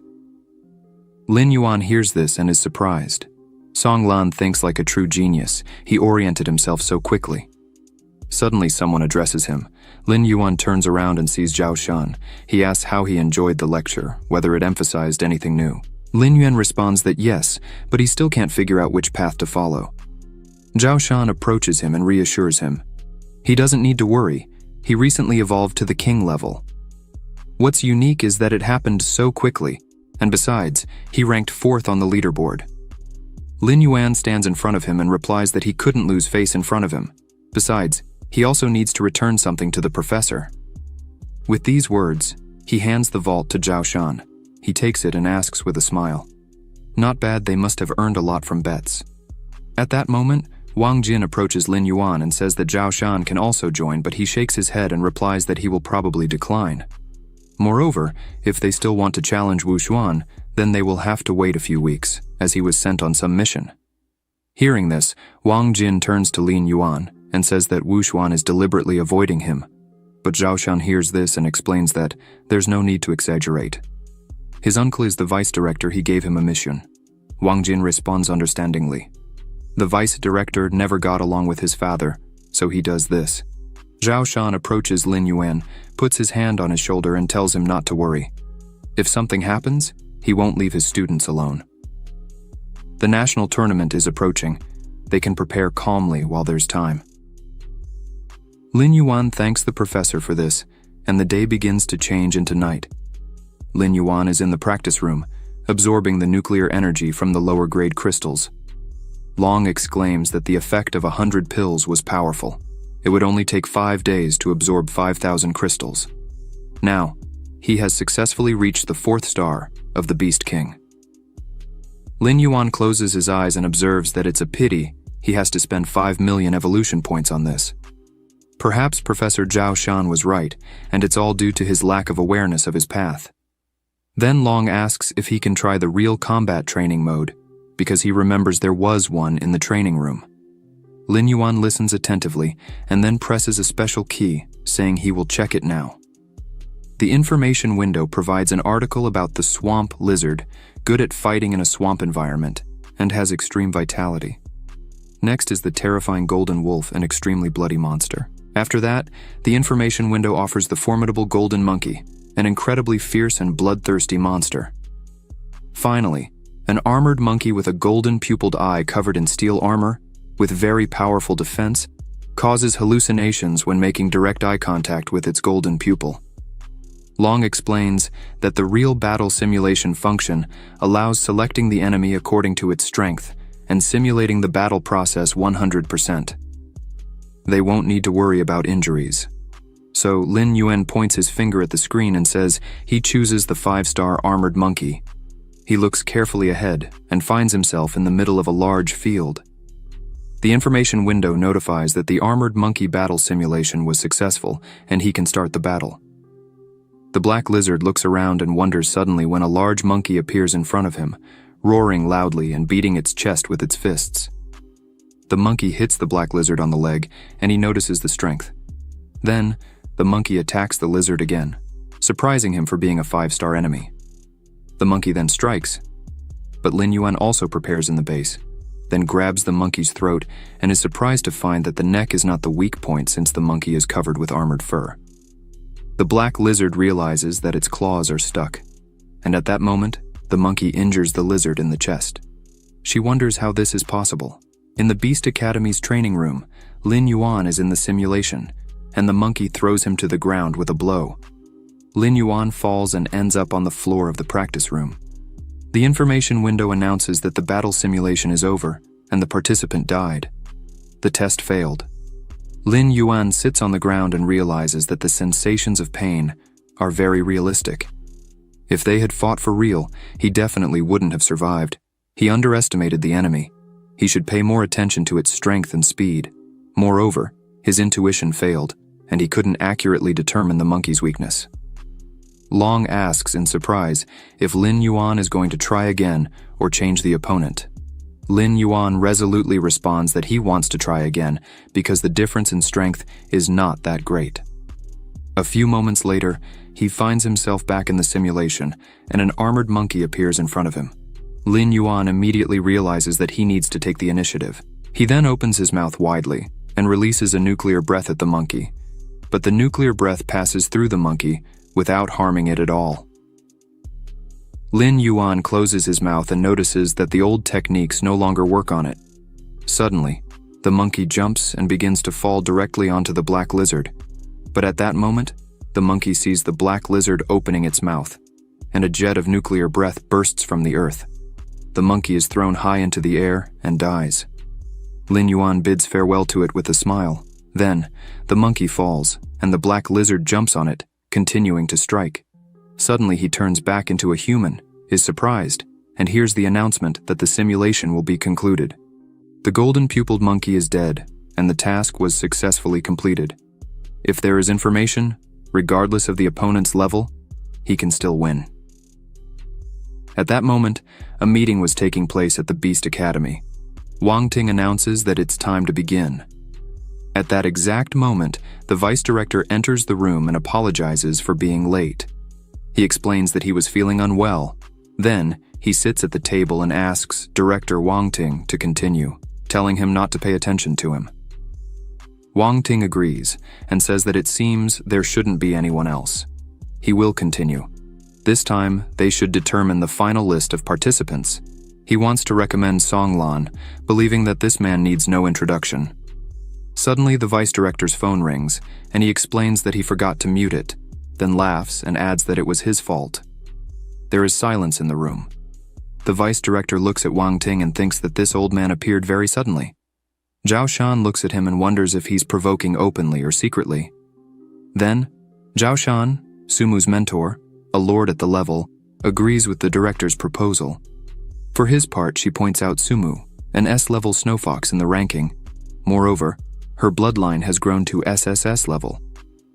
Zhao Shan listens with interest and notes that he didn't expect Ling Shuangyue, the person holding the position of vice director, to suddenly propose a candidate, especially Sumu, a student who reached SSS level in a short time. Wang Ting asks if there is an objection to her candidacy. Suddenly, a man raises his hand and announces that he is nominating Chu Tiani. Zhao Shan turns in his direction and thinks how cunning he is to nominate the first on the list. After that, Director Wang Ting says with a smile that 3 positions have been determined. But suddenly, the vice director announces that he is nominating Wu Xuan, who is now in 3rd place on the list, also SSS level. He believes that Wu Xuan is sufficiently prepared to participate in the competition. The people sitting at the table begin to discuss that this student is not bad at all. He has not only strength but also organizational skills, making him a leader among the freshmen. That's true. Director Wang Ting recalls the same leader from the hunter list a few days ago. He came to watch the match and saw him. He thinks that Wu Xuan reminds him of themselves when they were young, so it's no surprise that they agreed. In response to this, the vice director smiles and says, "There is no need." He also believes that something or someone who seems harmless but is dangerous or deceptive, nothing will work out for him sooner or later. Everything will belong to him. Suddenly, Zhao Shan announces that he is also nominating Lin Yuan. He recently defeated Li Qinggan and ranked 4th on the leaderboard. His strength is obvious to everyone. He should become a member. But suddenly, someone interrupts him and asks if Lin Yuan seems to be his fellow countryman and disciple, and, most importantly, he is rank E. Is it appropriate to promote his people like this? Yes, the whole city will laugh at them if they allow him into the ring. At that moment, Zhao Shan pounds the table with his palm and stands up threateningly, asking the man what he means. If he is strong, why can't he recommend him? In response to this, the vice director taps his finger on the table and asks Professor Zhao Shan to calm down. He then says that Lin Yuan is indeed developing very rapidly, but Zhao Shan can assure that he is stronger than others. The reputation of the city and the academy is at stake. All right, they will let Ranky present himself, but if he loses, Zhao Shan will bear the consequences. Zhao Shan stands up and directs the question to Xiangyi about determining a person's upper limit solely based on their talent. Zhao Shan adds that Lin Yuan's 4th position in the ranking demonstrates his ability to surpass this mentioned limit. The other teachers at the meeting table begin discussing among themselves, agreeing with Zhao Shan's arguments. However, Xiangyi expresses no doubt about Lin Yuan's ability. His concern lies in the fact that Lin Yuan's Beast Soul's talent is only classified as level E. This observation leads Zhao Shan to speculate that Xiangyi is acting maliciously, specifically targeting Lin Yuan. Wang Ting interrupts the discussion between the two, stating that Xiangyi's line of reasoning is highly relevant. This moment even causes confusion in Xiangyi, as they rarely agree on any point. Wang Ting continues arguing that the school should indeed consider all risks during this inaugural National Novice competition.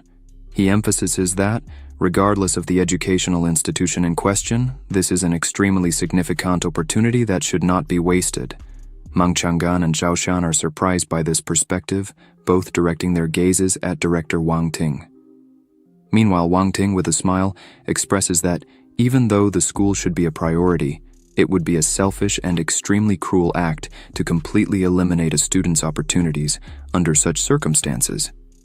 Therefore, Wang Ting proposes to include Lin Yuan as one of the substitutes and consults Zhao Shan about this possibility. The latter, pleased with the proposal, thanks Wang Ting for the opportunity given to Lin Yuan. On the other hand, Xiangyi expresses discontent with Wang Ting's attitude and continues to stare at him. Outside the building, we see Lin Yuan leaning against the bars, commenting that it has been a long time since he looked at the world outside the training room. While Lin Yuan relaxes, someone approaches shouting his name. It's Wang Jin, who runs towards Lin Yuan. As soon as Lin Yuan sees him, he asks the reason for the commotion. Wang Jin informs him that Sumu challenged Shen Chang in Arena 1, and if they hurry, they can still make it in time. Lin Yuan shows confusion, as Sumu's ranking should not allow such an act. Wang Jin presumes that Lin Yuan is probably not aware of one of the rules. Wang Jin explains that, to promote competition, the top 10 in the ranking must accept 3 challenges unconditionally every month. Lin Yuan feels deeply frustrated realizing that his intensive 12-day battle with numerous opponents was in vain. However, upon facing reality, he quickly acted, urging Wang Jin to hurry so they could make it in time for the fight. Wang Jin then began to ponder that Lin Yuan had claimed his relationship with Sumu was limited to friendship. However, it was now evident that there was a strong bond between them. Wang Jin feared the possible consequences for whoever was responsible if something happened to Sumu. Upon reaching the arena, they found it completely crowded, with many people commenting on the match, especially praising Sumu's apparent strength. Lin Yuan spotted Shen Kang's beast, and then Sumu's 9-tailed snowfox. Sumu began the confrontation by launching his attack directly at Shen Kang. However, the latter stated that the Ice Blade attack would not be enough to defeat him. Shen Kang then launched an attack, leaping towards Sumu. He glimpsed an opportunity and seemed to bid farewell to Sumu. However, Sumu evaded the strike, leaving Shen Chang perplexed by the dodging ability. Sumu then appeared above Shen Chang and unleashed an intense explosion on his body. After the dust settled, Shen Kang was seen lying on the ground, while Sumu, with her paw on his head, confronted Shen Kang, indicating that if he didn't wish to perish, he should remain motionless. In response, Shen Chang surrendered. The scene left Lin Yuan completely astonished, questioning when Sumu had acquired such strength. Even Sumu's last attack alone proved superior to 5 stars of the Beast King. The entire audience began applauding and celebrating, praising Sumu's incredible strength. Some attendees commented that Chu Tianyi might be even more powerful than Sumu, considering him a genius. This observation made Lin Yuan start reflecting on the type of ability Chu Tianyi possessed. While Lin Yuan pondered this, Sumu waved to him, calling him over. Sumu then approached Lin Yuan, explaining that initially she wanted to challenge Wu Xuangu, but he had hidden, leading her to challenge Shen Kang. With a radiant smile and great enthusiasm, Sumu claimed that all of this happened because of Lin Yuan's interference. Sumu asked Lin Yuan what he thought of her performance. In response, Lin Yuan stood up, touched Sumu's head and praised her current strength. Sumu was immensely happy with these words. While the two conversed, everyone in the audience was surprised to find out that Sumu knew Lin Yuan. One of the attendees commented that both attended the same school and had a very close relationship. While Sumu and Lin Yuan exchanged smiles, Wang Jin was among them, pondering that while running, the two seemed to have a special connection. Sumu noticed that Wang Jin was watching them and joked that he was jealous. Wang Jin, upon hearing this, was surprised. Lin Yuan mentioned that it was a coincidence because he planned to challenge Shen Jiang. Sumu, feeling a bit disappointed, expressed that her good intentions led to a negative result. However, Lin Yuan reassured Sumu, indicating that it was not a problem. Since Shen Kang was defeated by Sumu, he would challenge someone else. Sumu then smiled.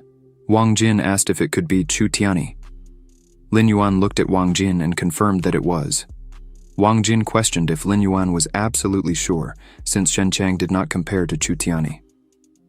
Wu Xuangu and Chu Tianyi had almost the same strength. Sumu fixed her gaze on Lin Yuan and asked if he was certain that he intended to challenge Chu Tianyi. Sumu recounted that, on a certain day she approached her teacher stating that she would challenge the top 10 in the ranking. The teacher responded that she could face any of them on equal terms except for one person.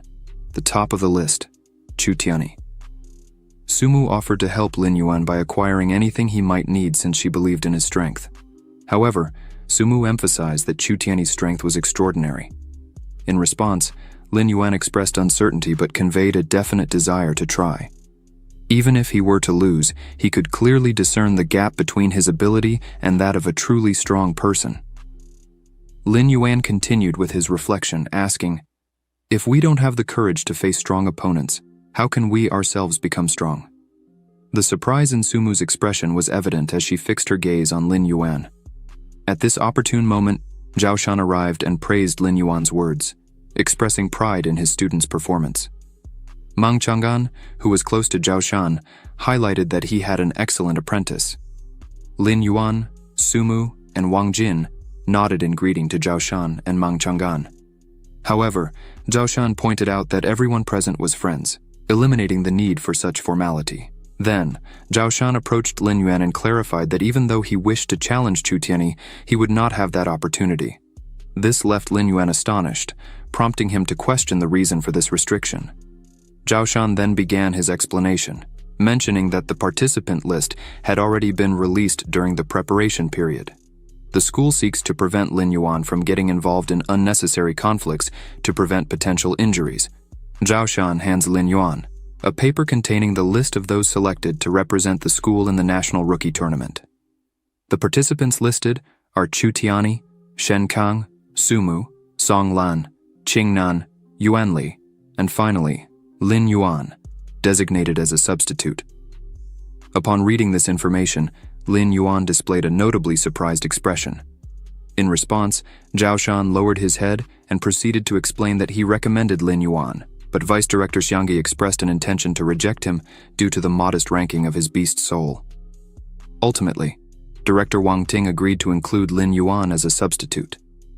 Faced with this revelation, Lin Yuan opted for silence, directing his gaze at Zhao Shan. In this context, Mang Chang'an expressed to Lin Yuan that even though his designation was only as a substitute, Zhao Shan had exerted all efforts to reach this decision. He urged Lin Yuan not to blame Zhao Shan. Sumu intervened in the dialogue with great indignation, declaring that this situation constituted an injustice. She questioned why Qingnan and Yuan Li, both defeated by Lin Yuan, could be selected on the official participant list while Lin Yuan was designated only as a substitute. Sumu began to move quickly and stated that she would give up her spot to allow Lin Yuan to participate since he deserved such an opportunity. However, as Sumu hurried along, someone held her arm. Surprised, she turned and saw Lin Yuan stopping her. With a nod, Lin Yuan indicated that he did not want this gesture. Mang Chang'an explained that the list had been unanimously approved by the school officials. Even if Sumu gave up her spot, it would not be given to Lin Yuan. In the midst of this situation, Lin Yuan turned to Mang Chang'an and Zhao Shan, asking if Xiangyi was related to Wu Xuangu. In response, Zhao Shan confirmed this relationship, pointing to it as one of the reasons for his focus on Lin Yuan. He explained that Xianggui's main ambition was to confront Director Wang Ting and take his place. Faced with these facts, Lin Yuan lowered his head and expressed that he might be considered a victim of this conflict, but understood the situation.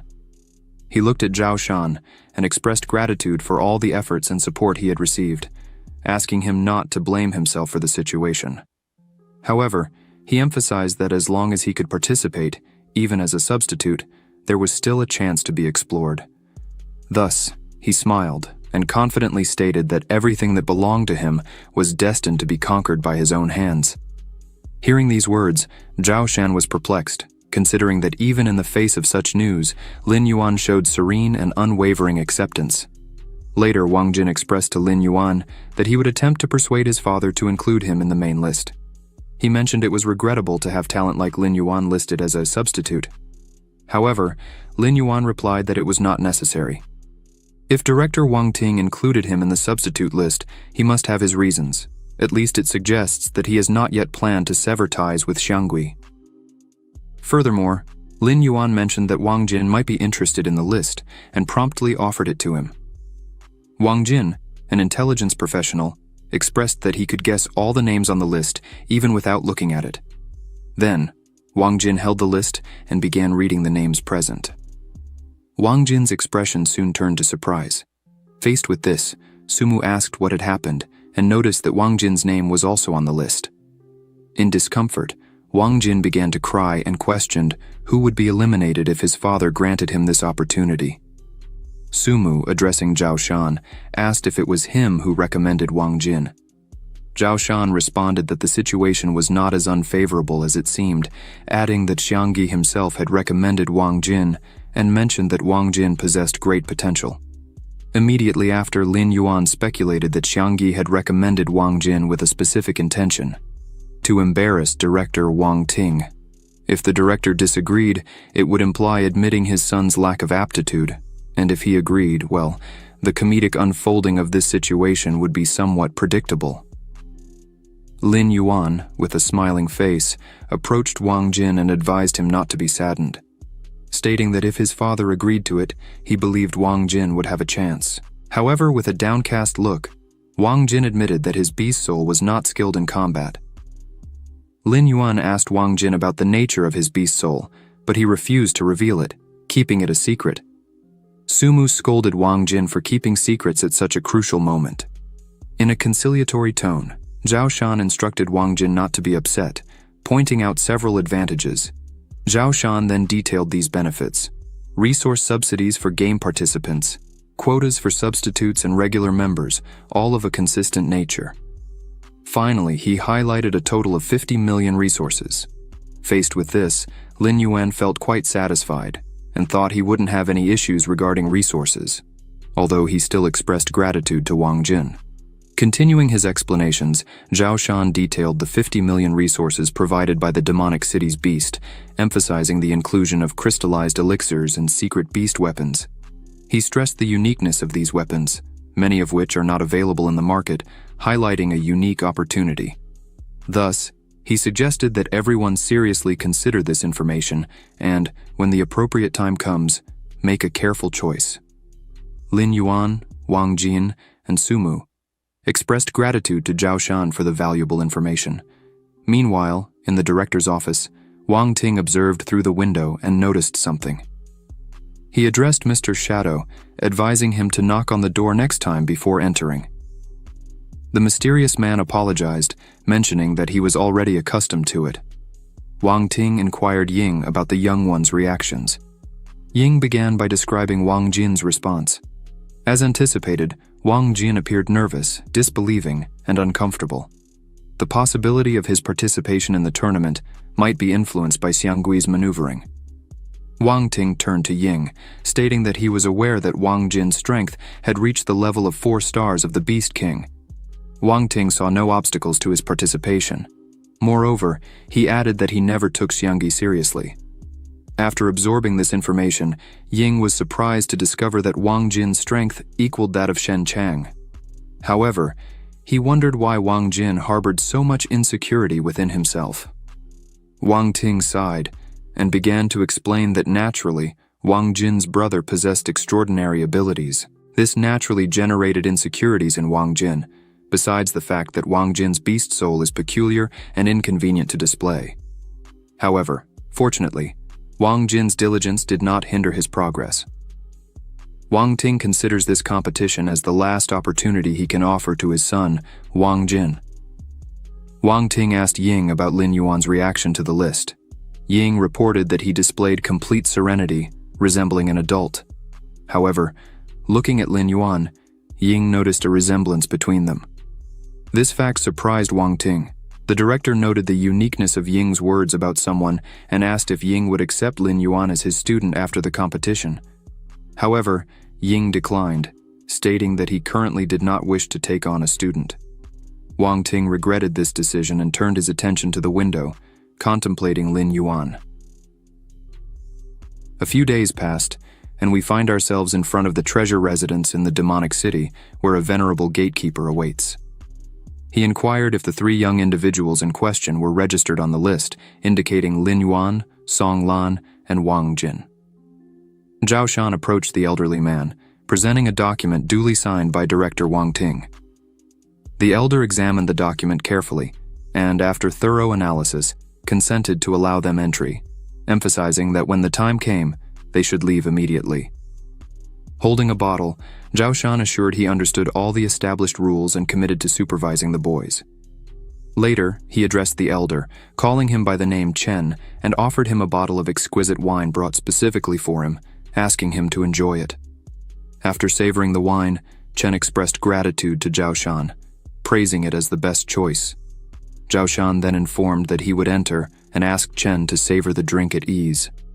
Once inside, Song Lan inquired about Chen's origin.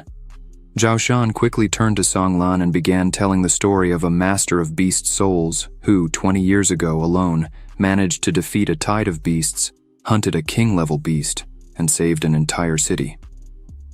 After Zhao Shan's narrative, the three were astonished, questioning if the man from the story was the elder standing outside. Zhao Shan confirmed, stating that indeed, the old man's name was Chen Tunri. Additionally, he revealed that Chen had once been the strongest beast king in China. Zhao Shan continued explaining that, unfortunately, after defeating the tide of beasts alone, Chen suffered severe injuries from which he never fully recovered. Furthermore, his beast soul was damaged.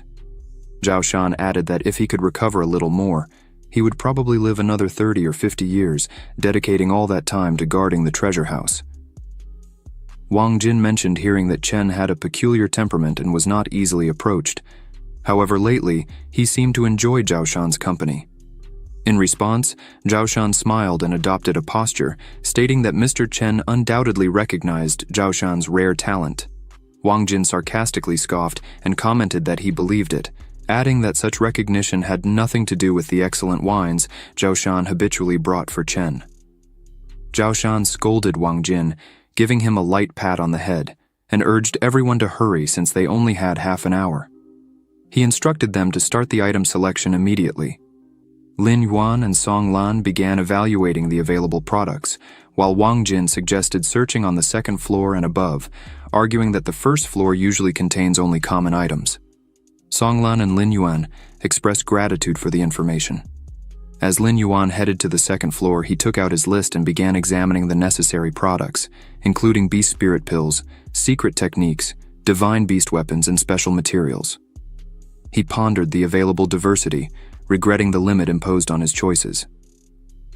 Lin Yuan recalled Professor Zhao Shan's guidance on achieving enlightenment, recognizing the need to acquire special treasures to strengthen the power of his beast soul. While walking and reflecting on this, Lin Yuan came across something that caught his attention: a shiny cube. Upon approaching, he realized it was a micronuclear reactor. The system opened an explanatory window, identifying the treasure as a nuclear energy reactor, priced at 30 million. It warned about the extremely large and dangerous nature of this device, advising caution. Lin Yuan picked up the object, pondered for a few seconds, smiled, and concluded that it was tailor-made for him. The purchasing time ran out, and Zhao Shan, who was leaning against the wall, questioned where they had spent their allotted quota. Song Lan reported spending 45 million on a beast weapon, some beast spirit pills, and advanced beast soul crystals. Wang Jin informed he had acquired a 50 million weapon, planning to sell it to make a profit between 20 and 30 million. Song Lan asked why Wang Jin didn't choose something that matched his beast soul, but Wang Jin explained that finding a perfectly aligned weapon was harder than touching the sky, justifying his choice as an efficient resource reuse. Zhao Shan questions Lin Yuan if he also chose a beast weapon, and Lin Yuan smiles, revealing that no, but he acquired something extraordinary and rare in the world. Wang Jin inquires about what it is, and Lin Yuan displays the nuclear reactor, leaving Wang Jin completely stunned, thinking it was a bomb. Lin Yuan asks if Wang Jin has any objections to nuclear explosions. Lin Yuan clarifies that there is a significant distinction between nuclear reactors and nuclear bombs.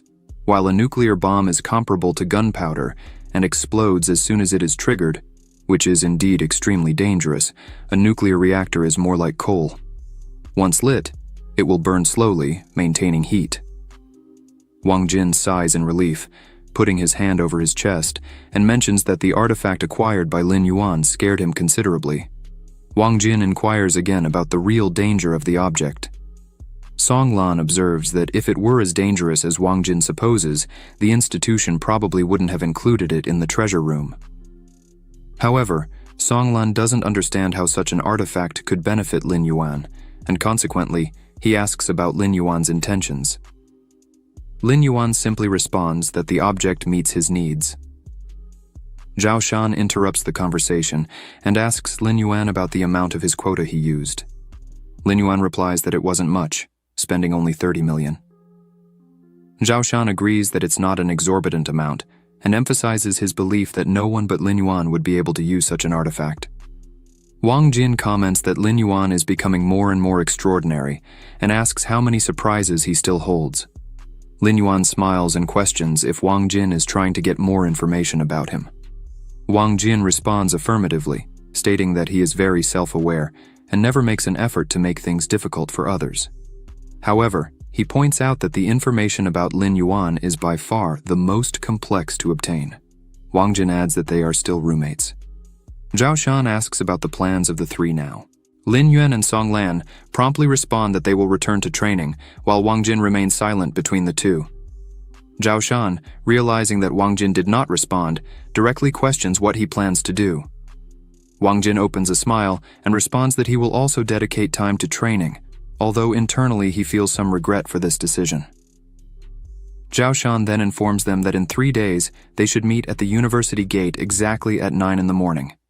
He explains that they will use a special bus bound for Yanjing University to prepare for the tournament, requesting that no one be late. The three enthusiastically agree to this. In the training room, we see Lin Yuan sitting, talking to Long. Lin Yuan presents the reactor to Long, who is impressed by it. Lin Yuan mentions that he is not sure how to use it and asks if Long has any tips for him. Long replies that the reactor is similar to crystals. It is also a unique consumable. However, its absorption method is different. Lin Yuan asks what the method is and how he can do it. Long explains that if Lin Yuan wants to absorb the energy from the reactor, he should swallow it while the beast soul is fused, because Lin Yuan's stomach is equivalent to a huge atomic reactor. Even though a large amount of nuclear energy is released, it can be completely absorbed by the atomic reactor. Lin Yuan asks Long if he should swallow the reactor now, but Long replies that no, as the reactor would give him an enormous amount of power immediately. However, this effect would be temporary, and the remaining reactor energy would convert into evolution points. Lin Yuan says he now understands. The reactor would serve as an instant buff, and as a bonus, he would gain evolution points. So, Lin Yuan thinks it should be prudent when using it. Long smiles and says that's the so-called secret. 3 days pass. As soon as Lin Yuan arrives in front of the school gates, some people, including the ranking hunters, stare at him, and he stares back at them. Vice President Xiang Gui is also present and goes directly to talk to his nephew Wu Xuan. Wu Xuan points his finger, showing his uncle Xiang Gui who Lin Yuan was. While the two converse, Lin Yuan stares at them and begins to think that this Xiang Gui fellow was the one who prevented him from entering the main list. He promises that this debt will be repaid twice in the future. Xiang Gui looks at Lin Yuan and realizes that he has the gaze of an assassin. Xiang Gui goes back to talking with his nephew Wu Xuan and says that this Lin Yuan he provoked seems to be dangerous. Wu Xuan tells Xiang Gui not to worry, as he will handle everything personally. In the midst of all this, someone shouts Lin Yuan's name. It was Sumu, who was running toward him. As they meet, Sumu is accompanied by her teacher, Ling Shuangyue. Lin Yuan immediately greets them. He directs his gaze at Professor Ling Shuangyue, considering that she appears to be quite young. Wang Jin comes walking, half sleepy, and asks why they were there so early, as they had agreed to meet at 9 o'clock. As soon as his father notices Wang Jin's presence, he becomes extremely furious because it's a crucial matter, and Wang Jin is casually dressed, wearing flip-flops and flowery clothes, as if on vacation. Wang Jin responds that it's troublesome to carry many bags, so it would be more practical to arrive at Yanjing University to buy new clothes. He smiles and states that he is not late, asking if there is anyone who hasn't arrived yet. His father Wang Ting is furious, but as they were talking, someone arrived and apologized for being late. This was the number 1 on the list, Chu Tiani. Lin Yuan spots Chu Tiani and is shocked. Meanwhile, Wang Jin continues to smile and mock the fact that someone arrived late, but not him. His father, Wang Ting, smacks him on the head and warns him, mentioning that if someone is first on the list, it's because they dedicate all their time to cultivation. As Chu Tiani arrives, President Wang Ting instructs everyone to prepare, as they were about to depart. After everyone enters and settles, President Wang Ting goes to the front and announces that he would like to say something. Wang Ting begins by saying that he understands everyone's desire to achieve excellent results in the tournament and emphasizes that strength itself is the most crucial aspect. However, following the saying, "Know yourself and your enemy, fight 100 battles, and avoid dangers," Wang Ting concludes his speech. After that, he asks his son Wang Jin to share all the information he had collected, leaving Wang Jin completely shocked. Wang Ting states that he is already aware of everything, as Wang Jin dedicated considerable time collecting information about students from other universities. Wang Jin winks at his father and mentions that he intends to sell this information, but due to their relationship, Wang Jin offers a 20% discount, surprising everyone. Lin Yuan and Sumu start laughing at the situation. Wang Ting adopts a friendly expression and asks Wang Jin to repeat what he just said. Realizing that his father was about to get upset, Wang Jin quickly stands up, stating that, for the honor of the university, he would willingly share all the knowledge. Wang Ting expresses his gratitude for this. Song Lan, sitting next to Chu Tiani, decides to ask him if he doesn't mind the information about the other competitors. Chu Tiani looks at him and replies that he doesn't mind. Song Lan, after witnessing this attitude, pondered about the possible arrogance of Chu Tiani. Lin Yuan, who was positioned behind Sumu, reflects on the observation that indeed, Chu Tiani's strength does not match his intelligence. Lin Yuan becomes even more intrigued, seeking to uncover the true extent of Chu Tiani's ability. Wang Jin requests everyone's attention as he prepares to share the information he has gathered about the other competitors. He begins by addressing the participating universities, including their institution and Yanjing, all considered high standard. Wang Jin emphasizes that all of them are robust adversaries in this competition. One student near Wang Jin questions whether they should genuinely be concerned about other universities. Wang Jin starts explaining that this year is known as the Year of Geniuses, with all institutions recruiting exceptional talents. When mentioning Sichuan University and pointing to the student who asked the question, Wang Jin comments that, with his current strength, he would hardly rank among the top 5. The same student reports having ranked 4th in his university, arguing that it would be practically impossible for Sichuan University to be so superior. Wang Jin reveals that the captain of Sichuan University is Chen Zhushan, known to many as Kung Fu Panda. The student laughs, finding the nickname funny and even adorable. Wang Jin interrupts, requesting not to laugh too much, as Chen Zhushan earned this nickname due to his continuous practice of martial arts since childhood, proficient in Tai Chi and Wing Chun, in addition to integrated Kung Fu with his SSS-level beast soul, Earth Panda. Wang Jin continues, stating that Chen Zhushan's strength has reached at least the level of a 6-star Beast King. Since entering school, his motto has been that the weak can defeat the strong. The most impressive record was the frontal defeat of a senior 7-star Beast King. However, their team is considered the weakest among all, possessing a 4-star Beast King at its peak. After exposing this information, Wang Jin turns to the other student and asks if he still dares to claim victory. The shocked student, trying to respond, begins to stutter. Wang Ting interrupts both and starts explaining that Wang Jin is correct, as the discrepancy between their school and other high-level institutions is not as wide as many are presuming. As these events unfold, Lin Yuan contemplates silently, not imagining that Sichuan's comprehensive strength would be so significant. Lin Yuan concludes that, with his current strength, it is more prudent not to express opinions, focusing on working more intensely. Wang Jin resumes the explanation about universities, this time addressing Yanjing University. The vice captain of the university, Chen Longxiang, emerges as the main concern for everyone. He comes from a lineage of beast souls, with the beast soul being an SSS-level ancestral creature. His strength reaches the level of an 8-star Beast King, leaving the students shocked by this extraordinary power. Again, the student next to Wang Jin asks if Chen Longxiang is still a new student, but Wang Jin responds with a smile, asking them not to be overly surprised, as Chen Longxiang is not yet the strongest in the Yanjing team. Chu Tiani, upon hearing this, turns to Wang Jin and asks who the strongest in the Yanjing team is. Wang Jin reveals that the most powerful man in the Yanjing team is Xu Xiao. His strength and the nature of his beast soul were unknown. However, when facing Chen Longxiang, The disparity between them was so evident that Sen Longxiang was convinced of his defeat. Wang Jin narrates these events with a fearful expression, generating a general silence after the revelation of Xu Xiao's extraordinary strength. Then, Wang Jin smiles and asks everyone not to be overly discouraged, arguing that losing to Yanjing University is not a disgrace, as they are already among the second best in the world and should be accustomed to it.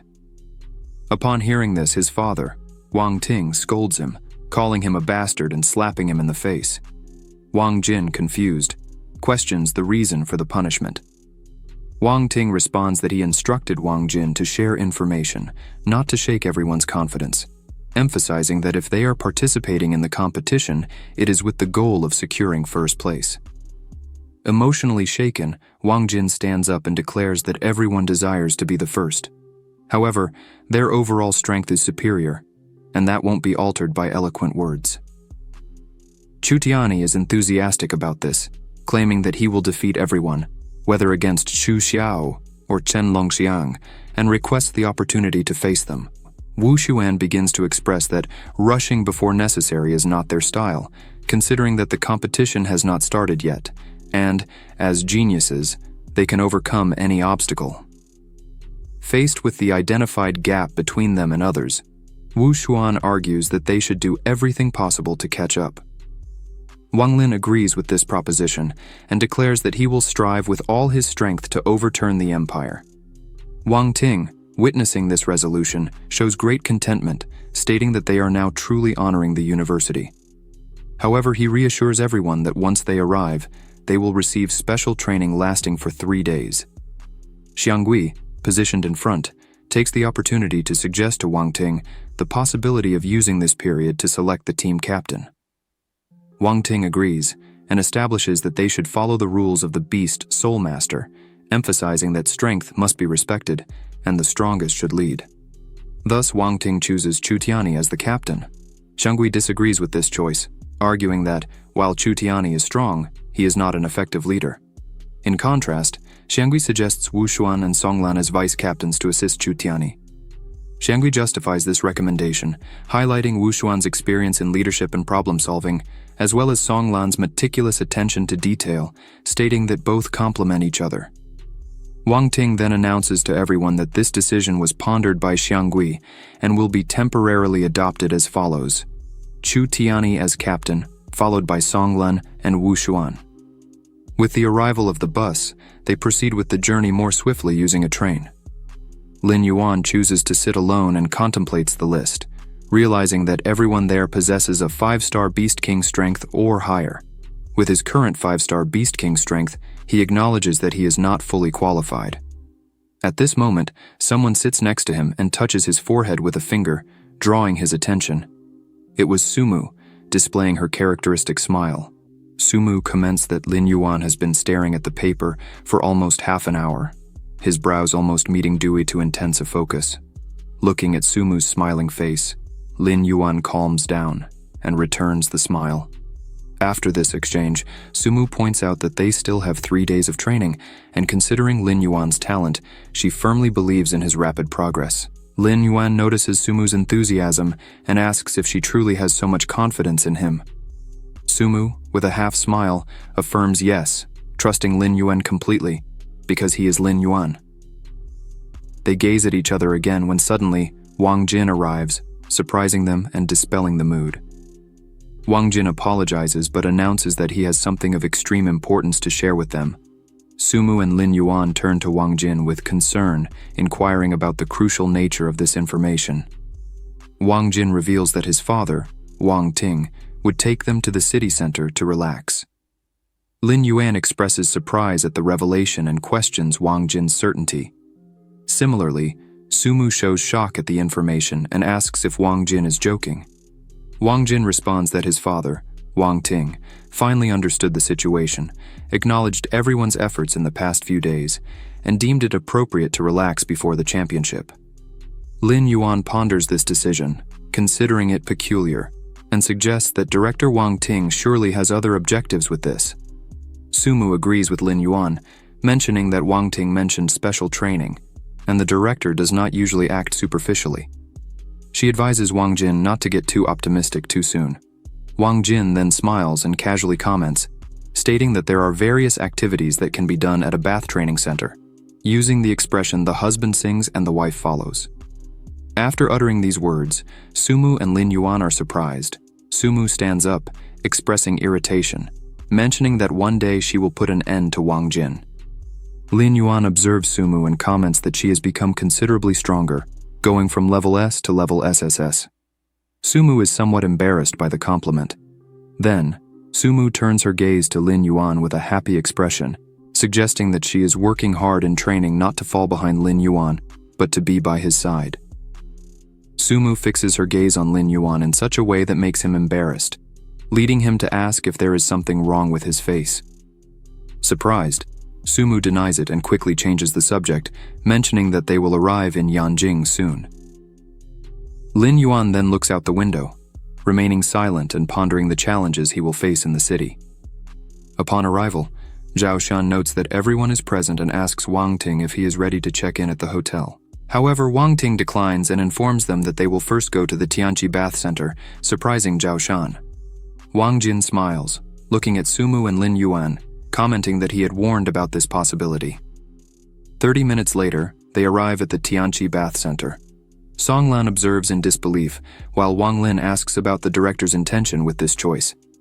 Wang Jin clarifies that the purpose is undoubtedly to provide relaxation and joy. He adds, suggesting that for those who doubt, they should observe the young women ahead, indicating the presence of many women. One of them greets everyone warmly. Song Lan, shocked, questions the seriousness of the situation, while Sumu quickly runs to cover Lin Yuan's eyes, instructing him not to look. Lin Yuan assures her that he didn't see anything. A man arrives, announcing that they have finally arrived. Wang Ting greets him, calling him Huang Peng, expressing that it has been a long time since their last meeting, and inquires about Huang Peng's well-being. The students are surprised, and Lin Yuan asks if they really know each other.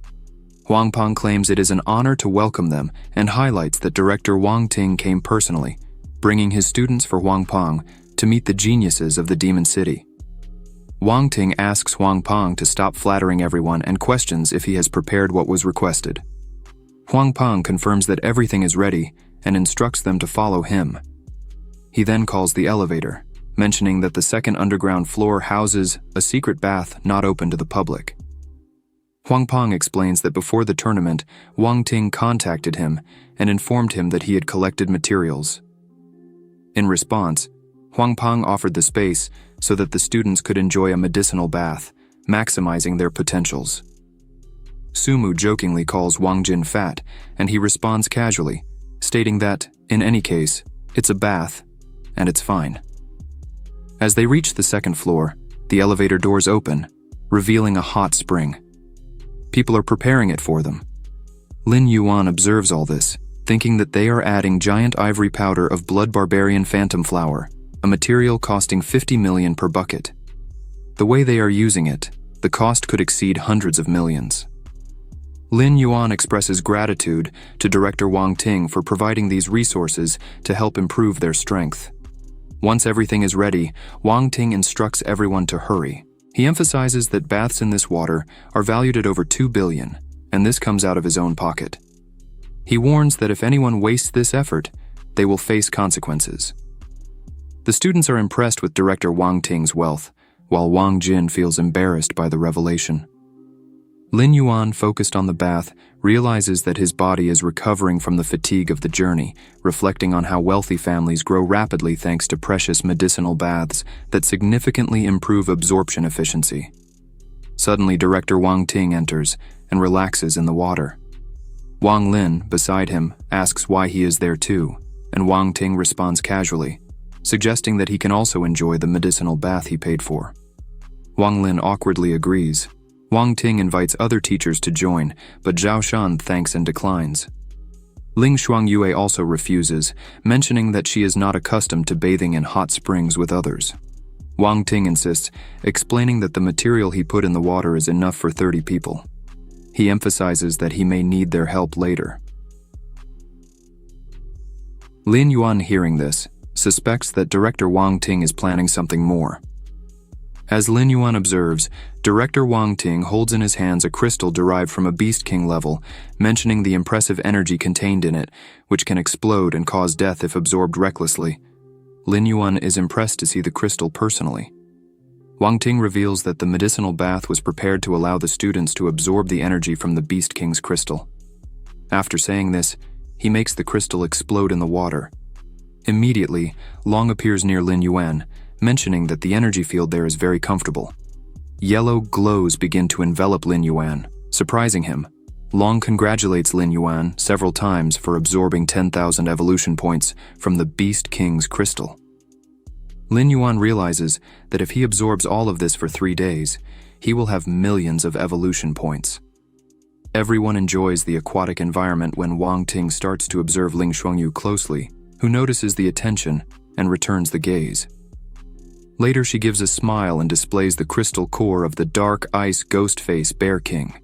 Ling Shuangyu reveals that this crystal, upon reflection, is on the level of a Beast King. After her considerations, Ling Shuangyu gently places the crystal in the water, which regains its blue color, now enriched with yellow hues, indicating the spread of the crystal's energy in the water. Wang Ting directs his gaze to Vice Director Xiang Gui and suggests that he follows the same procedure, considering the meritorious performance of the students. Xiang Gui, upon hearing this, wonders if Wang Ting had previously arranged with Ling Shuangyue for him to retrieve a Beast King-level crystal. After reflection, Xiang Gui agrees and presents the dark crocodile crystal as a gift to everyone present, expressing his wish for them to achieve excellent results. He then places the crystal in the water. Surprise takes hold of the students as, within a few minutes, 3 Beast King-level crystals rest in the water. Wang Ting, aware of the magnitude of the energy involved, suggests again that the teachers closely monitor the process, preparing to enter the water. Meanwhile, Wu Xuan mentions that the Hinadan gifted by his uncle Xiang Gui is capable of rapidly absorbing energy in a short period, making it ideal for the occasion. He anticipates that this will create a significant gap between him and the other students, focusing intensely. Observing Wu Xuan's concentration, Xiang Gui, despite the cost of a Beast King crystal core, sees it as an investment in Wu Xuan's development. Zhao Shan noticed such a scenario and, as he approached to inform the director, was interrupted by Wang Ting, who stated already being aware of the situation. Wang Ting adds, highlighting that he understands Xiang Gui's considerations, emphasizing, however, that the effectiveness of the process depends intrinsically on individual talent. The higher the talent, the more efficient the absorption will be, as illustrated by the example of Chu Tianyi, who surpasses his peers even without the aid of pills. Wang Ting exposes the existence of distinct approaches, mentioning figures like Sumu, whose focus on a single form of energy results in remarkably consistent attributes, naturally doubling efficiency. Wang Ting also noted that Ling Shuangyue chose not to enter the water for a specific reason. The crystal she released was intended for Sumu. When questioned by Zhao Shan about not intervening regarding Wu Xuan and his use of the Hinadan, Wang Ting responds with a smile, indicating that there are no regulatory restrictions on the use of Hinadan. He clarifies that his goal is for everyone to absorb the maximum amount of energy possible. However, he warns about the risks associated with excessive tablet absorption, highlighting that the transformation into one's own abilities is subject to luck. Wang Ting points out Xiang Gui's self-confident perception, emphasizing that he did not consider the possibility that Wang Ting had already anticipated. According to Wang Ting, Xiang Gui blindly trusted Wu Xuan. Addressing Zhao Shan, Wang Ting highlights that his focus should be more on the student Lin Yuan. Although Zhao Shan observed that energy seems to fluctuate around Lin Yuan, suggesting limited talent for the level King Beast energy absorption, Wang Ting urges Zhao Shan to examine more closely. The observer is surprised to see that the energy is being absorbed rapidly, creating a vacuum around Lin Yuan. When Zhao Shan questions Wang Ting about Lin Yuan's method, Wang Ting replies that if Lin Yuan's own tutor does not have this knowledge, Wang Ting wouldn't either. Wang Ting emphasizes the presence of numerous secrets in Lin Yuan, concluding with a reflection on true strength and its relationship with secrets. Zhao Shan expresses satisfaction, stating that the most crucial thing is Lin Yuan's smooth development.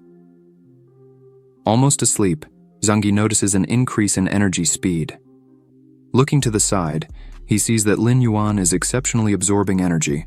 However, Xiangyi, incredulous, questions Lin Yuan's method. Meanwhile, Wu Xuan begins to notice something different, catching Xiangyi's attention, who, before reacting, hears Wu Xuan's cry. At that moment, everyone directed their attention to Wu Xuan. He was notably changed, with his eyes gleaming and his body enveloped in a blue hue. Composed, Wu Xuan proclaims to have ascended from the level of a 5-star Beast King to the level of a 6-star Beast King at once. Glancing at Chu Tianyi, he reflects that if even Chu Tianyi fell short of him in energy absorption, then Wu Xuan was the chosen one. As he casts a mocking look at Lin Yuan, Wu Xuan's first impression is that the latter is absorbing energy slowly. However, upon looking again, he realizes he was mistaken. In fact, Lin Yuan was absorbing so rapidly that it resembled the speed of light. Impressed, Wu Xuan considers that Lin Yuan might have used the Hinadan. But after pondering a bit, he realizes that not even the Hinadan is capable of reaching such speed. Wu Xuan is unwilling to accept losing to a level beast soul again. So, he focuses to the maximum to try to surpass Lin Yuan, initiating the absorption of an immense amount of energy. His body is close to the limit. In this process, Wu Xuan begins to bleed from the mouth, shocking Wang Lin and Song Lan. Witnessing the scene, Zhao Shan turns to director Wang Ting and expresses concern that Wu Xuan may face problems if he continues this way. However, Wang Ting assures Zhao Shan not to worry about Wu Xuan, as his uncle Xiangyi would not allow him to have complications there. Suddenly, Xiangyi interrupts Wu Xuan and asks if he is going crazy, questioning who instructed him to absorb energy in this way. Wu Xuan complains, claiming not to be convinced, and asks how Lin Yuan can absorb energy at such an extraordinary speed. His uncle Xiangyi reprimands Wu Xuan, explaining that he gave him the Hinadan to enhance his energy absorption, and not to blindly compete with others. Xiangyi points out that Wu Xuan did not realize that, although Lin Yuan absorbed a huge amount of energy, his strength had not changed. Observing Lin Yuan, Xiangyi notes that the energy around him is bright and without waves. Wu Xuan, discontented, questions how a level E beast soul can absorb energy from a level Re king beast crystal core, and ponders about its impact on Lin Yuan's strengthening. Xiangyi then tries to calm Wu Xuan, advising him not to waste energy on senseless questions and emphasizing that his biggest enemy is himself. Later, everyone started evolving one after another. Wang Ting expressed satisfaction with what he witnessed, while Zhao Shan remained focused on observing Lin Yuan, who has been motionless since the beginning of energy absorption. 2 days later, everyone was out of the water, engaged in lively conversations and smiles. Wang Jin expressed his gratitude to his father for the medicinal bath and shared a discovery. However, Wang Ting's reaction was furious, as he considered Wang Jin's progress insufficient, emphasizing that he shouldn't settle for just that. While conversations flowed, Lin Yuan remained silent and unmoving. Zhao Shan approached Lin Yuan and called him. Lin Yuan quickly turned, inquiring if something had happened. Zhao Shan explained that he was just curious about why Lin Yuan was the only one who had not evolved his strength yet. Surprised, Lin Yuan admitted to forgetting. This irritated Zhao Shan, who questioned how Lin Yuan could forget something so important. Lin Yuan then summoned Long and requested that he spend his evolution points to advance a level. Long agreed and began fulfilling Lin Yuan's request. A red aura with sparks began emanating from Lin Yuan, impressing Zhao Shan. Observing the scene, Zhao Shan wondered what was happening and questioned how Lin Yuan could control his evolution in this way. Lin Yuan interrupted the evolution process, and Zhao Shan asked if Lin Yuan had 6-star Beast King status all along. Lin Yuan confirmed that, in fact, he had only used a part of the collected energy.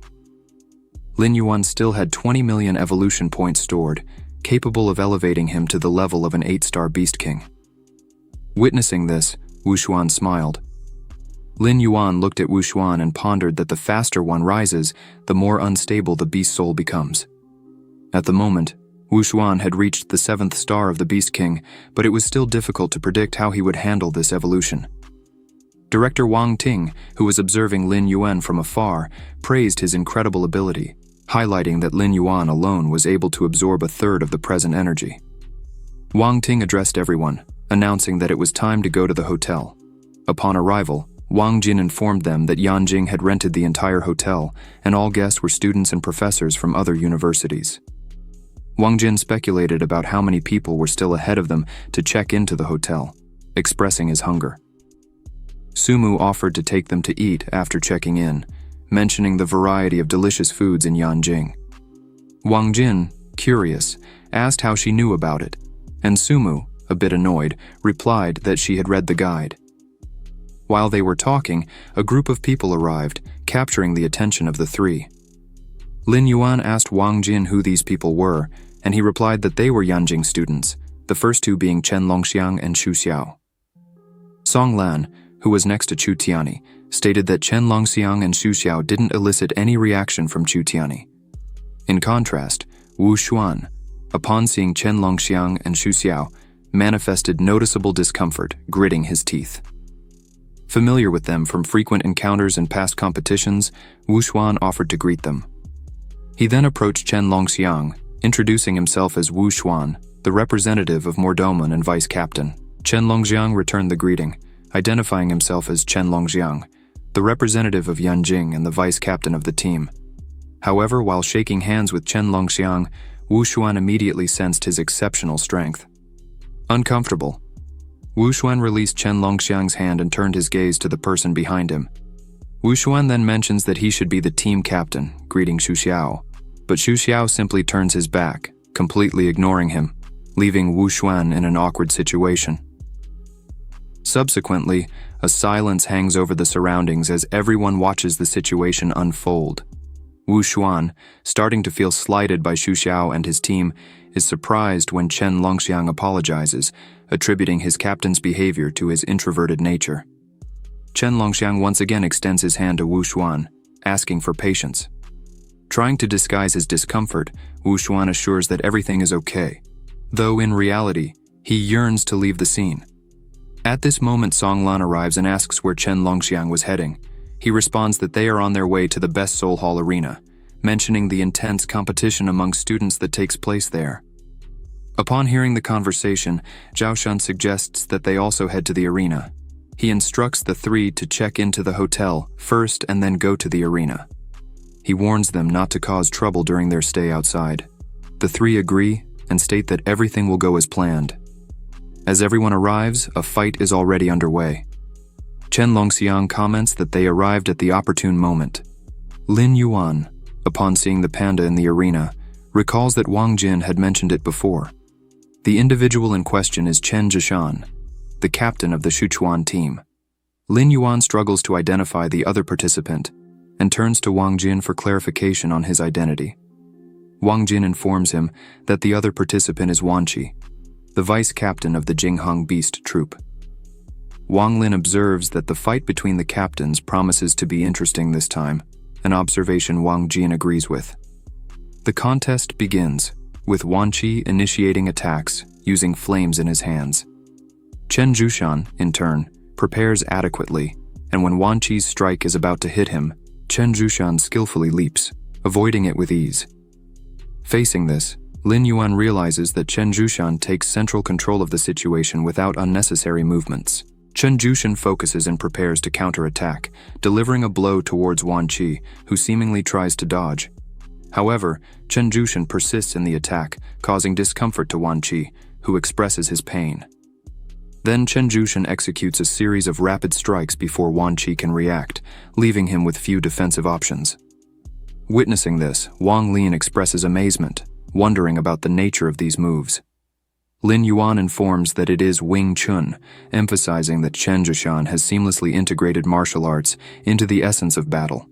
He highlights that Wing Chun is both offensive and defensive, robust and smooth, enabling Chen Zhishan to face multiple opponents effortlessly. Lin Yuan points out that the gloves on Chen Zhishan's hands are divine beast weapons, called Aoki's gloves, a top-tier king beast weapon. He mentions that Chen Zhishan can use part of the opponent's energy and blood to nourish himself. Lin Yuan suggests to Wang Jin to be cautious when facing Chen Zhishan. As the fight progresses, Wan Qi continues to defend against Chen Zhishan's attacks. Wan Qi, realizing the difficulty, decides to use his secret ability, enveloping his body in flames to ward off Chen Zhishan. However, Chen Zhushan is undeterred and prepares again for the confrontation. At this moment, Wan Qi appears considerably more powerful than before, surprising even Wang Lin, who did not anticipate that Wan Qi possessed such a technique. In response, Wang Jin warns that it is not prudent to reveal secret weapons before the actual competition. He explains that so-called secret abilities are special skills mastered by beast soul masters, beyond innate characteristics. Wang Jin goes on to explain that such abilities, also called priceless treasures, can be learned by others. Lin Yuan observes that Wan Qi is the vice-captain of the Fang Qi team and emphasizes the importance of his victory to maintain the morale of the other members. Faced with this scenario, Wan Qi has no choice but to employ his secret ability. He launches an attack against Chen Zhushan, attempting various strikes but fails in all of them. Wan Qi questions how Chen Zhushan's reaction can be so quick. While Wan Qi ponders, Chen Zhushan lands a precise punch to his jaw, followed by a blow to the abdomen, leaving Wan Qi disoriented. He falls to the ground abruptly. Chen Zhushan focuses again. Wang Lin urges Wan Qi to use all his abilities, claiming that this way he can face Chen Zhushan on equal terms.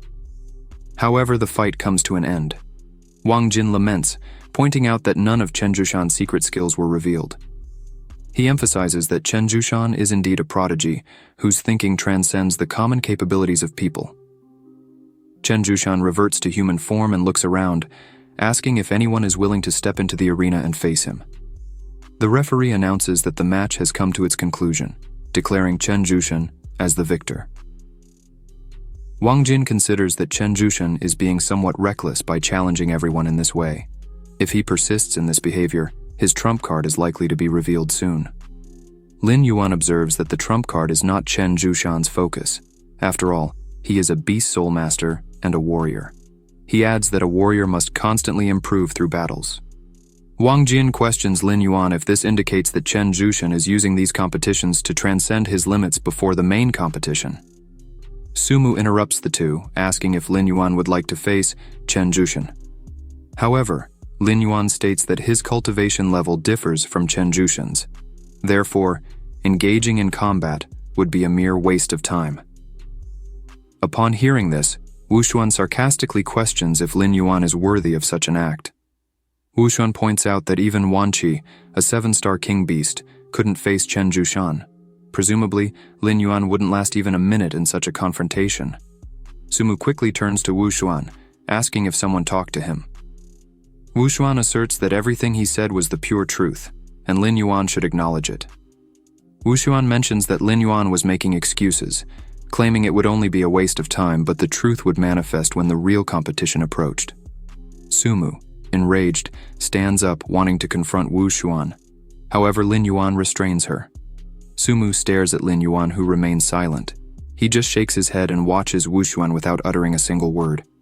Wu Xuan begins to ponder and question what this meant. Knowing Lin Yuan's mindset, he would explicitly state if he were not a match for Chen Zhushan. Wu Xuan considers the possibility that Lin Yuan really can compete on equal terms with Chen Zhushan. Chu Tianyi stands up, expressing his intention to fight. Song Lan warns Chu Tianyi, pointing out that he is the captain and representative of their team. It would be commendable to see him triumph. However, in case of defeat, it would be detrimental to the other members. While Song Lan was speaking, Wu Xuan steps forward and states that if the captain can't fight, he will take over. After all, Chu Tianyi doesn't need to act. Wu Xuan looks at everyone and smiles, declaring that his presence alone is enough to defeat Chen Zhushan. Song Lan, dissatisfied with the situation, puts his hand on his face, as he just persuaded Chu Tianyi not to fight, and Wu Xuan acts to the contrary. On the other hand, Lin Yuan is entirely satisfied with the situation, as he was eager to witness this fight. Lin Yuan reflects on Wu Xuan's recent rise to the 7-star level and considers the instability of Wu Xuan's soul beast, driven by the Hainan Dan. Lin Yuan realizes that this may not be advantageous against Chen Zhushan. Fixing his gaze on Wu Xuan, who displays confidence, Lin Yuan contemplates the possibility that Wu Xuan has a hidden trump card. Wu Xuan approaches Chen Zhushan and formally introduces himself as Wu Xuan from the Demon City, also the vice-captain of his team. Chen Zhushan inquires about the size of the demon city, considering it might be a coincidence as one of his objectives in this journey is to test the geniuses from that city. Chen Zhushan performs his fusion during the introduction, and Wu Xuan follows suit immediately. The audience, witnessing Wu Xuan's transformation, is surprised as Wu Xuan's soul beast is truly rare. A spectator ponders the uncertainty of the winner, while a woman notes that one is the captain of Shuchuanmen University, and the other is the vice captain of Mordamon University, suggesting both have a chance of winning. The battle commences with Wu Xuan, unleashing a cloud of poison throughout the arena. Upon realizing this, Chen Zhushan deploys a shield. Wang Jin, observing the shield, comments that it is a king-level beast weapon known as green bamboo armor. Besides mitigating potential damage, it can purify impurities. In other words, Wu Xuan's poison cloud has no effect on Chen Zhushan. The intensity of the battle grows. Wu Xuan's attack is completely defended by Chen Zhushan, who prepares to counterattack. However, Wu Xuan dodges the blow, praising the strength of Chen Zhushan's weapon but emphasizing that it won't be easy. Wu Xuan highlights the improvement in his flight control since reaching the 7-star level as a king beast. However, Chen Zhushan begins to contemplate and realizes that Wu Xuan's flying ability seems quite limited. Doubts arise in Chen Zhushan about Wu Xuan's true strength. Flying, Wu Xuan releases another poisonous cloud that envelops Chen Zhushan entirely. Wu Xuan informs that he is also equipped with a king-level beast weapon. Witnessing this scene, Wang Jin explains that this weapon is the poison needle, known for corroding bones, the most outstanding weapon of the king-level beast god. Wang Jin inquires about the origin of this weapon, intrigued by Wu Xuan's background. Lin Yuan argues that this weapon was clearly gifted to Wu Xuan by his uncle Xiangui. Chen Zhushan takes the attack and remains motionless. As the dust settles, it becomes evident that several needles are scattered around the area.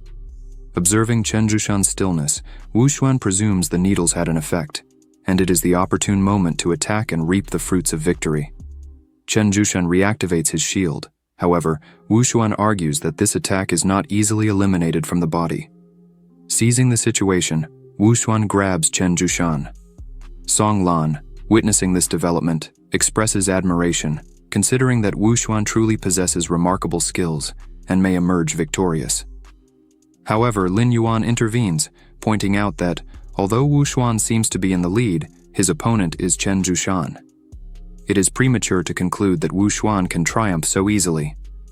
One of the students, in a mocking manner, comments on the irony of a student who didn't even have the courage to fight, making such observations. Lin Yuan turns to him and proposes a bet, challenging the student's certainty. Asked about the terms, Lin Yuan bets that a king-level beast weapon will be granted to Chen Zhushan. The other student carefully considers Lin Yuan's proposition and analyses that Chen Zhushan was poisoned by Wu Xuan. Subsequently, he decides to take the bet and communicates his consent to Lin Yuan. Sumu passively observes, while Lin Yuan smiles. The other student believes the bet is already won and considers which weapon to choose. Meanwhile, the fight between Wu Xuan and Chen Zhushan continues. Wu Xuan advises Chen Zhushan to give up, as the poison will soon affect his nerves. However, upon hearing this, Chen Zhushan simply opens his arms, releasing his true strength, leading Wu Xuan to wonder if he was really poisoned, since he shouldn't have all this power still. After Chen Zhushan breaks free, he starts a sequence of strikes on Wu Xuan, leaving the other students stunned and in disbelief at what is happening. The audience, upon witnessing this, begins to question Wu Xuan's ability, stating that his skills are doubtful and that he does not deserve to be appointed as the vice captain of his team. Wu Xuan continues to receive several blows and thinks he cannot lose, trying to counterattack again.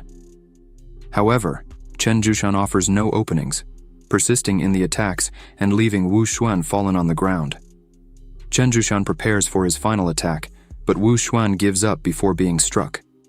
While prostrate on the ground, Wu Xuan ponders whether Chen Zhushan really is a 7-star Beast King, as he felt substantially inferior to him. Wang Jin, impressed with this outcome, asks how Lin Yuan knew that Wu Xuan could not beat Chen Zhushan. Lin Yuan explains that while great strength can resist against 10 societies in the face of absolute power, any strategy is futile. He emphasizes that Wu Xuan has just achieved the 7th star of the Beast King level and does not have a solid foundation. Wu Xuan has never faced such hard challenges, while Chen Zhuxian is the total opposite of Wu Xuan. Wang Jin, upon hearing this, turns his gaze to Qingnan and comments that people should preserve discretion. Pride holds people back, while humility propels them forward. He asks Qingnan if this makes sense. Qingnan simply places his hand over his face, expressing complete shame with this. Meanwhile, in the arena, Chen Zhuxian returns to his human form and mentions that Wu Xuan's poison was indeed potent and almost defeated him. Wu Xuan, with a quite injured face, cleans himself up a bit and comments that if Chen Zhuxian were not so talented, he would certainly be at a disadvantage. As the two talk, someone interrupts them, asking if Chen Zhuxian would still be able to fight in his current state. It was Chen Longxiang who presented himself as the vice-captain of the Yanjing team. Chen Longxiang expresses his willingness to face Chen Zhuxian. The audience, for their part, does not realize that Chen Longxiang had disappeared from among them. Wu Xuan, noticing the absence of Chen Longxiang, questions whether he will really participate in the confrontation. Lin Yuan looks forward to witnessing the strength of Chen Longxiang. Xu Xiao approaches Chen Longxiang and invites him for a talk. Chen Longxiang inquires about the situation, and Xu Xiao informs that the director requested that they avoid causing trouble, emphasizing that he received specific instructions to watch over Chen Longxiang. Chen Longxiang responds with a smile, ensuring that everything is fine, and if the director wishes to assign responsibilities to someone, it should be him, highlighting that Xu Xiao has no involvement in this. Xu Xiao agrees and suggests that Chen Longxiang choose what he prefers to do. Lin Yuan passively observes this scene, noticing the introverted nature of Xu Xiao. Subsequently, Chen Longxiang approaches Chen Zhuxian and hands him a small gift box. Chen Zhuxian receives it in his hands and asks about the contents. Chen Longxiang explains that it is a Qingbi Dan, something that will assist Chen Zhuxian in his physical recovery and relieve his pains.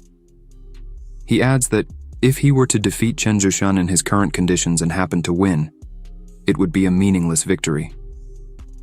With that, Chen Longxiang asks Chen Zhuxian to accept the gift as a gesture of unity between them. Chen Longxiang gives a thumbs up and assures Chen Zhuxian that once he is fully recovered and the poison has left his body, they will have a serious match. Observing this interaction, Wang Jin is impressed by Chen Longxiang's generous gesture, considering the high cost of the pill. However, Wang Jin had anticipated such behavior from Chen Longxiang, given his family's history of beast souls, which clearly evidences his generosity. Lin Yuan looks at Wang Jin and comments that Wang Jin speaks as if he himself is not from a noble family. Wang Jin replies that his situation is different. While others spent their family's money, he started almost from scratch and never used his resources indiscriminately. Sumu looks at Wang Jin and agrees with him, adding the question about who invited everyone to dinner, spending hundreds of thousands on a single occasion. Wang Jin remembers and feels embarrassed as the group laughs at him. Back in the arena, Chen Zhuxian expresses gratitude to Chen Longxiang and gladly accepts the gift. He commits to facing Chen Longxiang with full vigor once he is fully recovered. Chen Longxiang smiles and agrees to this promise. 30 minutes later, Chen Zhuxian has fully recovered and expresses his gratitude again to Chen Longxiang. Thanks to the gift from Chen Longxiang, Chen Zhuxian was able to recover quickly and without major setbacks. Then, both meet in the center of the arena, greeting each other respectfully before beginning the battle. Chen Longxiang merges into an imposing elephant known as the Ancient Barbarian Elephant. The strength displayed by Chen Longxiang astonishes the audience, leading them to question whether he is truly a Beast King-level fighter.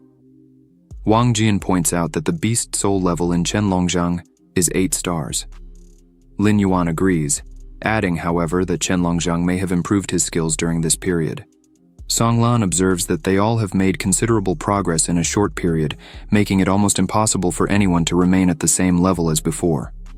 Sumu emphasizes that Professor Zhao Shan once stated that whoever fully understood their Teo would be able to significantly evolve in strength. Even a Beast King would be capable of defeating a Beast Soul Master at the Lord level, Lin Yuan reflects on how enlightenment is more important than he initially considered. Returning to the arena, Chen Zhuxian prepares his shield again and asks Chen Longxiang to use all his resources in the fight against him. Chen Longxiang prepares to attack and states that facing Chen Zhuxian with all his strength is exactly what he wishes. Chen Zhuxian positions his shield, while Chen Longxiang's attack collides harshly with the shield, leaving everyone impressed. The impact perpetrated by Chen Longxiang was so intense that it broke through Chen Zhuxian's defense, delivering a vigorous blow capable of injuring him and projecting him far away in the arena, culminating in his defeat with just one strike. The audience exalts, proclaiming that Chen Longxiang possesses supernatural strength, to the point of subduing Chen Zhuxian with extreme efficiency. Among the spectators, Wu Xuan hides, crouching and trembling, reflecting on his own inability to confront Chen Zhuxian, having been defeated by Chen Longxiang in mere seconds and with a single blow. This outcome leads Wu Xuan to ponder the notorious discrepancy between them.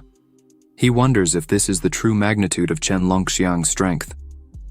While experiencing a shiver of fear, Chu Tiani stands up and requests a challenge against Chen Longxiang. Chen Longxiang turns to Chu Tiani, inquiring about his identity. Chu Tiani responds that he is the greatest beast soul, Chu Tiani. Wang Lin warns Chu Tiani not to act rashly. Chen Longxiang replies that the greatest beast soul of Demon City is what he has been waiting for. Xu Xiao positions himself beside Chen Longxiang, mentioning a pre-existing agreement that Chen Longxiang would have only one victory. Xu Xiao's presence by his side surprises Chen Longxiang. The audience's attention shifts to Xu Xiao, who becomes the subject of commentary regarding the captain from Yanjing. Feeling uncomfortable with this attention, Xu Xiao steps closer to Chen Longxiang, warning him about the potential reprimand from the director if he persists. Chen Longxiang requests from Xu Xiao one more chance to fight, to which Xu Xiao, fixing his gaze on Chen Longxiang, states that if Chen wishes to confront someone, Xu Xiao will be his opponent. Chen Longxiang immediately declines the offer, recalling the defeat he suffered the last time he faced Xu Xiao. Turning to Chu Tiani, Chen Longxiang offers his apologies, revealing that Captain Xu Xiao has forbidden him from proceeding with the fight. He then suggests to Chu Tiani to wait for the official start of the competition for their confrontation to take place. Chu Tiani watches in silence. Wang Jin, noting this dynamic, speculates about Xu Xiao's extraordinary strength, given that Chen Longxiang always complies with his orders without question. Lin Yuan agrees with Wang Jin, adding that he did not anticipate such strength from Yanjing University, posing a significant challenge for them. Wang Jin suggests that, in terms of skill, Shen Kang should surpass Wu Xuan, and the position of deputy captain should be transferred to Shen Kang. However, Wang Jin notes that Shen Kang was defeated by Sumu. Hearing Sumu's name, Lin Yuan encourages her to actively participate and get involved in the competition. Sumu fixes her gaze on Lin Yuan and expresses that if he does not wish to fight, there would be no fun in her going alone. She admits that defeating some of them would be interesting, but then reflects and mentions that the only person among the others capable of beating her would be Chen Longxiang. Lin Yuan, hearing such a statement, shows surprise and asks Sumu if she is sure she can handle Chen Zhuxian. Sumu responds that she is almost certain she would win. Lin Yuan is taken aback by such confidence. Wang Jin questions Sumu about her certainty, to which she responds seriously, asking Lin Yuan if he underestimates her. Lin Yuan replies, affirming that Sumu is stronger than he imagined and considers that she clearly has some hidden tricks. Sumu directs her gaze at Lin Yuan and assures him that he does not need to worry about her presence. If Lin Yuan faces an insurmountable opponent, Sumu commits to protecting him. Hearing such assurance, Lin Yuan smiles and agrees, expressing that the situation could not be more favorable. Lin Yuan reflects on the matter and considers that, with his current strength, he really is not a match for Chen Zhuxian. However, he evaluates that, if he uses all the evolution points he has saved up, Chen Zhuxian would not be an insurmountable challenge for Lin Yuan. Song Lan interrupts the conversation to inform that director Wang Ting was present. Everyone stands up to greet him, along with another figure accompanying him. Xu Xiao and Chen Longxiang greet this person, referring to him as director. Lin Yuan is surprised by this revelation. Wang Jin introduces the man as Director Su Dian, highlighting his notoriety in Tibet. Sumu, feeling uncomfortable, seeks refuge behind Lin Yuan, hugging him. Concerned, Lin Yuan asks Sumu about the reason for her discomfort. However, Sumu just lowers her head and remains silent. Lin Yuan recalls that Sumu had mentioned she did not want to join Yanjing University to avoid meeting a specific person. Faced with Director Su Dian, Lin Yuan internally questions if this man could be the person Sumu was referring to. Wang Ting praises Chen Longjiang's remarkable performance in the last fight, to which Su Dian expresses gratitude, attributing the success to a favorable situation. Lin Yuan, fixing his gaze on Su Dian, wonders about the possible familial relation between Su Dian and Sumu, considering the observation made by Professor Zhao Shan that Sumu's family was not simple. Lin Yuan turns to Sumu and asks if Su Dian is, in any way, related to her. Sumu confirms, informing that Su Dian is her biological father. With this revelation, Sumu lowers her head with a melancholic expression and declares that there is no relation between them. She emphasizes that this condition was true in the past, is true in the present, and will remain so in the future. Wang Ting addresses Director Su Dian and requests that they leave, to avoid putting pressure on the students and compromising their performances. Su Dian agrees with the suggestion, but before doing so, he turns his gaze to Sumu, pondering that she still hasn't been able to forgive him. He notices that someone is staring at him, and this displeases him. Lin Yuan observes Su Dian with a furious look, maintaining direct eye contact. The two exchange glances. Lin Yuan emits an intense aura, and Su Dian responds in kind. Su Dian turns around and summons Wang Ting to leave. Wang Ting asks if there will be no more piercing looks.